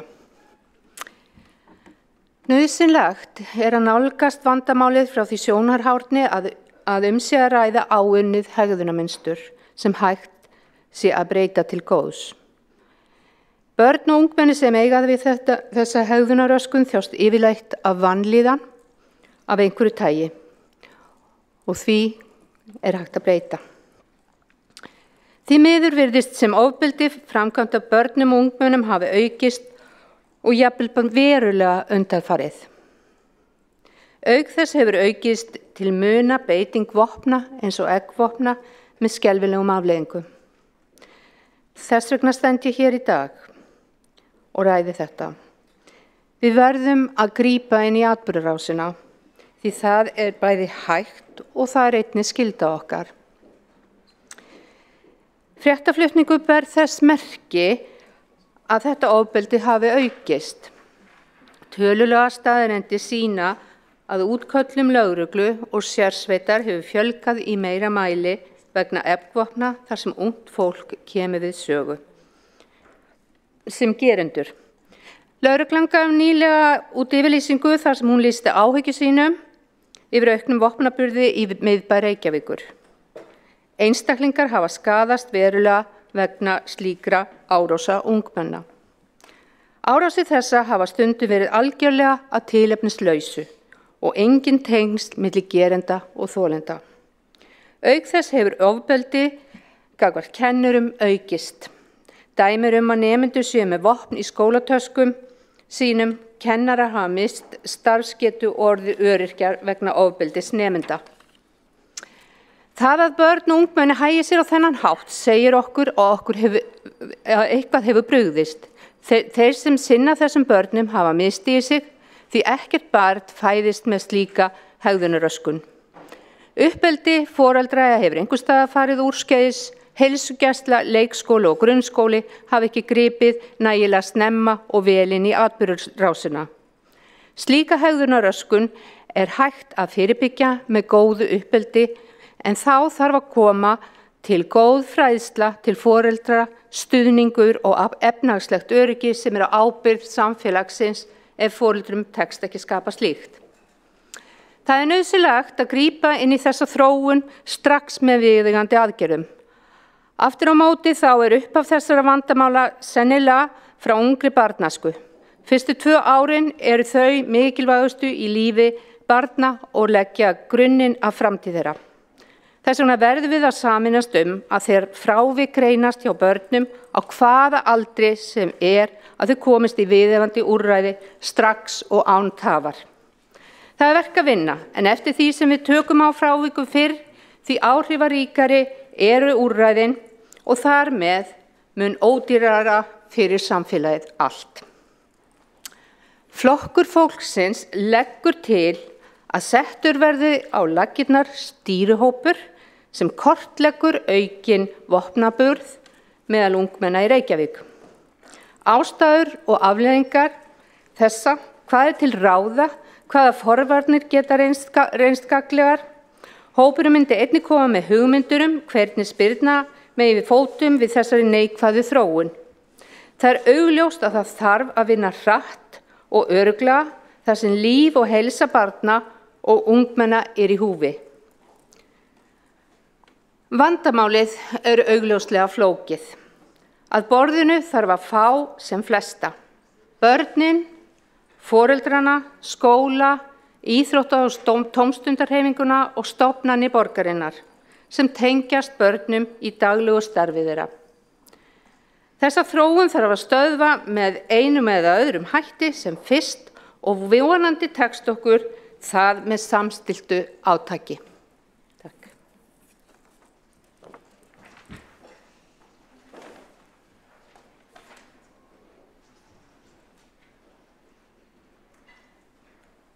Borgarfulltrúinn hefur lokið mál sínu.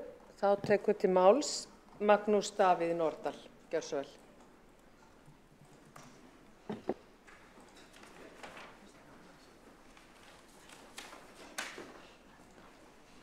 Virðulegi forseti, borgarstjórn, mér langar að þakka Flokki fólksins sérstaklega fyrir að vekja athygli á þessu máli og þessum málaflokki.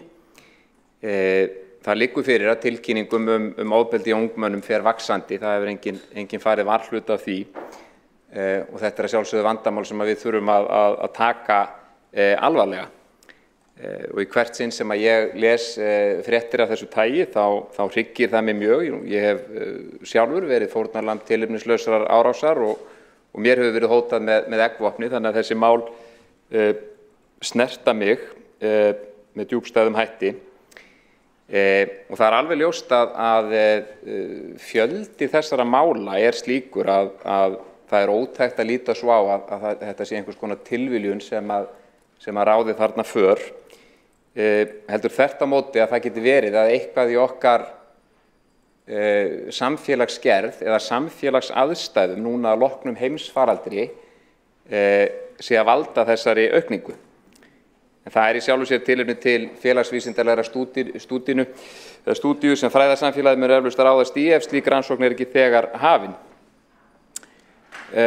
Margir hafa hvatt sér hljóðs á síðustu misserum þessi málefni, meðal annars framkvæmdastjóri Heimilis og skóla, Hrefna Sigurjónsdóttir, með ágætri grein sem birtist á samfélagsmiðlum í morgun. Og þar talaði hann aukningu á ofbeldishegðun hjá börnum sem hluta miklu víðtækara vandamáli í samfélagsgerð okkar og að áleitin væri svo spurning hversu barnvænt samfélag okkar í rauninni væri. Og það sem hún meðal annars gerir í þessari grein að setja þessi ofbeldismál og þessa umræðu í samhengi bara við samvistir foreldra og barna og hversu mjög hefur dregið úr gæðastundum hjá fjölskyldum á tímum óhóflegrar skjánotkunar og þegar að uppeldismálin eru sífellt í ríkari mæli að færast til stofnana. En ljóst að mörgu að huga í þessu samhengi, en ég mæli sérstaklega með grein Hrefnu Sigurjónsdóttur. Að þessu sögðu og því hversu sammála ég Flokki fólksins að taka á þessum málum varða ofbeldi hjá ungmennum hjá borginni, svona að því marki sem borgin það unnt og innan þeirra valdheimilda sem að borgin hefur, að þá hef ég vissar efasemdir tillögu Flokks fólksins eins og hún sett fram. Og efasemdir mínar í fyrsta lagi þær að spurja hverjar valdheimildir borgarinnar og með hvaða hætti borgin í raun getur beitt sér. En við þurfum að skoða það sérstaklega ef við viljum ná árangri. Mér finnst tillaga Flokks fólksins heldur óskýr hvað þetta varðar. Í öðru lagi þá tillagan allt of sértæk að því leyti að fjalla bara eggvopnaburð ungmenna, þar sem að vandamáli augljóslega miklu viðameira en svo. Þannig hafa fréttir af auknu ofbeldi meðal barna og ungmenna verið tilefnislausar árásir, vopnaburð af ýmsu tagi, einelti, hatursorðræður sem ofta á sér staði gegnum samfélagsmiðla, hræðilegt bakslag í réttindabaráttu hinsegin fólks og almennt auknu markaleysi í samskiptum á milli ungmenna, meðal annars þegar kemur að kynferðislegu samneyti. Ofbeldisaldan þannig ekki bara í tengslum við eggvopn nema síður sé. Til marks hversu víðtækt vandamálið þá langar mig að deila með ykkur orðum Sæunnar Kjartansdóttur sálgreinis sem mér finnst svona ramma þetta ágætlega inn. Fjármunum skattborgarna, og með leyfi forseta, fjármunum skattborgarna hlýtur að vera betur varið í að styrkja tengsl foreldra og barna fyrstu æviár þeirra heldur en að greiða sérfræðingum fyrir að vinna með afleiðingar tengslaleysis þeirra nokkrum árum síðar. Rannsóknir hafa til dæmis sýnt að börn sem búa að öruggum tengslum við foreldra sína leggja síður aðra í einelti. Það vegna þess að þau eru líklegri til að hafa tileinkað sér hæfileika til íhugunar og þau geta fundið til með öðrum. En hvort tveggja eru öflugar forvarnir gegn kúgun og ofbeldi. Þannig að þessi athugasemd númer 2 hjá mér, hvað varðar tillögu Flokks fólksins sem hún sett fram, það að hún sé einfaldlega of sértæk að tilgreina eingöngu eggvopn. Þetta miklu viðameira vandamál. Í þriðja lagi þá einnig spurning með þörfina á sérstökum stýrihóp þegar við búum að nýstofnuðu og öflugu ofbeldisvarnarráði sem að hæglega getur látið þessi mál til sín taka. Of margir hópar innan stjórnsýslunar sem að fjalla sömu málin er óskiluvert og ekki til þess gert að bæta þær aðstæður sem ræðir hverju sinni. Í þessu samhengi rétt að geta þess að næsti fundur ofbeldisvarnarráðs, mannréttinda ofbeldisvarnarráðs, sem framfer núna 27. október verður sérstaklega helgaður ofbeldisvarnarmálum eingöngu og þar stendur einmitt til að ræða þessi mál. Og á þann fund munu hagsmunaaðilar mæta sem áheyrnar fulltrúar í fyrsta sinn til ráðsins meðal annars frá lögreglunni. En þrátt fyrir þær efasemdir sem að ég hef varðandi þessa tillögu þá fagna ég umræðunni og ég tel rétt að ræða þessa tillögu bara frekar og að sá vettvangur sé hjá mannréttinda- og ofbeldisvarnarráði og því ber ég upp þá málsmeðferðartillögu að tillögu Flokks fólksins verði vísað til mannréttinda- og ofbeldisvarnarráðs. Takk fyrir.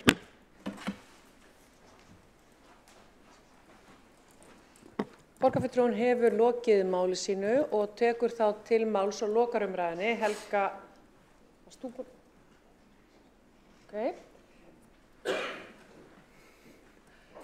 Þá tekur til máls Andrea Jóhannsdóttir. Helgadóttir. Já, ekki búin að sjá þetta. Ég bara sá það.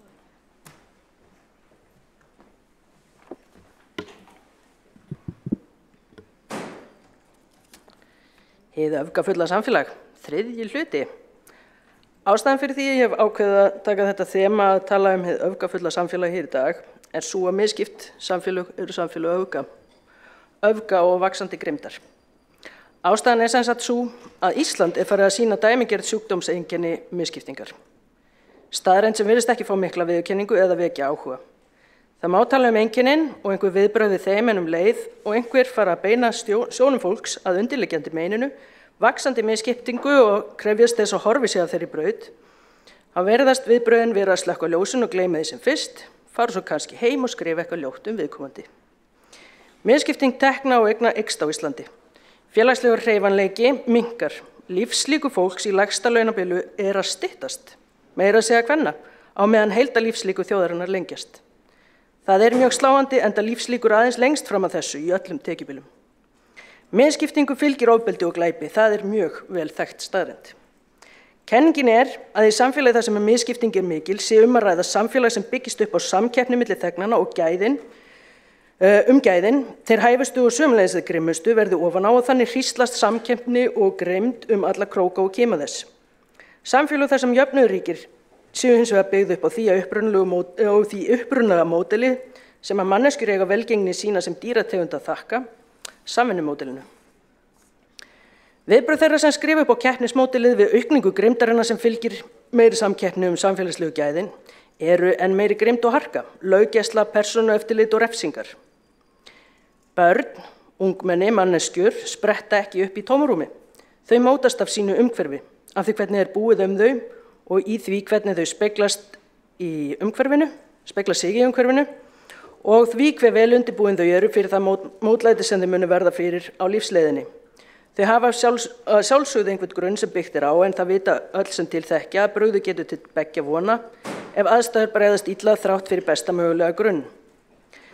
Það auðvitað ekki þannig að nú sé kannski bara í tísku að ganga með hníf í vasanum eins og börn gengur með Tamagotchi einhvern annan áratug. Eru börn ekki bara berskjölduð fyrir öfgakenndara og ofbeldisfyllra umhverfi, hreinlega vegna þess að samfélagið okkar að verða öfgakenndara og ofbeldisfyllra? Það ekki vegna þess að börn eru farin að búa við meira streituvaldandi og öfgakenndari aðstæður í sínu lífi? Það vegna þess að sumum börnum meina það að spegla sig í samfélaginu? Fleiri og fleiri manneskjur fá ekki að tilheyra og finna sig því jaðarsettar en áður en mætt með hörku í jafningjahópnum þegar þau ljá máls á þeirri stöðu og þau fara að upplifa ótta og óöryggi. Þetta eru aðstæður sem börn búa við og það mikilvægt að bjóða börnum upp á öruggt og gott samfélag til að alast upp í án ótta.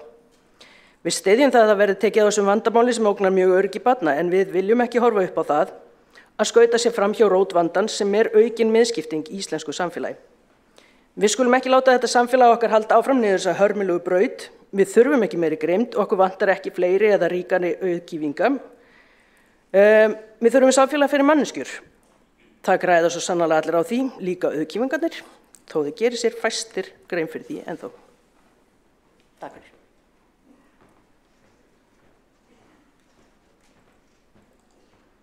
Borgarfulltrúinn hefur lokið máli sínu og þá hefur engin annar óskað eftir að taka til máls en Helga Þórðardóttir sem mun loka umræðinu þetta mál, þessa tillögu.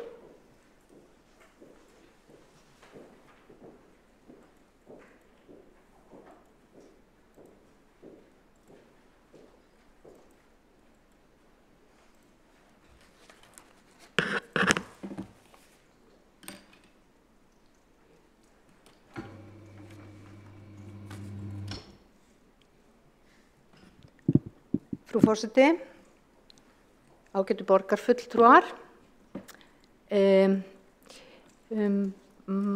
Magnús Norðdahl, borgarfulltrúi, vísaði til þess að þessi tillaga væri óskýr og þá bara datt mér í hug að að lesa hana hér svo það sé engin misskilningur hvað tillagana gengur út á.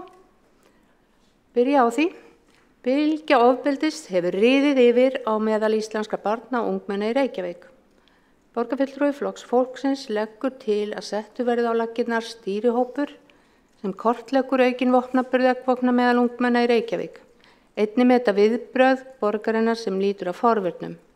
Hópurinn myndi hafa það hlutverk að koma með drög að hugmyndum hvernig bregðast megi við auknum vopnaburði hjá ungu fólki sem mikið áhyggjuefni. Tölulega staðreyndir sýna að útköllum lögreglu og sérsveitar hefur fjölgað í meira magni vegna eggvopna þar sem ungt fólk kemur við sögu sem gerendur. Flokkur fólksins telur mikilvægt að Reykjavíkurborg setji sig í stellingar og leggist yfir stöðuna. Viðbrögð, aðgerðir og forvarnir sem lúta að þessari neikvæðu þróun verið að undirbúa breytingu á vopnalögum. Reglur eru þegar vissulega strangar en engu að síður aukning í að ungt fólk grípi til hnífa með það að markmiði að skaða annan einstakling.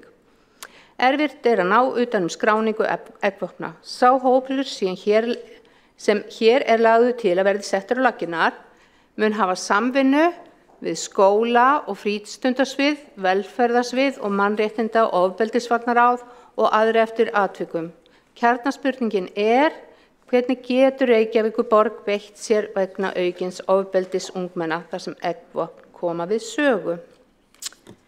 Já, en Flokkur fólksins vill að Reykjavíkur gangi rösklega til verks, leggi línur og hefja umræðuna markvissa vinnu til að sporna við þessari óheilla þróun sem hér hefur verið lýst. Þessi tillaga liður í því að fá upp á borð hugmyndir af fjölbreyttum aðgerðum sem hafa það að markmiði að ná til barnanna, foreldra og annara sem tengjast börnum í daglegu starfi þeirra. Sú neikvæða þróun sem hér lýst kallar enn frekar á að Reykjavíkurborg hraði innleiðingu á barnasáttmála Sameinuðu þjóðanna. Öll börn sem beita ofbeldi þurfa hjálp og hlúa þarf af foreldrum þeirra með ráðgjöf og stuðningi. Mál barna og ungmenna sem beita ofbeldi af einbeittum ásetningi áfall, ekki aðeins fyrir foreldra og fjölskyldur heldur okkur öll.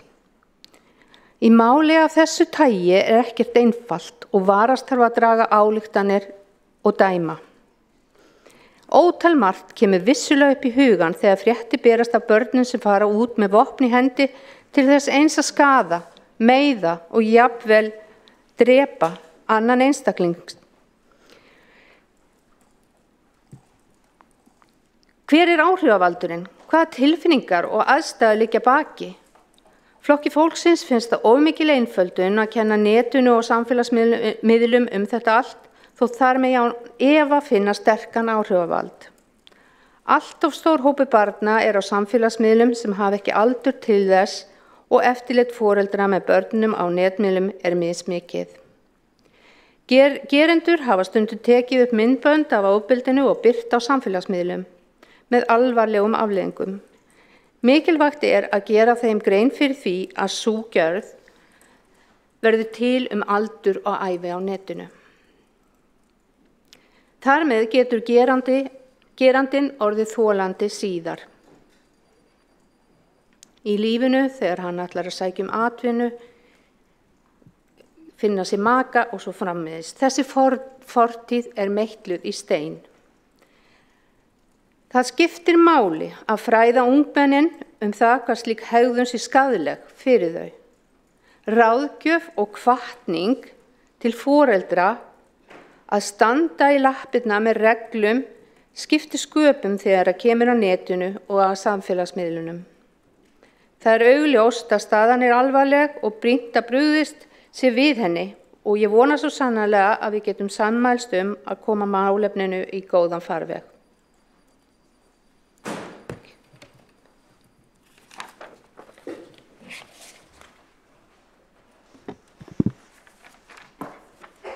Borgarfulltrúinn hefur lokið mál sínu og höfum við þá lokið umræðu mál 4 á dagskrá borgarstjórnar tillaga borgarfulltrúa Flokks fólksins stofnun stýrihóps til að bregðast við auknu vopnaburði meðal unglinga.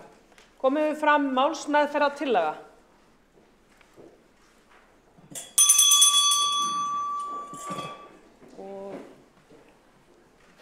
Okkur vantar borgarfulltrúa.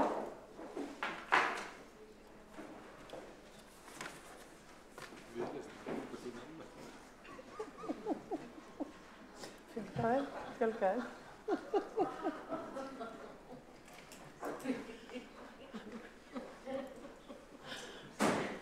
Já, við getum alltaf bætt okkur sko.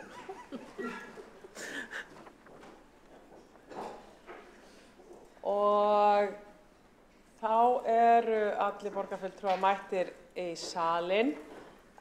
Borist hefur málsmeðferðartillaga þess efnis að vísa tillögu Flokks fólksins stofnun stýrihóps til meðferðar mannréttinda- og ofbeldisvarnaráðs og forseti leggur það hér upp til atkvæðagreiðslu. Þeir sem eru samþykki þeirri málsmeðferðartillögu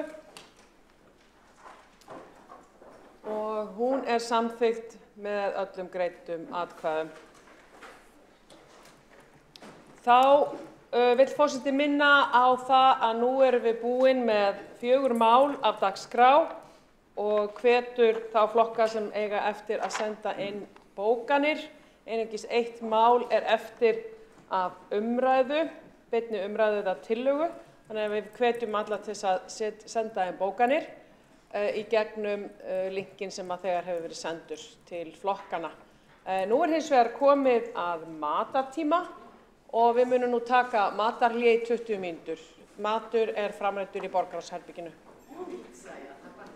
Og hefjum aftur klukkan 10 mínútur yfir 6.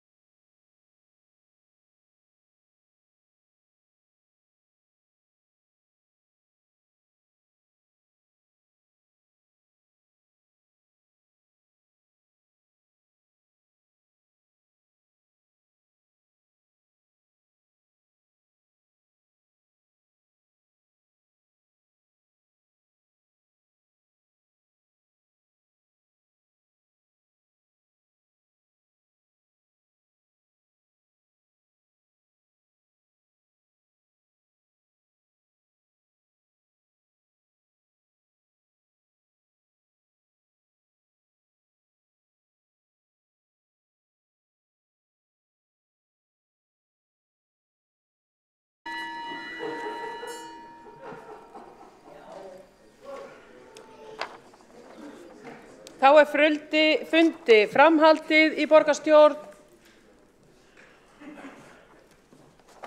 og við erum komin að máli 5 á dagskrá borgarstjórnar og það tillaga borgarfulltrúa Sjálfstæðisflokksins aukin fjárframlög með börnum í sjálfstætt starfandi grunn- og leikskólum. Frummælandi Hildur Björnsdóttir, borgarfulltrúi. Gjörðu svo vel.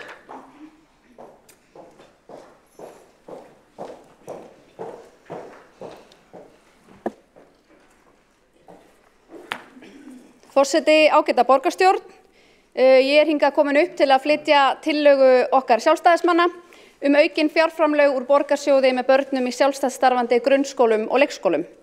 Og mjög sambærilega tillögu flutti ég held ég 6 sinnum á síðasta kjörtímabili og hún hlaut því miður ekki brautargengi.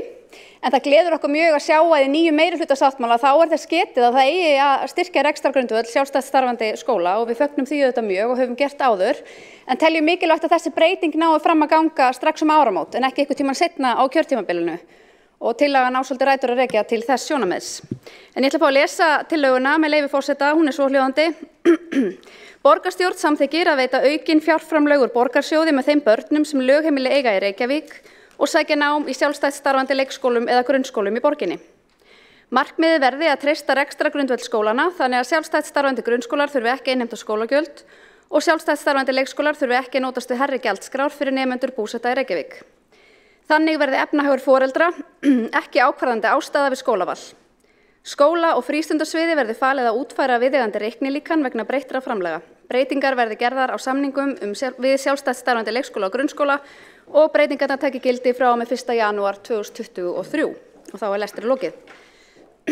Greinargerð vegna tillögunar hefur verið gerð aðgengileg á netinu í aðdraganda fundarins og það getur hver sem kynnt sér hana. Ég ætla nú svo sem ekkert að lesa hana spjaldana á milli en mér langar hins vegar að geta þess að við vitum það auðvitað víða heim að þá eru að starfa þessir sjálfstætt starfandi leik- og grunnskólar og þeir mælast vel fyrir og við höfum fundið það hérna á Íslandi að þeir eru almennt mjög litrík viðbót við skólaflóruna hér og þeir hafa reynst líka kynnt svona nýjar og spennandi hugmyndafræðir og fjölga valkostum fyrir foreldra í skólamálum barna sinna.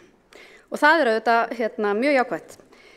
Í greinargerðinni líka svolítið farið yfir löggjöfina í málaflokknum en í lögum grunnskóla þá sérstaklega kveðið á það að lágmarksframlag með barni í sjálfstætt starfandi skóla frá sveitarfélagi sem nemur 75% af meðalrekstrakostnaði á hvern nemanda í öllum opinberum grunnskólum landsins. Það hins vegar ekkert í lögunum sem útilokar að framlagið verði 100% og það eru sveitarfélög eins og Garðabær og nýverið Hafnarfjörður sem hafa farið þá leið og setja þá reglu á skólana að þau innheimti ekki skólagjöld á móti. Og þá hugmyndin að jafna svona aðstöðumun og tryggja að efnahagur foreldra verði ekki ákvarðandi forsenda við skólavall. Þá kemur fram ef við vindum okkur yfir í leikskólana, þá kemur fram í samkomulagi rekstrar- og húsnæðisframlag Reykjavíkurborgar til sjálfstætt starfandi leikskóla. Þá komið inn á það hvernig framlögum borgarinnar háttað og þau eru einmitt skert. Börn í þessum leikskólum fá ekki sama framlag með sinni menntun eins og börn í borgarreknum leikskólum og manni finnst það sérstaklega sérkennilegt því að sjálfstætt starfandi leikskólar eru mæta þörf sem að borgin hefur ekki náð að sinna og eru gríðarlega mikilvægur hlekkur í því að leysa þennan leikskólavanda. Og það þá þannig að þessir sjálfstætt starfandi leikskólar þeir geta rukkað ákveðið álag á sína gjaldskrár. Á ungbarnaleikskólum getur þetta álag verið 115% með við gjaldskrár á borgarreknum leikskólum en 15% fyrir börn 18 mánaða og eldri. Þannig að það auðvitað gríðarlegt hagsmunamál sérstaklega fyrir ungbarnafjölskyldur að þessu verði breytt. Í greinargerðinni líka farið yfir ákveðna tölfræði og samanburð við önnur Norðurlönd en hér hefur það verið þannig síðastliðin ár að 15% leikskólabarna hérlendis hafa verið í sjálfstætt starfandi leikskólum en tæp 3% grunnskólabarna í sjálfstætt starfandi grunnskólum. Norðurlöndin eru með mun hærri tölur sem komið inn á í greinargerðinni en mér finnst alltaf mjög áhugavert að vísa sérstaklega á Holland. En Holland sú þjóð sem mælist meðal efstu þjóða í PISA-könnunum og jafnvel ofar en Finnland sem við berum okkur oft saman með. Og í Hollandi þar löng hefð fyrir sjálfstætt starfandi skólum en 70% allra grunnskólabarna sækja nám í þessum skólum. Og það áhugaverða að grunnskólar í Hollandi þeir innheimta engin skólagjöld óháð rekstrarformi. Þannig að það svona það sem við erum svolítið líka að horfa til og okkur þykir mjög áhugavert.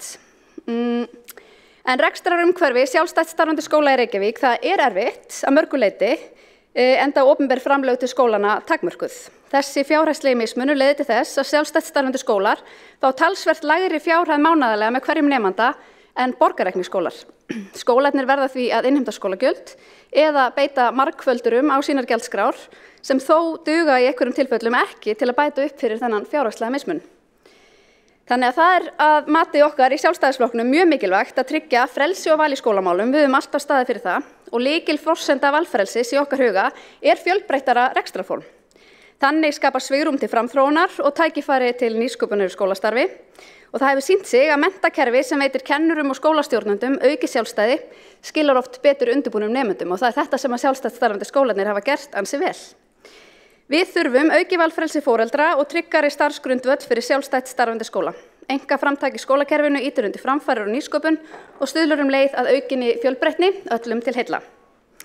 Þannig að það er í okkar huga algjört réttlætismál að tryggja þessi auknu opinberu framlög með börnum sem eru í sjálfstætt starfandi skólum og þannig kæmust þessi skólar einmitt hjá innheimtu skólagjalda eða hærri gjaldskrám og þannig getum við tryggt öllum börnum jöfn tækifæri til þeirrar menntunar sem býðst í Reykjavík því efnahagur foreldra er ekki lengur ákvarðandi forsenda við skólavall. Þannig að verði tillagan sem hér er borin upp samþykkt þá teljum við að við getum betur tryggt jöfn tækifæri til náms og fjölbreyttara skólakerfi í borginni. Takk. Borgarfulltrúi hefur lokið máli sínu og tekur þá til máls Einar Þorsteinsson. Forseti, kæra borgarstjórn, sjálfstætt starfandi leik- og grunnskólar eru ákaflega mikilvægur hluti af skólakerfinu land allt og í þessum skólum er skólaþróun víða með öðrum hætti en í opinbera kerfinu og það er gagnlegt fyrir allt skólastarf að fjölbreytni ríki rekstrarform því ég er sammála því sem sagt er hér að það styður við nýsköpun. Og við erum svo lánsöm hér í Reykjavík að eiga dásamlega sjálfstætt rekna skóla og grunnskóla. Sumir hafa starfað í áratugi jafnvel. Almennt séð hefur þetta verið afar farsælt skólastarf og það er mín skoðun að Reykjavíkurborg og þessa meirihluta að Reykjavíkurborg eigi að rækta það góða samstarf sem hún á við þessa skóla. Og þess vegna er ágætt að Sjálfstæðisflokkurinn leggi fram þessa tillögu af því að eins og borgarfulltrúi Hildur Björnsdóttir bendir á þá er í samstarfssáttmála þessa meirihluta einmitt kveðið á þessi atriði. Þar er sett svo stefna að fjármögnun sjálfstætt rekinna skóla verði endurskoðuð með það að markmiði að þeir verði fjármagnaðir með sambærilegum hætti og hinir borgarreknu en innheimti þess í stað ekki skólagjöld. Inntaka barna verði sambærileg og að auki fjármagn frá borginni verði nýtt í skólaþróun en sé ekki tekið út sem arður. Og þess vegna er ástæða til þess að rýna þessa tillögu vel, fá umsögn frá fjármála- og áhættustýringarsviði varðandi kostnað og einnig umsögn frá skóla- og frístundasviði og í grunninn er ég og þessi meirihluti og þeirra skoðunar að borgin eigi að greiða jafnt með hverju barni og grundvalla samstarf borgarinnar og sjálfstætt rekinna skóla á vönduðum þjónustusamningum. Og nú er langt komin vinna við skýrslu sem ber heitið mótun stefnu og tillagna aðkomu Reykjavíkurborgar að sjálfstætt starfandi leik- og grunnskólum og grunni þessarar vinnu setjum við okkur ramma fyrir þessa samninga. Samningar við sjálfstætt starfandi grunnskóla voru nýlega framlengdir til áramóta og því gefst nú gott tækifæri til þess að semja við þá þetta fyrirkomulag. Og ég legg því fram til málsmeðferðartillögu að þessari tillögu Sjálfstæðisflokks verði vísað til borgarráðs sem taki hana til meðferðar.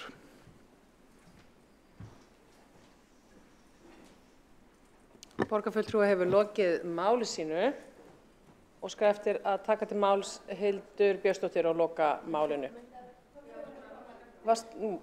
Fyrirgefðu, já. Þá óskar eftir að taka til máls Sanna Magdalena Mörtudóttir. Ég gerir ráð fyrir að borgarfulltrúi Hildur vilji síðan ljúka þegar að umræðu er lokið. Já.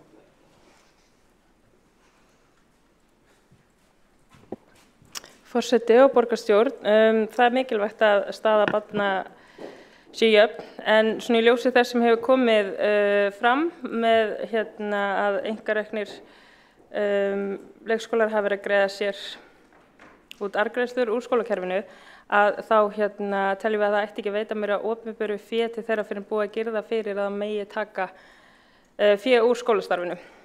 Við vitum að þetta sjálfstætt starfandi skólar eru misjafnir með mismunandi áherslur og rekstrarform og það er mikilvægt að við setjum fyrst fram reglur fjárframlög og það sé alveg skýrt svona hvað megi og hvað megi ekki áður en það er verið að auka framlögin.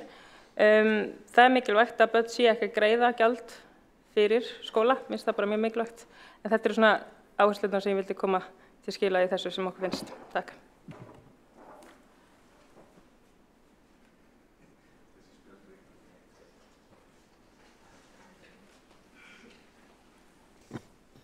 Borgarfulltrúinn hefur lokið við að veita andsvar, lokið við mál sínu og óskað hefur eftir að veita andsvar Einar Þorsteinsson. Gjörðu svo vel. Forseti, takk fyrir þetta Sanna.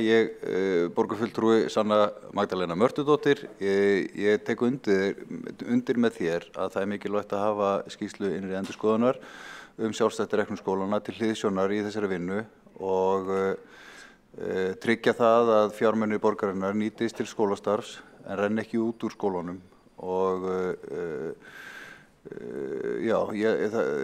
þessi málaflokkur er þess eðlis að við viljum nýta fjármagnið með réttum hætti. Það á að nýtast til skólastarfsins og það er alltaf hægt að gera þessa þjónustusamninga betur úr garði og við höfum það til hliðsjónar í þessari vinnu. Borgarfulltrúi hefur lokið við að veita andsvar og lokum við þá umræðinu með borgarfulltrúa Hildi Björnsdóttur. Gjörðu svo vel.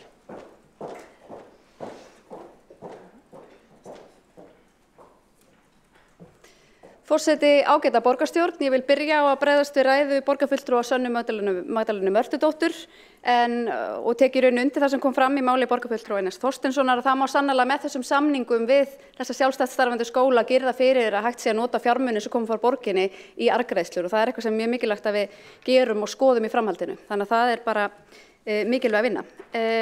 Ég fagna auðvitað jákvæðri svona nálgun meirihlutans á þetta mál. Ég verði eins og að segja að í öll þessi skipti sem við fluttum þetta mál á síðasta kjörtímabili þá varði ofsalega oft vísað til borgarráðs þar sem það dagaði uppi þannig að sporin hræða kannski eilítið í þessu efni en við ætlum bara að vera jákvæð og við ætlum að samþykkja þessa málsmeðferð í trausti þess að málið fái afgreiðslu og úrvinnslu og vonandi auðvitað að nýjir samningar geti tekið gildi áramót, uppfærðir samningar. Þannig að ég bara þakka fyrir þetta, þakka fyrir jákvæða umræðu málið. Ég er bjartsýnismanneskja að eðlisfæri þannig ég ætla bara að vera bjartsýn á framhaldið. Takk. Borgarfulltrúinn hefur lokið máli sínu og hefur þó óskað eftir að veita andsvar Einar Þorsteinsson. Forseti, það er gott að heyra bjartsýnir ræður ríkjum hjá borgarfulltrúa Hildi Björnsdóttur. Mér langaði bara að nefna það að skýrslan frá skóla- og frístundasviði mótunstefnu og tillagna aðkomu Reykjavíkurborgar að sjálfstætt starfandi leik- og grunnskólum.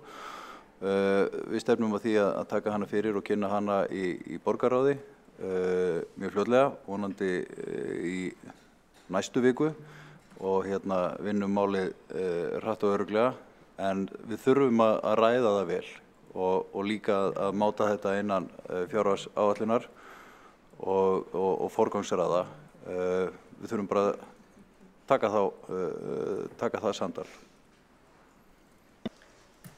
Borgarfulltrúi hefur lokið við að veita andsvar og þá hefur lokið umræðu tillögu Sjálfstæðisflokksins aukin fjárframlög með börnum í sjálfstætt starfandi grunn- og leikskólum.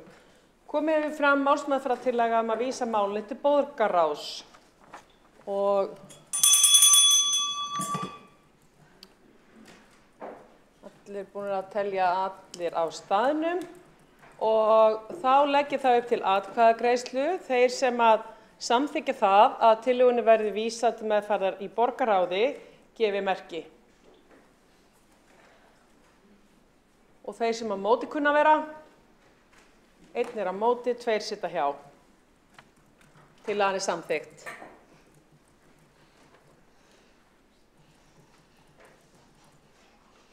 Þá höldum við dagskrá áfram. Óskað hefur eftir því að borgarstjórn samþykki að taka kosningu varamanns í borgarráði á á dagskrá með afbrigðum og skoðast það samþykkt ef að enginn hreyfir mótmælum við því. Þá er lagt til að Trausti Breiðfjörð Magnússon taki sæti sem varamaður í borgarráði í staði Andreu Helgadóttur og skoðast það samþykkt ef enginn hreyfir mótmælum. Þá er einnig hér liður 6 á dagskrá og það er kosning í mannréttindaráð.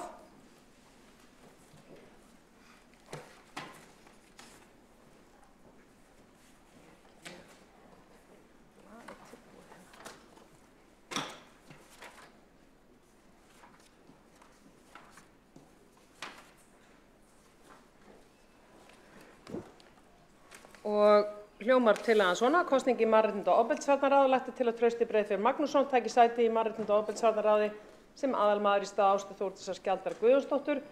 Jafnframt er lagt til að Ásta taki sæti sem varamaður í ráðinu í stað Andreu Helgadóttur. Og ef enginn hreyfir mótmælum þá lítið svo á að það sé samþykkt. Þá leggjum við hér fram fundargerð borgarráðs frá 6. október og fundargerð borgarráðs frá 13. október. Og óskað hefur að taka til máls. Nei. Þá eru fundargerðir borgarráðs lagðar fram. Þá er hér liður 8 sem er það fundargerð forsætisnefndar frá 14. október, fundargerð menningar, íþrótta og tómstundaráð frá 10. október, fundargerð skóla- og frístundaráðs frá 3. október og fundargerð stafrænsráðs frá 5. og 12. október og fundargerð umhverfis- og skipulagsráðs frá 5. og 12. október og fundargerð velferðarráðs frá 5. október. Óskað hefur að taka til máls Helgi Ás Gretarsson og forseti óskar eftir að borgarfulltrúi segi til hvaða fundargerð hann óskar eftir að ræða. Hvaða lið? Hvaða fundargerð og hvaða lið?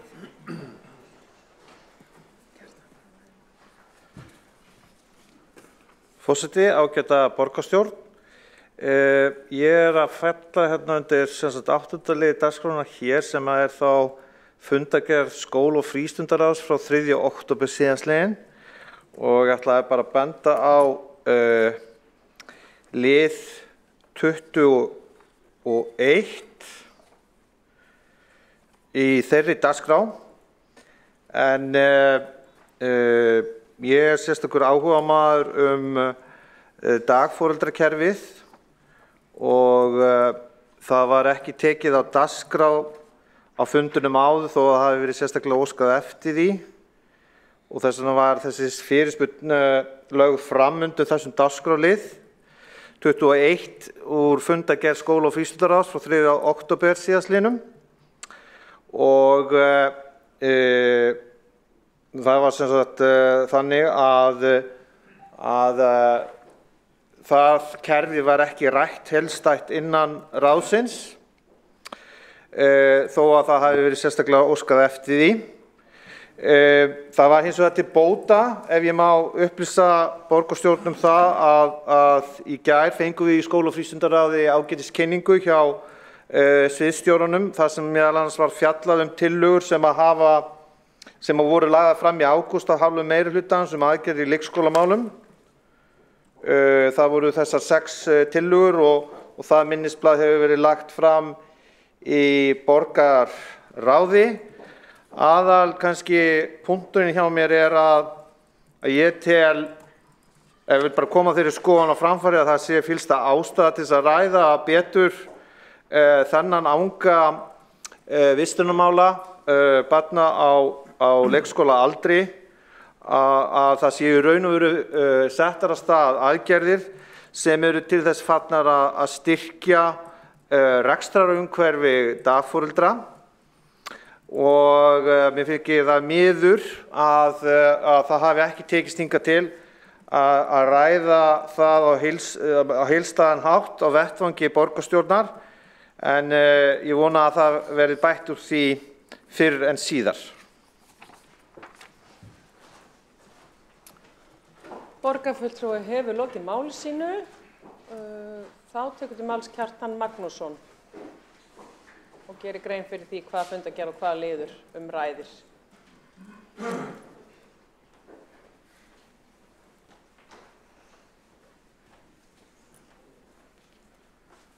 Forseti, góðir borgarfulltrúar, ég kveð með hljóðs undir fundargerð forsætisnefndar frá 14. október. Þar vil ég gera umfjöllunarefni 8. lið. Nei, 3. lið. Tillaga forseta borgarstjórnar tilraunaverkefni breytt fyrirkomulag funda borgarstjórnar. Ég vil svona bara segja þetta þessu að ég tel mjög mikilvægt að svona hulunni sé svipta þessu verkefni ef svo má segja. Svona eftir því sem ég heyri, ég náði nú ekki alveg ég náði ekki í þessar tillögur sko hérna á fundinum, en eftir því sem ég heyri þá verið að svona tala töluverðar breytingar á okkar réttindum hér á borgarstjórnarfundum, og ég minni á að þessi sko formsatriðin, það reglur sem við vinnum eftir, formsatriðin eru til þess að tryggja einstaklingsbundin réttindi okkar sem borgarfulltrúa. Og þó að það sé mjög gott fólk sem starfi í forsætisnefnd, þá finnst mér óviðeigandi að þetta fólk sé svona véli þessi réttindi, svo má segja, það sé verið að ná niðurstöðu þar og svo reynt að kynna hana fyrir okkur og maður fær upplýsingar um það svona. Mér finnst þessi réttindi, formsatriðin, hvað rétt við höfum til að setja hér að mála dagskrá og taka til máls á fundum. Mér finnst þetta vera svona heilu réttindi sem verði ekkert samin frá okkur. Alls ekki undir þeirri tilhneigingu eða því viðhorfi að við sem sitjum hér í borgarstjórn, við séum ekki endilega einstaklingar heldur fulltrúa flokka. Og því miður hafa verið svona aðeins borðað hérna á kjörnabilinu, það er skamtliðið á það sko að það sé reynt að takmarka sko hvað við ræðum hér í borgarstjórn, og það sé jafnir reynt að mjög svona ákveðin skilaboð að það megi helst bara vera eitt mál á hvern flokk eða kannski 2 sko. En þetta ekki, þó að séu 7 flokkar í borgarstjórn eða hvað það og hver flokkur hafi sína kennitölu, þá sitjum við hér 23 í borgarstjórn og 30 ef við teljum varaborgarfulltrúana með, en við sem 23 sitjum í borgarstjórn, við njótum einstaklingsbundinna réttinda, og mér finnst ekki góður bragur á því að það sé einhverjum bakherbyggjum verið að díla með þessi réttindi fram og aftur. Ég veit að það hefur ekkert verið ákveðið en þá, og sérstaklega verðum að ræða eitthvað tilraunaverkefni. Þannig að ég hvet bara þá ágætu aðilinn sem sitt í forsætisnefnd til þess að svipta hulunni að þessu og taka þetta bara upp í borgarstjórn. Mér finnst að við höfum bara ræðið þetta í borgarstjórn áður en nokkuð ákveðið, áður en nokkuð tillaga kemur.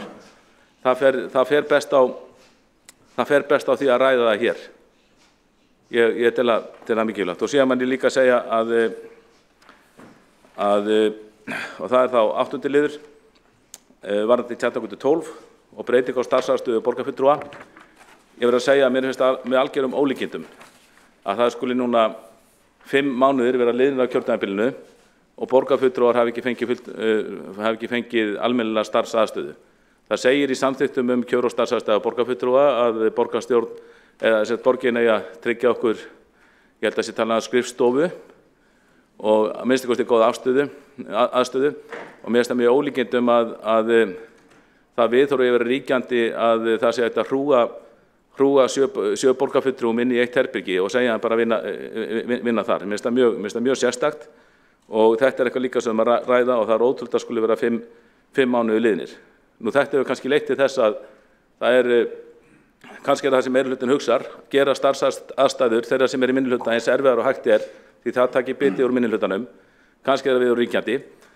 Ég verð að segja að það verður að tala líka þessi mál hreinskilnislega í staðinn fyrir að menn sé að pirra sig hver út í sínu horni, og bara nefni sem dæmi, það eru dæmi það að meðan að Sjálfstæðisflokknum sagt að hann eigi bara að fara inn í eitt herbyggi og sagt að í vandlandingartónu þetta sé stærsta herbyggi sem Sjálfstæðisflokknum fái og þar geti bara 7 manns unnið, að það eru dæmi það núna að varaborgarfulltrúi úr meirihlutanum, hann hefur í rauninni einkaskrifstofu, en borgarfulltrúar, alborgarfulltrúar, það ætlast til þeir vinni margir saman í herbyggi við óviðunandi aðstæður.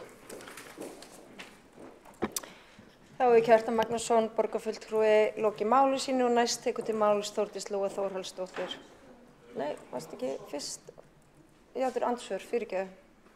Mér fannst alveg svo að rautt væri að koma upp í pontu allt í einu. Tveir borgarfulltrúa hafa beðið að koma upp í andsvör við ræðu borgarfulltrúans og fyrsti þess Alexandra Briem, borgarfulltrúi. Já, forseti, ég vil nú bara í rauninni mótmæla því að það sé dylgjað að kannski séu framkvæmdir við skrifstofuaðstöðu borgarfulltrúa tímasettar af því að meirihlutin vilji gera það erfitt fyrir minnihlutan að vinna vinnuna sína. Það var fyrsta lagi, afsaki ég með orðið tel ég, forseti. Í öðru lagi þá var dylgjað að kannski væri það þannig og á þess að því var vissulega aldrei slengt fram beinlínis að það væri örugglega þannig, en það var sett fram kannski er það ástæðan fyrir því að framkvæmdirnar eins og þær eru, sem ekki. Og í raun fáránlegt að gefa sér að þetta væri eitthvað minna vesen fyrir borgarfulltrúa meirihlutans heldur en aðra. Svo legg ég nú bara til að þessi mál séu rædd í forsætisnefnd, allan að starfsaðstöðumálin. Gott og vel að það getur vel verið að breytingar á fundarskipan borgarstjórnar ætti að ræða hér líka, en ég treysti bara forsætisnefnd til að ræða það sín á milli hvernig það er best. En mér þykir að lokum leitt að heyra að það sé óbærilegar starfsaðstæður fyrir borgarfulltrúana að vinna með sínu samflokksfólki. En við erum öll að vinna eins vel og við getum úr þeirri skrifstofuaðstöðu sem í boði. Flokkarnir völdu í stærðarröð, Sjálfstæðisflokkurinn fékk stærsta herbergið. Ég sé ekki að það væri sanngjarnt að til dæmis Sjálfstæðisflokkurinn fengi 2 herbergi og annar flokkur fengi þá ekki neitt eða eitthvað svoleiðis. Takk. Þá Alexandra Briem, borgarfulltrúi, lokið við að veita andsvar og svara andsvari Kjartan Magnússon, borgarfulltrúi. Forseti, góðir borgarfulltrúar. Það hægt að snúa út úr hverju sem og hvar sem með því að setja hann til dylgjur. Og sá borgarfulltrúi sem var að væntanlega gagna mig fyrir dylgjur kemur síðan með aðrar dylgjur henni miklu alvarlegri að ræða mín sé sett fram að hafi verið flutti af þeim hvötum að ég gæti ekki unnið með mínu eigin fólki. Þetta er bara slík fyrra og það að koma með slíkar dylgjur og slíkan áburð, það sýnir bara að málstaður borgarfulltrúans er mjög slæmur. Og ég sagði aldrei að breytingar væri til þess fallnar, breytingar að nóti í tandagötu var til þess fallar að gera okkar erfið störfin, það er ekki það. Breytingarna taka bara nokkra daga. Ég er að tala það viðhorf að það sé stórkostlegur munur á starfsaðstöðu borgarfulltrúa. Og það er mikill munur á og það bæði milli stóra flokka og lítilla og svo rauninni milli meirihluta og minnihluta. Og mér finnst það óviðunandi og mér finnst bara rétt að það komi fram. Þá Kjartan Magnússon, borgarfulltrúi, lokið við að svara andsvari og næst til þess að veita andsvar við ræðu borgarfulltrúans Sabine Leskop. Já, forseti, það er spurning hvort að ég tjá mig ekki frekar fundarsköp. Það er einmitt mér sýnist nú borgarfulltrúinn Kjartan Magnússon að tjá sig umræðu á lokum fundi sem er okkur ekki leyft. Hann er með fulltrúa í forsætisnefnd og þetta er vettvangur til að ræða slíka breytingar þó að við kunnum að taka undir sama róttæka breytingar þurfa alltaf stór umræða. En það er svo sannarlega ekki í boði hér að ræða eða segja frá umræðu frá lokum fundum, jafnvel þótt maður sé búin að heyra eitthvað sem var sagt eða hvernig sem það fyrir. En hann var að mínu mati að vísa í og leggja dóm á umræðu sem hefur farið fram á lokum fundi. Já, þá hefur Sabine Leskop gert athugasemd við fundarsköp. Það er ekki leyft að veita ansvar við athugasemdur fundarsköp, en Jú, ég bara hlýta mig að tjá mig þessa. Þú kemur upp undir fundarsköpum. Gjörðu svo vel, Kjartan Magnússon kemur upp undir fundarsköpum. Já, takk. Það má svo sem reyna að gera lítið úr málflutningi með því að halda fram að viðkomandi sé að fremja trúnaðarbrot með því að það er það sem að ræðum eitthvað og það er verið að reyna það núna. Ég bara fellst ekki á það. Ég veit ekki betur, ég fekk það nú ekki, ég náði nú ekki í það fyrir fundin, en ég sé ekki betur í fundargerðinni sem ræðum að tillaga þetta tilraunaverkefni, þetta hafi verið lagt fram á fundi forsætisnefndar, þannig að það er þá væntanlega orðið opinbert plagg ef mér skjátlast ekki. Og ég held ég hafa nú ekki vitnað inn í smáatriði þar. Nú, hitt atriði sem varðar starfsaðstöðuna og hvernig á að koma henni fyrir til framtíðar, það nú bara ekki meira mál en svo að þeir starfsmenn sem stóðu að framkvæmdum út í Tjarnargötu, þeir bara voru að tala þetta sín á milli og þeir sögðu mér það væri ætlast til þess að Sjálfstæðisflokkurinn með 6 borgarfulltrúa og einn varaborgarfulltrúa, þeir væru áfram í þessu herbyggi sem flokkurinn hefur haft og það væri bara stefnandi framtíðar, þannig að það greinilega ekki trúnaðarmál lengur. Þá umræðum fundarsköp lokið og næst tekur til máls Þórdís Lóa Þórhallsdóttir, borgarfulltrúi.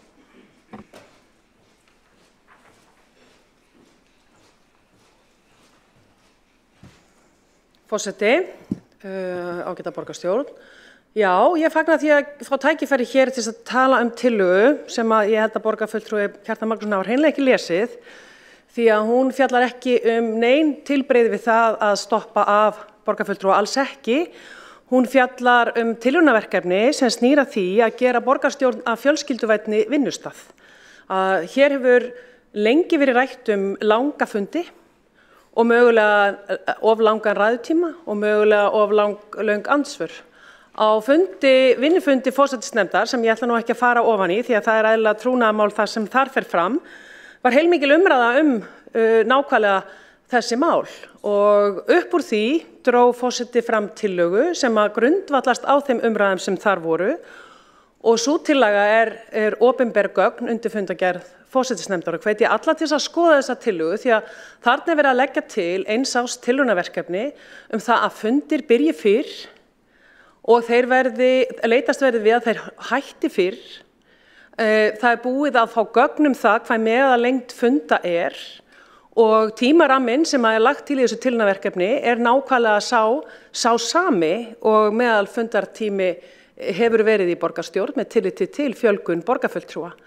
Þannig ekki verið að stoppa neina ræður, stytta ræðutíma, ekki einu sinni, heilmikil umræða hefur verið samt það. Þannig hins vegar lagt til að vera að stytta andsvar hálfa mínútu. Þannig lagt til að það verði þemafundir sem ég get nú ekki séð að skapi miklar sviptingar á möguleika borgarfulltrúa að halda ræður. Þarna meðal annars verið að vinna að því að við getum sameinast mál, nákvæmlega eins og borgarfulltrúi Helgi Á. Skriðarsson kom inn á áðan, sem benti á að það væri ekki óeðlilegt að við tækjum hér umræðu dagforeldrakerfi, það væri til dæmis ágætis þemafundur. Annar þemafundur gæti verið málefni aldrara, ofbeldismál, mannréttindamál, málefni fatlaðs fólks og við getum haldið svona áfram. Það er líka inn í þessum tillögum lagt til að forsætisnefnd geri sér starfsáætlun þar sem að árið lagt út alveg og við vitum alveg hvaða fundir á hverju ári fara undir fjárhagsáætlun, fyrstu umræðu og seinni umræðu og ársreikning, fyrstu umræðu og seinni umræðu, þannig að við augljóslega erum ekki að fara í þemafundi þá. Það lítið mál fyrir forsætisnefnd að bara búa til plan það ákveðnir 1-2 fundir á verði þemafundir. Þetta snýst nú þetta tilraunaverkefni. Þannig að hér ekki verið að stöðva neinn. Hér hins vegar verið að reyna að mæta þeir ákalli sem hefur verið lengi úr minnihluta og úr meirihluta að gera borgarstjórn að fjölskylduvænu vinnustað. Að byrja klukkan 2 og vera fram til 9-10 á kvöldin gömul hefð. Við erum með allt öðruvísi samansetna borgarstjórn í dag. Og þarna þetta lagt til og við erum búin að leggja þetta til núna og leggja þetta fyrir á forsætisnefndarfundi tvisvarsinnum. Þannig að allir flokkar hafa nú haft tækifæri til þess að skoða þetta. Þetta liggur frammi og það bara alls ekkert óeðlilegt að við ræðum það. Það eru ýmsar skoðanir það hvort það að stytta ræðutíma, að 10 mínútur og 5 mínútur og 5 mínútur séu á langur tími sem dæmi, að fólk hljóti nú að geta komið sínum kjarnaskilaboðum fram á 5-8 mínútum og ef það getið ekki á þeim að þá bætist nú ekki mikið við á 2 mínútum í viðbót. Ýmis sjónarmið hafa líka verið það hvort við eigum yfir höfuð að vera með andsvör. Við virðumst vera eina sveitarfélagið, mögulega eitt viðbót sem með andsvör. Þetta svona hefð úr þinginu en mörgum finnst þetta skemmtilegt. Þannig að þetta tilraunaverkefni, og ég hvet alla til þess að lesa þessi gögn, þau eru opinber. Þetta tilraunaverkefni lagt til í 1 ár. Þarna verið að tala það að byrja fundin 12:30 og loka fundum cirka bát klukkan 6. munnlega hafa ýmis tilboð verið líka boðin sveigjanleika þessu en ég heyri það að það er greinilega ekki að vænta mikla samvinnu þetta eða áhuga á fjölskylduvænum vinnustað, allavega ekki frá borgarfulltrúa Kjartani Magnússyni. Þá hefur Þórdís Lóa Þórhallsdóttir borgarfulltrúi lokið máli sínu og einn borgarfulltrúi hefur óskað eftir því að koma upp í andsvör og það er Kjartan Magnússon borgarfulltrúi. Þá tekur Kjartan Magnússon borgarfulltrúi til máls.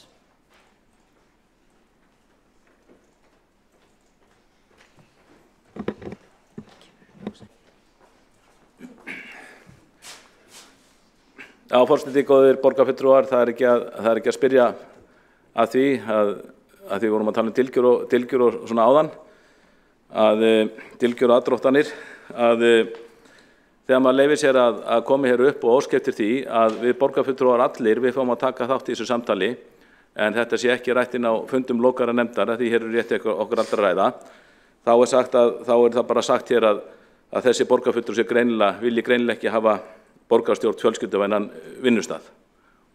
Og þetta er auðvitað mjög leiðilegur siður í stjórnmálunum þegar menn bara komið málefnalega gagnrýni að þá er komið ykkur svona árast til að drepa málun á dreif. Auðvitað er þetta bara vitleysa. Nú, ég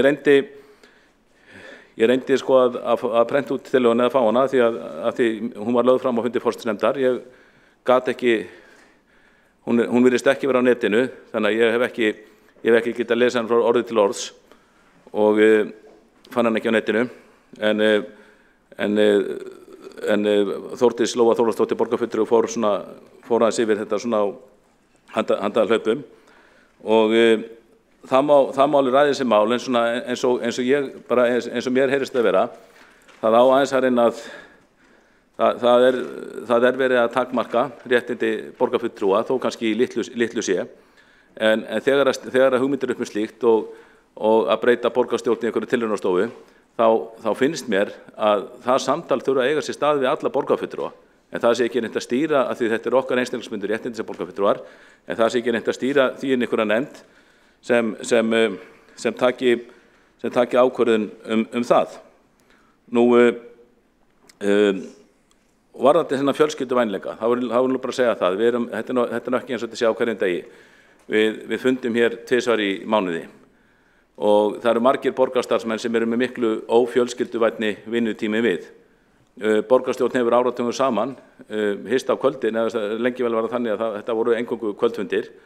Það eru margir sem ráðast til starfa hjá borginni, til dæmis strætisvagnastjórar eða starfsmenn velferðarsviðs annars staðar, þar sem menn vita að vinnutíminn er ekki mjög fjölskylduvænn og þeir vita því að hverju er ganga og ég tel að menn hafi vitað að því hverju er gangu þegar buðu sig fram í borgarstjórn. Hins vegar er mjög einfalt mál að leysa þetta og það er auðvitað bara í staðinn fyrir að reyna að finna upp einhverjar aðferðir til að stytta fundina og ég held að það eiginlega markist af því að ég held að fara í taugarnar á meirihlutanum að fundir borgarstjórnar eru svona eini vettvangurinn í borgarstjórninni sem að virðist ekki hafa fullt stjórn á vettvangi borgarstjórnar og vilji þannig reyna að vængstýfa eða múlbinda minnihlutan eins og hægt er, svona þrengja mörkin. Mér sýnist að vera tilhneiging.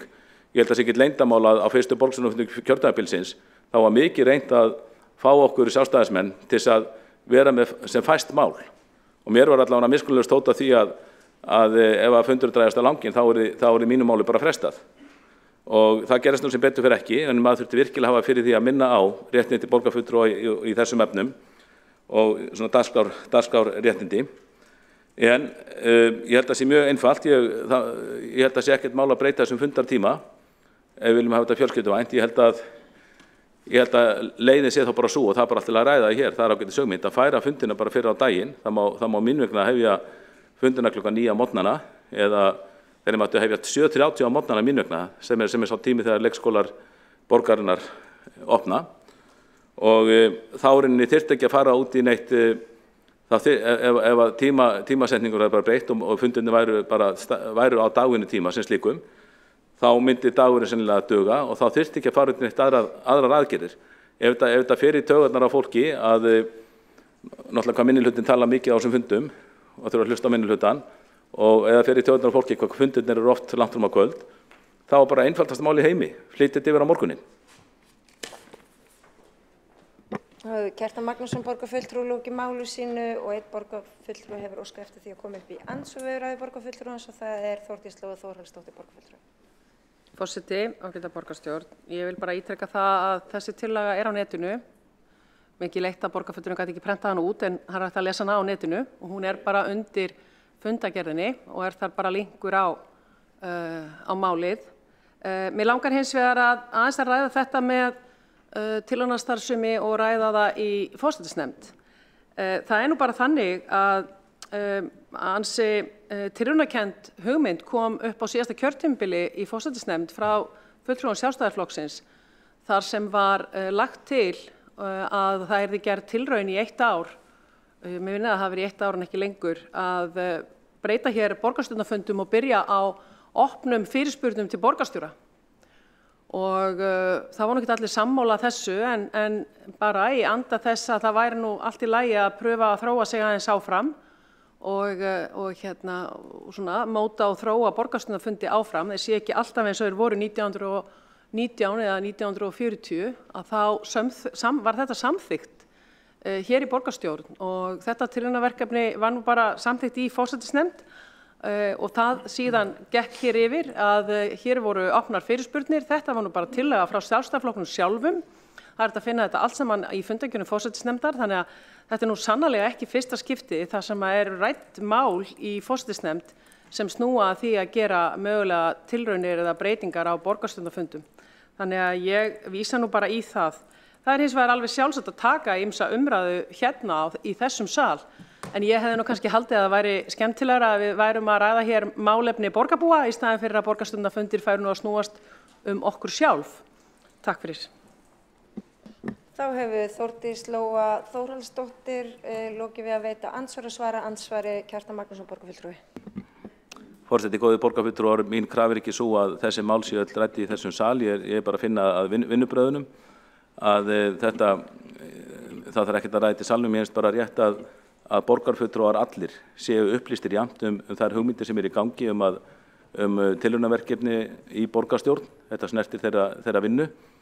Ég held að það myndi að heyrast hljóð ef þetta væri bara venjulegur starfsdagur borgarinnar, þar sem væri verið að breyta eða væri staðið eitthvað með tilraunaverkefni fyrir dyrum og það væri svona litlar upplýsingar sem fengist það. En það þarf ekki að vera borgarstjórnarfundur, það getur bara verið vinnufundur yfir kaffibólla eitthvað daginn. Og svo bara út af fullyrðingum að þetta væri allt á netinu, þá það bara ekki rétt. Ég með þessa fundagerð hérna bara hjá mér og þessi tillaga það ekki hlekkur á hana hér á netinu, en skrifstofustjóri borgarstjórnar var svo vinsamlega, hún var að senda mér þetta, þannig ég með skriftu komið mitt í hendur. Kjartan Magnússon borgarfulltrúi lokið við að svara andsvarinu telst lokið og Helgi Ás Grétarsson borgarfulltrúi næst frá mælendaskrá.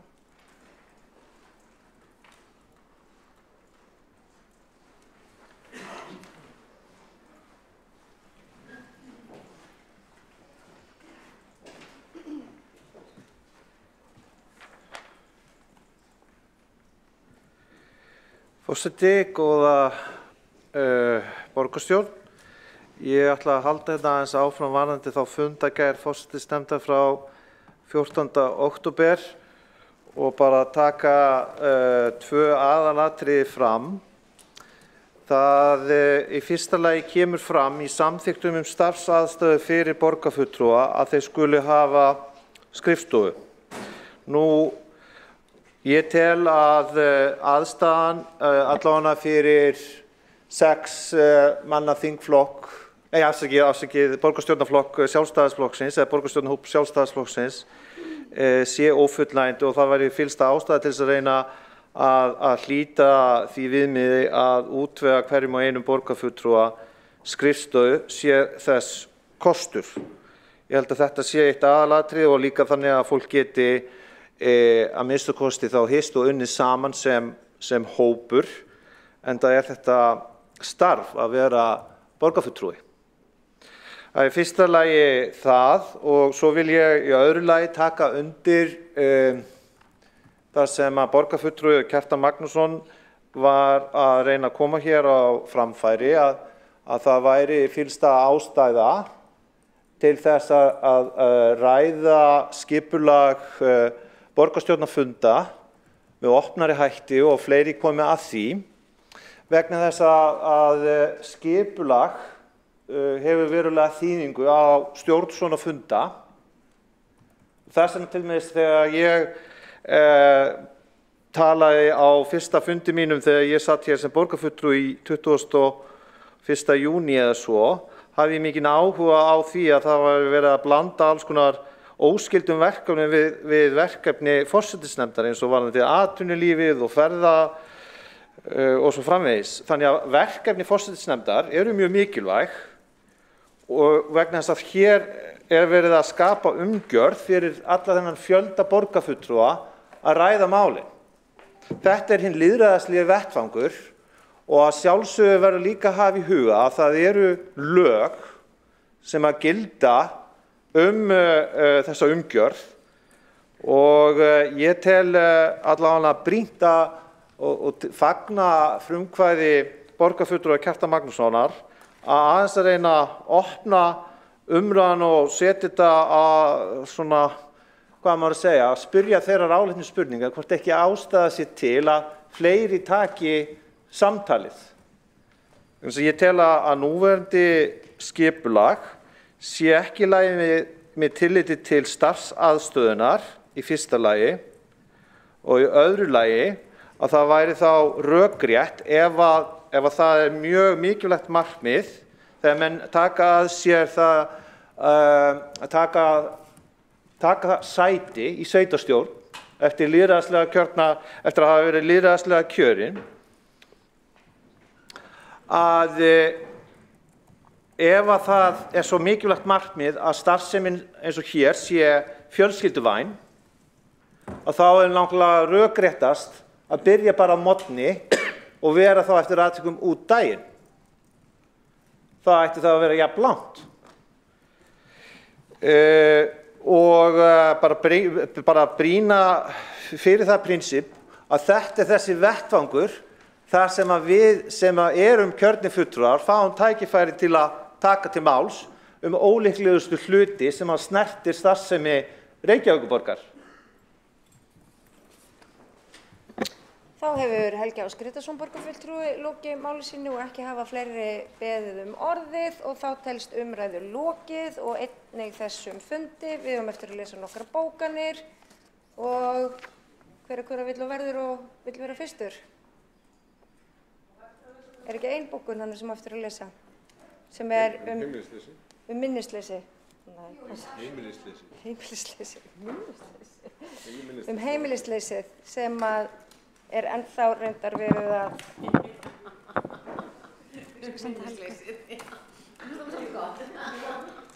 Hvaða bókum er það? Eða þá er fundi slitið bara? Nei. Það á ekkert eftir að lesa neitt. Ég skal lesa hana.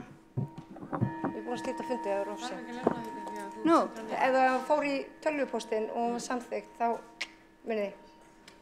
Við ætlum að breyta ekki Reykvíkingar úr öðrum sveitarfélögum. Já, ok.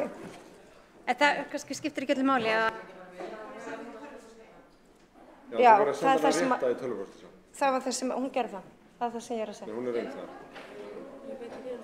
Eða hvað? Þetta eru bókum heimilisleysi þar sem... Herðu, ágæta borgarstjórn, ég tek þetta allt saman tilbaka. Við höfum eftir að lesa eina bókun. Ég ætla að biðja ykkur að hingra örskotsstund. Heiða, ef þú vildi vera svo væn og líta á skilaboð sem að ég sendi þér málfarslegar athugasemdir varðandi þessa bókun. Það er bara svo flókið hvað það er skilaboð sem mörgum stöðum.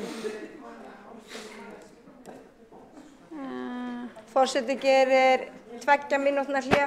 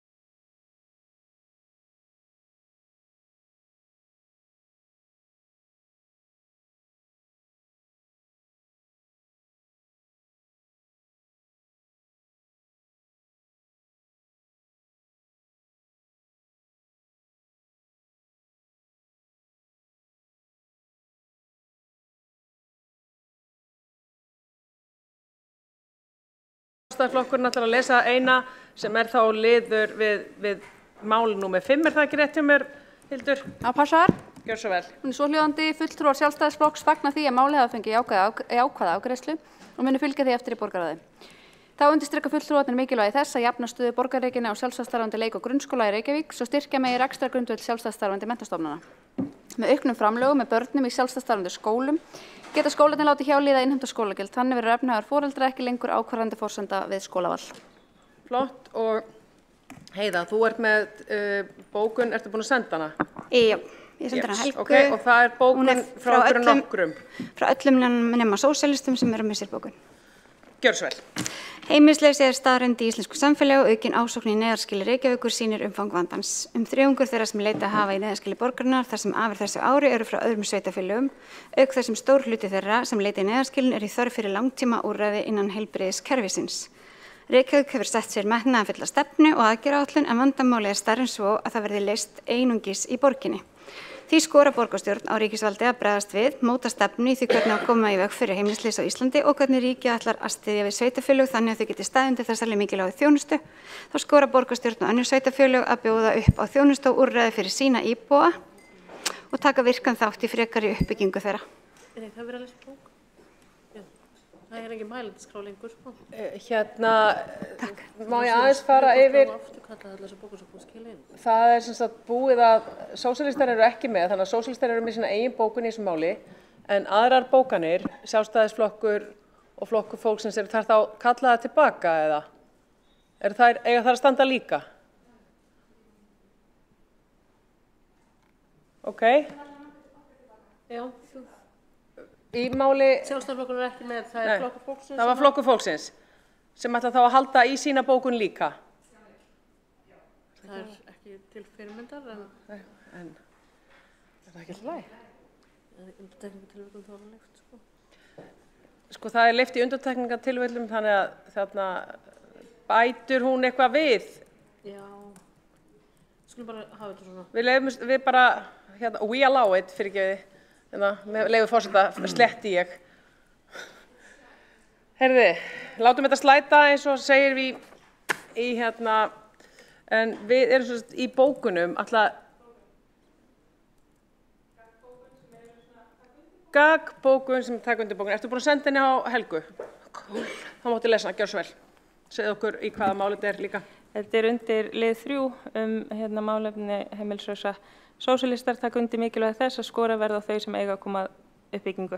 En það leysir ekki þann bráðavanda sem nú er uppi. Við erum svona takað aldrei undir það sem kom fram í sameiginlegu bókuninni að einhverju leyti. Flott, takk fyrir það.